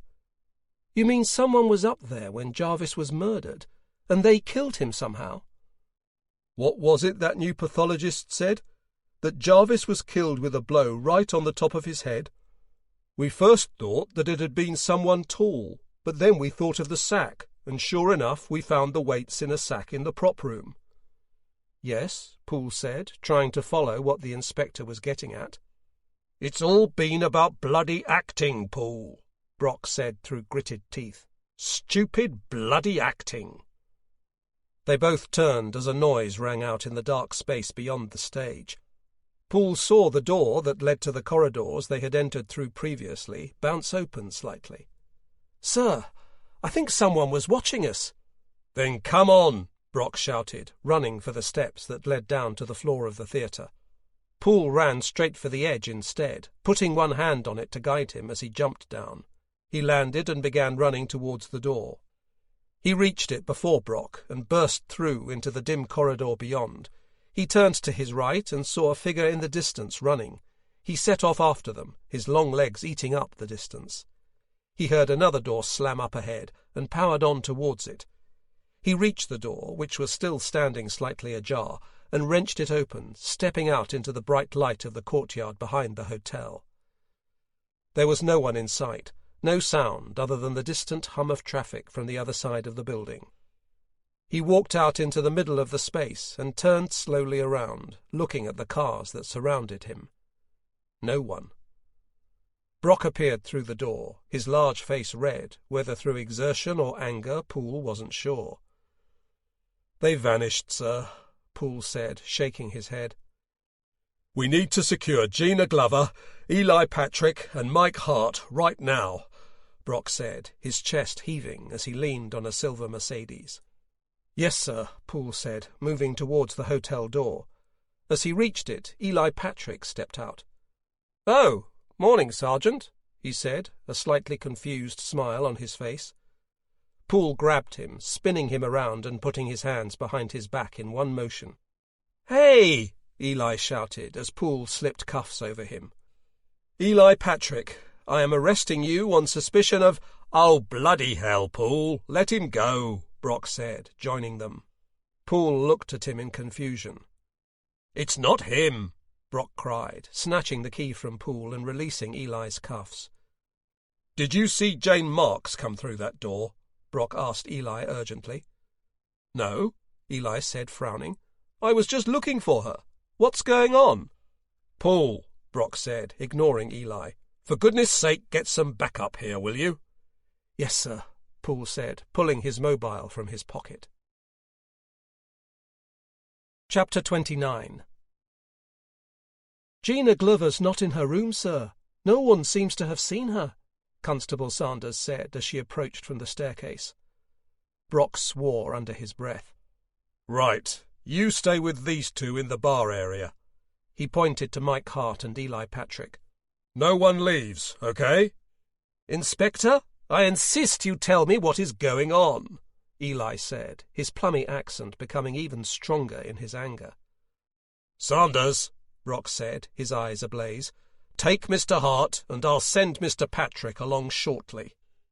"Yes, sir," Sunita answered, before ushering the producer away to the bar area. "Mr. Patrick, what is happening here is that I believe Jane Marks to have murdered 3 people and may well have abducted a 4th. Eli reeled backwards, the colour draining from his face as he desperately glanced at Poole, hoping this was some kind of joke. "What? Jane? But—" "Did Miss Marks ever tell you of a place she had here, or near here? A safe haven?" Well, no, she didn't. She always talked about the theatre as her home, and this place, of course." "This place?" "The hotel, I mean. She's been working at the theatre for years, and has helped out here quite a bit, I think." Brock spun to Poole. "Where's the manager of the hotel?" "Michael Johnson? I don't know, I'll find him," Poole said, heading off towards the reception. They had already rounded up his brother, Terry Johnson, and asked him if there were any places within the theatre that Jane Marks might hide away. He had said that there weren't, other than the obvious ones, but they had already checked the prop room and the dressing rooms. Now Gina Glover couldn't be found, they had to move quickly. "I need to speak to the manager. Where is he?" Poole said to the mousy receptionist. "He's in his office. Who shall I say is asking?" Poole ignored her and stepped behind the counter, marching behind it until he reached the door on the far side, which he opened without knocking. Michael Johnson was slumped over his desk, a dark pool of blood billowing from a wound on the front of his head. "I need medical attention in here," Poole shouted through the office door, thankful that they had called an ambulance at the same time they had called for backup. He moved across to the prone figure and took his pulse. He was still alive. He swayed backwards as his head swam at the sight of the blood. He turned away and closed his eyes, taking a deep breath. His bloody father was bringing back things he wanted buried. 2 ambulance workers rushed in with the receptionist behind them, who screamed as she saw her boss on the table. "Did Jane Marks come in here?" Poole asked her urgently, moving away from the body. She stared at him, breathing heavily, and nodded. He turned around, his eyes scanning everything in the small room apart from the body. The place was as tidy as an office ever was, and there was no sign of a struggle. His eye landed on a wooden board on the wall behind the desk. It was covered with rows of small, labelled hooks, each with a key hanging from it. All except one. He turned and ran out of the door and back along the rear of the reception desk as Brock approached. "What is it?" the inspector said. "It's Michael Johnson. Jane Marks has whacked him over the head, but I know where she's heading." Chapter 30. "It's locked," Poole said, trying the handle of the door leading out onto the roof. They had anticipated this and taken a second key from the maintenance man. Poole placed it in the lock and turned it slowly. "Everyone, get out onto the roof, but stay by the door and let me take the lead, okay?" Brock said, looking back at Constables Sanders and Davies, who were stood lower down on the stairs. He looked up at Poole. "That means you too, you know." "Yes, sir," Poole said, grinning. Brock opened the door and stepped out into the bright sunlight. The roof was constructed in the same golden stone that the rest of the hotel was made of, and had a smooth, undulating nature to the large flagstones that covered it. Around the edge was a low wall of no more than 3 feet, and it was here that Gina Glover sat, mascara streaming down her pale cheeks, her hands bound with thick plastic zip ties. Jane Marks stood in front of her, a long knife in her hand. The bright sunlight glinted from the blade as she turned at the noise of the door being opened behind her. "Shush!" she said angrily at them before turning back to Gina. "Now, where were we?" she said before shaking her hands out and taking a deep breath. "We recovered the DNA from the boot of your car," Jane said loudly. "There's no escaping it this time. You're going down." She bowed to her captive audience. "So, what did you think?" she squealed, running over to Gina and bending down in front of her. Brock paused, aware that she could send Gina over the edge at any moment.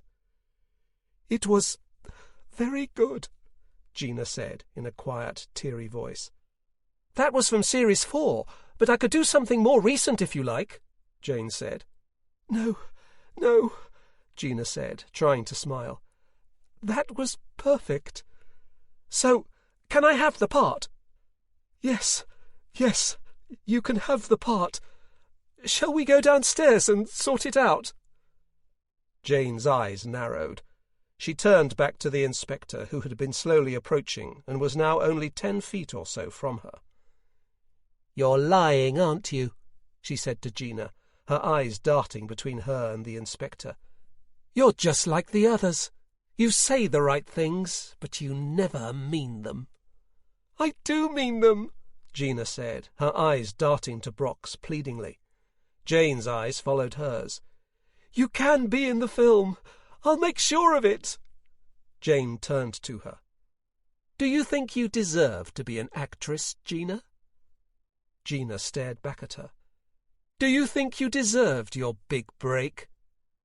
Jane walked to the other side of her and sat next to her, lifting a lock of her bright red hair with the blade of the knife and studying it. "I've been waiting for my big break all my life, you know," Jane said quietly. "I was just a girl when I started working at the theatre.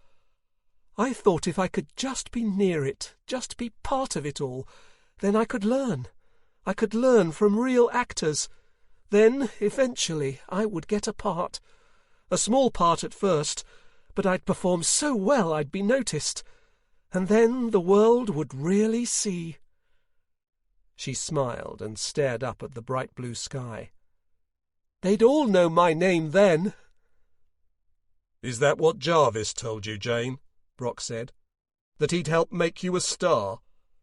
She looked at him with a blank stare. "Jarvis? He wouldn't help me," she said bitterly. "He was only interested in one thing." "Is that why you called your old school friend? To satisfy Jarvis's urges, and maybe get in his good books so he could put in a good word for you somewhere?" "Everyone knew he had been given the role in the film," she said bitterly. "I just thought that if I could become friends with him, maybe he'd see my potential." "And then what happened? Did Jarvis hurt Ella Louise, and you helped him cover it up?" Jane's lip curled in amusement. "Is that what you think? That Jarvis killed her?" She laughed, a high and unsettling noise. "Jarvis was done with her in a few minutes. That's when I realized he was just like the rest of them.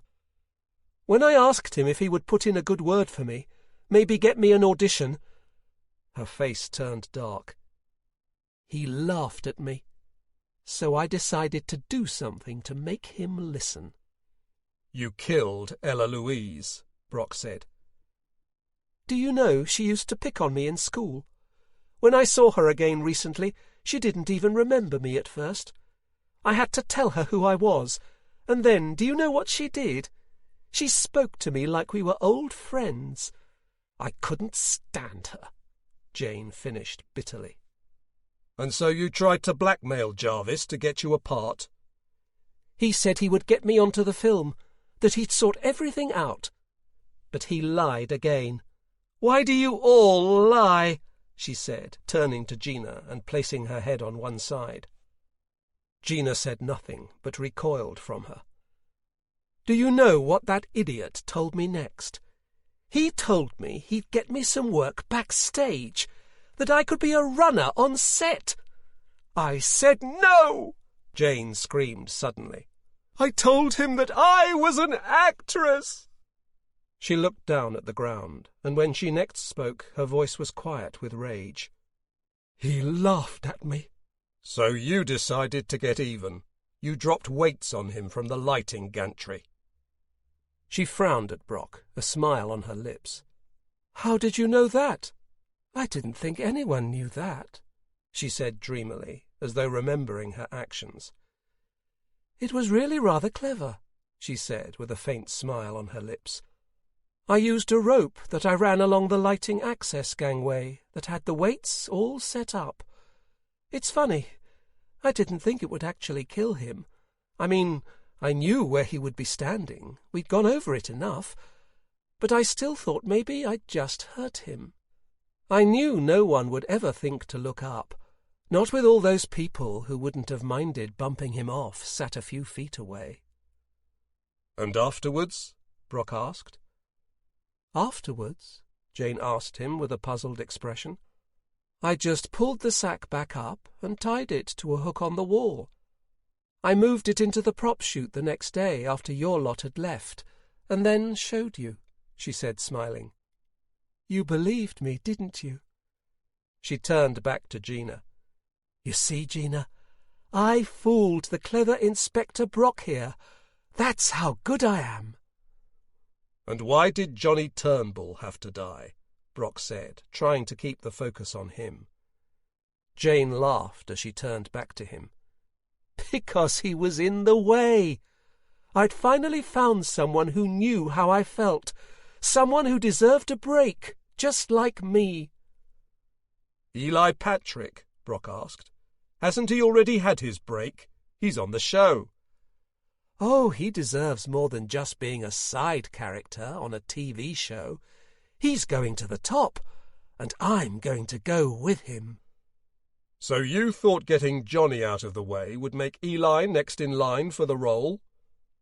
Jane's eyes flashed angrily as she turned to Gina. "That was before I realized they were going to give the part to Gina here. So, Gina," she said, leaning in towards her, "do you deserve your big break? Have you thought of it every waking moment, dreamt of it, tried everything you can do to be better, to be perfect?" Gina said nothing, but stared back at Jane with a mixture of fear and repulsion. Jane cocked her head to one side and then slapped Gina hard across the face. "Answer me, Gina!" "I don't know," Gina cried, her cheek glowing red where the hand had struck. "I don't know what you want me to say." "I guess it doesn't matter," Jane said lightly. "When you're gone, Eli will be in the lead role, and he'll make sure I get my chance." "I think you're looking for reasons why it hasn't worked out for you, Jane," Brock said, desperate to divert her attention. "But maybe you need to look at yourself." "What would you know about it?" Jane hissed, turning to look at him. "Well, only what I've seen of you. I just don't think you've got it, that star quality." "Shut up! Shut up!" screamed Jane, her eyes bulging wildly as she waved the knife in front of her.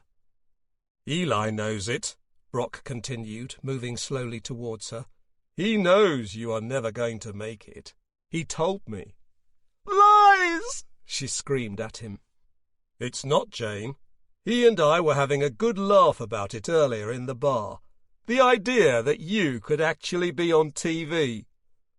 Jane screamed, a guttural, primal noise of anger, frustration, and fury. She launched herself at Brock with a violent scream, the knife raised above her head. Poole ran forwards, his heart pounding in his chest. He watched as Brock set his feet, ready for Jane to reach him. The whole scene seemed to play as in slow motion. Jane Marks's arm swung down, the blade shining in the morning sun like a bolt of lightning. Brock's thick arm swung sideways, hitting Jane Marks's at the wrist and sending it wide of its mark. She swung it back towards him, and it sunk into his forearm as he moved to block it. He let out a grunt of pain as Poole arrived and hit Jane's waist with his shoulder. She flew backwards and landed heavily, with Poole on top of her. He looked into her eyes as her face turned into a wide smile. He frowned as he looked down and saw the knife vanishing into his gut in the middle of a growing circle of blood. As his vision blurred, he saw a fist fly past his face and smash into Jane Marks's nose, before the world swam sideways and he fell into the encroaching blackness. Chapter 31. Poole opened his eyes to see Sanita leaning over him. "You're awake!" She clasped his face in her hands and kissed him on the lips, then pulled away suddenly. "I'm sorry," she said, looking embarrassed. "No, it's okay," Poole said. His voice sounded croaky and alien to his own ear. "Is the inspector okay?" "He's fine," Sanita said, laughing. "He's been moaning about you diving in to save him, though. He says you never listen to orders." Poole grinned, imagining Brock's annoyed grumbling and knowing what it really meant, that he'd been worried about Poole. He looked up at Sanita, and suddenly the enormity of what had just happened passed through him like a shockwave. "Did you just kiss me?" he said, wondering if he was dreaming. "Yes," she said, smiling. He smiled back at her.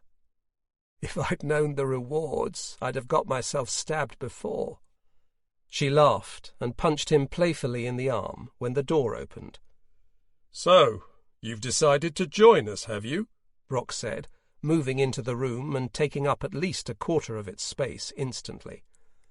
"Hello, sir." "Well, just don't think you've escaped any of the paperwork. I've saved it all for you." "Oh, thanks," Poole said sarcastically. "That's what I get for saving your life, is it?" "Saving my life?" Brock said, his eyebrows rising so high they almost touched the ceiling. He turned to Sanita. "Is that what he's been trying to sweet-talk you with? Making out like he's some kind of hero? You were there. You saw what happened." "And what did happen exactly?" Poole said, trying to sit more upright and wincing in pain as he did so.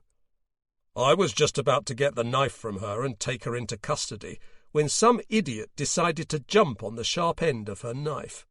Luckily, Constable Sanders here has a mean right hook and knocked Jane Marks out before you could skewer yourself any more."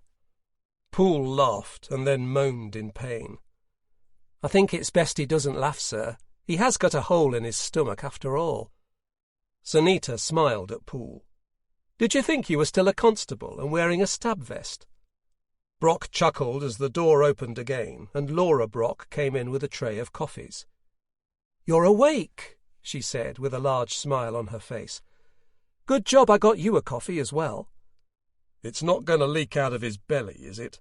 Brock said, taking the tray from her. Laura rolled her eyes at him as she moved to Poole's side. "Thank you," she said, kissing him on the cheek. "It was very brave of you to save Sam like that." "Save me?" Brock roared. "He's brainwashed the lot of you." Laura gave a conspiratorial grin to Poole. "I think we can have a lot of fun with this." She pulled away and handed out the coffees from the tray while Brock held it. "So, where is Jane Marks now? Poole asked, once he'd managed to sit more upright and take a sip. "She's at the station. I'm going to go and take a formal statement from her in a bit," Brock answered. Poole noticed he was drinking with his left hand, and for the first time noticed the bandage on the inspector's left forearm. "Stitches?" he asked, nodding to it. 12, Brock answered. "But I think you beat me by 10 or so," he said, smiling. It occurred to Poole that he hadn't yet inspected his own wound. Suddenly the memory of the bullet wound he had sustained in the attack on his house all those years ago burned in his mind. The blood, the pain, watching his friend die. He tried to focus back on the case. "I want to be there when you take her statement," he said firmly to Brock. "I don't think that's a good idea," Laura said, frowning at him. Poole's eyes remained fixed on Brock's, who was staring at him, as though trying to make his mind up. "I need to be there," Poole said. Brock nodded. "If the doctor clears you to go, then it's fine with me." "Oh, Sam," Laura said, shaking her head. "Are you sure?" Sunita said next to him. She had pulled away since the inspector had come into the room, but her hand now came to rest on Poole's arm. "I'm fine," Poole said with a smile. "Well, the doctors said no important squishy bits were hit," Brock said, "so I'm guessing you're all right to move about." At the sound of his voice, Sunita pulled her hand away quickly. "Well, all of this can at least wait until tomorrow, can't it?" Laura said. "You can take her statement tomorrow, can't you?" Brock looked at his watch. "I guess so. It's gone midday already." He looked up at Poole. "That way you can stay in overnight, just to be sure." Poole nodded. "Thanks." "Come on, Sam," Laura said, tugging at Brock's sleeve. "Let's leave these two alone for a minute, shall we?" One eyebrow rose on the inspector's face as he looked between Poole and Sunita. "Oh, right. Fine," he said in an embarrassed tone. "See you tomorrow, Poole," he said before they shuffled out. Poole turned to Sunita, who moved next to him. "Thanks for punching Jane Marks for me." He smiled. "My pleasure," Sunita said. She smiled back, but the expression didn't last long. Her eyes seemed to grow in size, their bright whites shining against her light brown skin as they filled with tears. "You had me worried there, you know." "I know," Poole said softly. "I'm sorry." The door burst open as his mother flew in and threw her hands up in the air dramatically. "Oh, Guy!" she wailed as she rushed to the side of his bed. "Are you okay?" "I'm fine, Mum," Poole said, knowing that this probably wasn't going to be enough to placate her. She put her hands on his cheeks and kissed his forehead before pulling back and stroking his hair. "I don't know what I would have done if—" She paused and looked up, seeing Sunita for the first time. "Oh, hello, love." "Mum, this is Sunita," Poole said, flushed with embarrassment. "Nice to meet you," Sunita said, extending a hand across Poole's chest. Jenny Poole took it and shook it warmly. "Well, it's very nice to meet you, Sunita. You know, Guy never tells me anything about his work. So, do you have a boyfriend?" "Mum," Poole groaned, lying back on his pillow with his eyes closed. "Not yet," Sunita said, "but I'm working on it." Poole smiled. Laura Brock closed the door and watched Sam's large figure trudge down the corridor and into the kitchen. She knew he had had a long day and that his arm had hurt far more than he had let on. Still, there was something off about his manner when she had picked him up from the station a few hours after their visit to Poole in the hospital. He had been quiet, withdrawn, distant. Even when they had dropped by their friend's house to pick up Indy, he had waited in the car. She had made her excuses to their friends who had been looking after the pup and hurried back to the car, but Sam had taken the dog silently, stroking him morosely as she had driven them home. She walked down the hall towards the kitchen where Sam had sat at the kitchen table, his back to her. She reached him and placed her hand on his shoulder as she moved round to look at him. "Sam, is everything okay? It's just—" She stopped as she saw his face, ashen, grey, with large fat tears rolling down his cheeks. His large shoulders shook as Indy slept in his lap, oblivious. Laura hugged him tightly, saying nothing. Minutes later, he finally spoke. "The cursed detective, Laura. The cursed bloody detective." Chapter 32. "So, what about Johnny Turnbull?" Brock said. Jane sighed and leaned back. They had already been talking for an hour, again going over Jane Marks's actions that had resulted in Jarvis Alvarado's death. Now Brock was trying to fill in the blanks. Poole had managed to make it, his stomach still heavily bandaged and hurting, but okay enough that he could move. "Johnny was just like the rest of them. All he cared about was whatever he could get out of people." "And you killed him so that Eli Patrick would be bumped up to the lead role in the film?" Jane smiled. "That was a bonus, but Johnny was a bigger problem than that." She leaned forwards. "Johnny had seen Ella Louise somehow, God knows where. At the hotel, I guess. But he'd been threatening Jarvis with it to give him a part. I knew that it would only be a matter of time before he blurted something out. So I decided to kill two birds with one stone." She shrugged and leaned backwards. "He was like an overgrown boy. All I had to do was show him that fancy bottle of whiskey, and I got him interested. Then I just asked him if he'd ever had sex on the stage of a theatre before." She laughed at the memory. "He followed me like a puppy after that." "And how did you kill him? He looked a strong young man to me." She looked at Brock with an amused smile. "Inspector, don't tell me you think that a woman can't outmuscle a man." Brock said nothing, but stared back at her, stony-faced. "Well, he was no match for me, Inspector. I've studied judo, and there are holds you can put people into that will snap a neck. He was drunk enough that he was laughing about it until he couldn't breathe any more." She looked past them, her eyes glazed. "If only they hadn't lied to me and had given me a part. Then we could have all been together in the film like it should have been." Poole looked at her vacant eyes and felt a wave of sadness. This young, athletic, beautiful woman was going to spend the rest of her life in prison. And for what?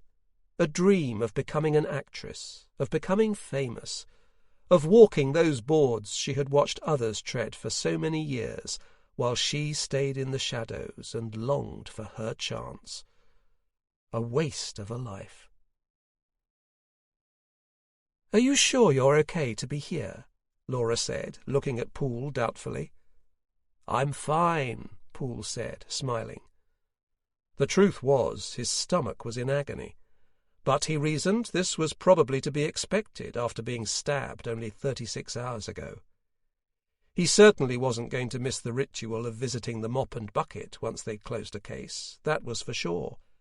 Even if it was going to give his mother another opportunity to grill Sanita about her marital status and who knew what else. "And you?" Laura said to Brock in a quiet voice. "Fine," the inspector replied with a dismissive grunt. Poole got the impression there was something more to this, but decided not to ask if everything was okay after seeing the look on Brock's face. They stepped into the pub and were immediately greeted by Sanita, Davies, Rowland, and, surprisingly, Ronald Smith. "Who invited Ron?" Poole asked Sanita out of the side of his mouth once he was at the bar waiting to order. "Apparently the inspector did," she said, laughing as Poole's eyes widened. "I know," she said. "Who would have thought it, eh? I guess he felt sorry for him." Her expression changed, and she looked at him strangely. "Are you sure you're okay?" "I'm fine," Poole said, exasperated. "I'm more likely to pop my stitches answering that every 5 minutes than I am coming to the pub for a victory pint." "Fair enough," she said, laughing. "Sanita!" Jenny Poole cried as she came up between them. "I was hoping you'd be here. I want to hear everything about you." Sanita smiled, but her eyes lingered on Poole and were full of fear. "Mum, why don't you go and get us a table and we'll bring the drinks over?" "Perfect," his mum said, and disappeared with Laura Brock through the archway into the other room. "Sorry about this," Poole said, giving Sanita an apologetic smile. "Your mum seems lovely. I'm just not sure I want to face an interrogation before we've even been on a date." "We're going on a date?" Poole asked, smiling. "Well, supposedly, but I've not been told where or when yet," she answered playfully. Their drinks arrived as Poole's phone buzzed in his pocket. He pulled it out as he handed the money to the barman. "Hello? Guy, it's your dad." He looked at Sanita, the smile fading from her face as she saw his expression. "What do you want?" he said, turning away from Sanita. "Remember what we talked about before? Well, I have someone I'd like you to talk to." "Who?" "I'm outside with them now." Poole's heart seemed to skip a beat in his chest. He spun around and stared at the small, grimy window to the right of the front door. He could see nothing through it. The line went dead, and he turned back to Sanita. "Take the drinks over, would you? And can you tell Brock to come over here?" She nodded, sensing that now wasn't the time to ask questions. Poole turned back to the front door of the pub and stared at it, as though it would reveal whether his father was stood behind it. "What's wrong?" Brock said, his face full of concern. "It's my dad. He's outside. Apparently he has somebody he wants me to meet." Brock exhaled slowly through his wide nose and looked at the door.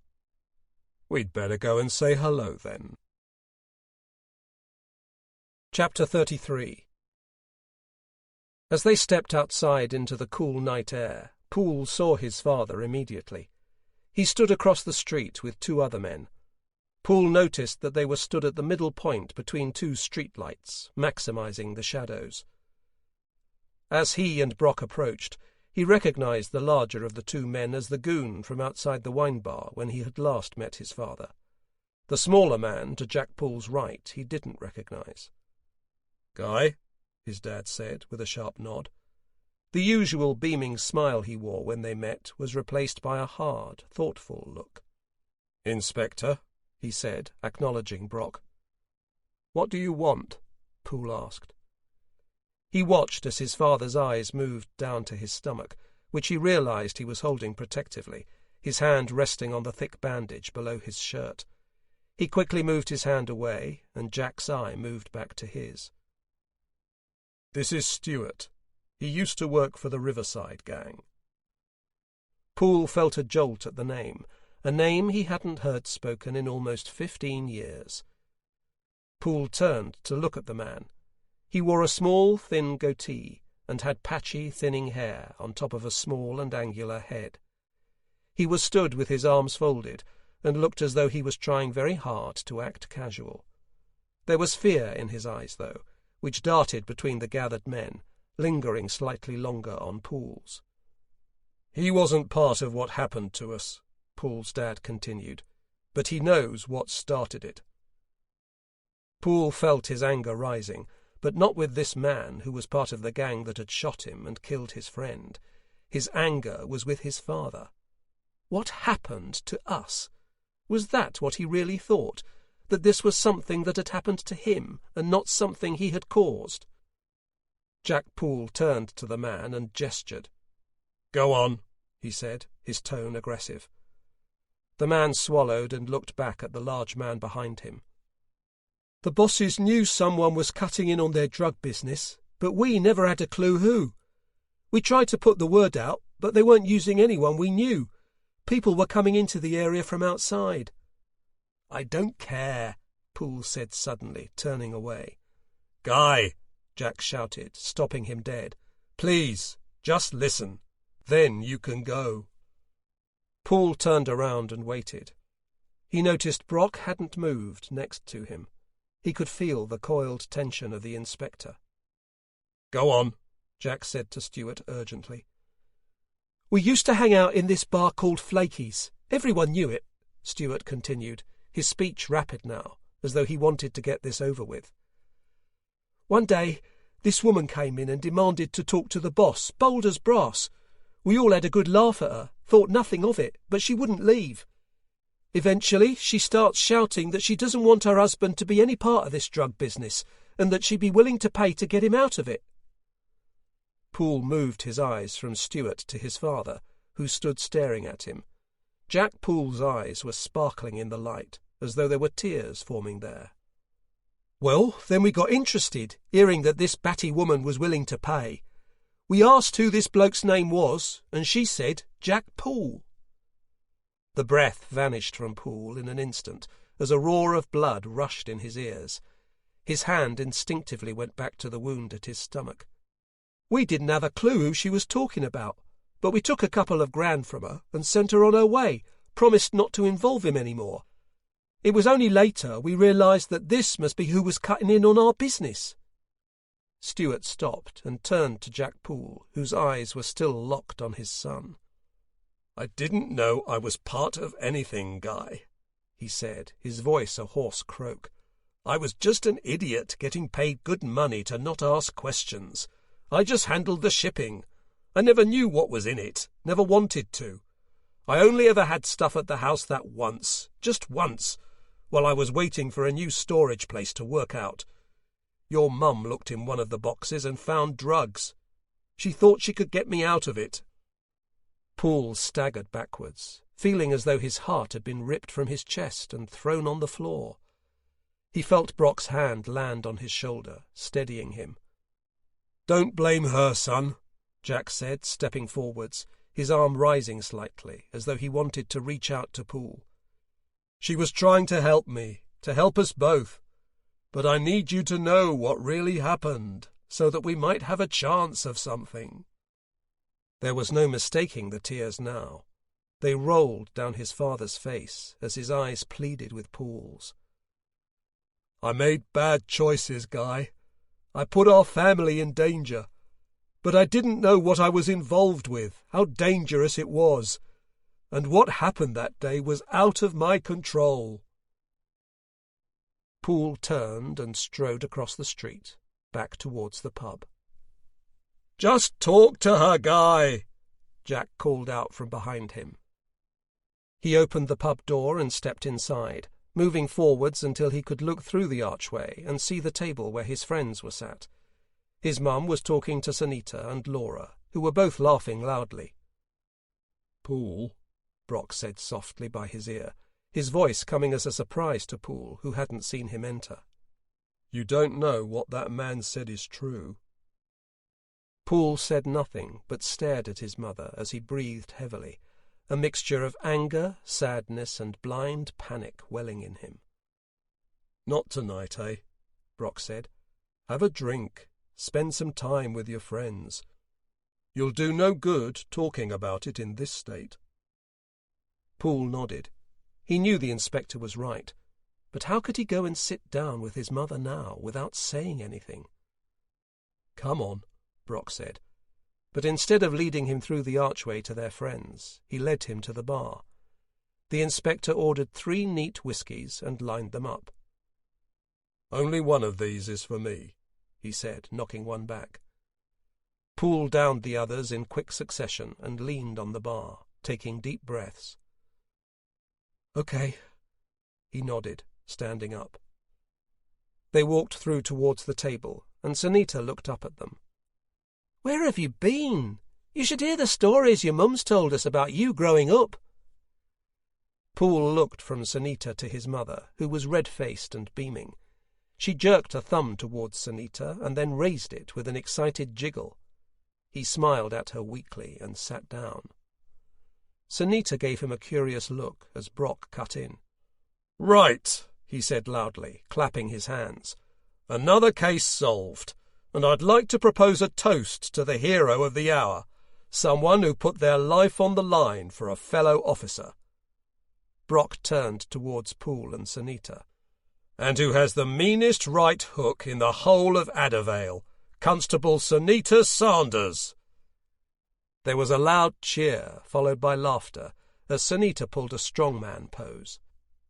Poole smiled, looked around the table, and desperately tried to forget the scene outside. He caught Brock's eye, and the inspector gave him a nod of reassurance, as though telling him he was here for him. Poole picked up his pint and drank deeply. This concludes A Staged Death by A.G. Barnett, narrated by Nigel Patterson. Copyright 2018 by A.G. Barnett.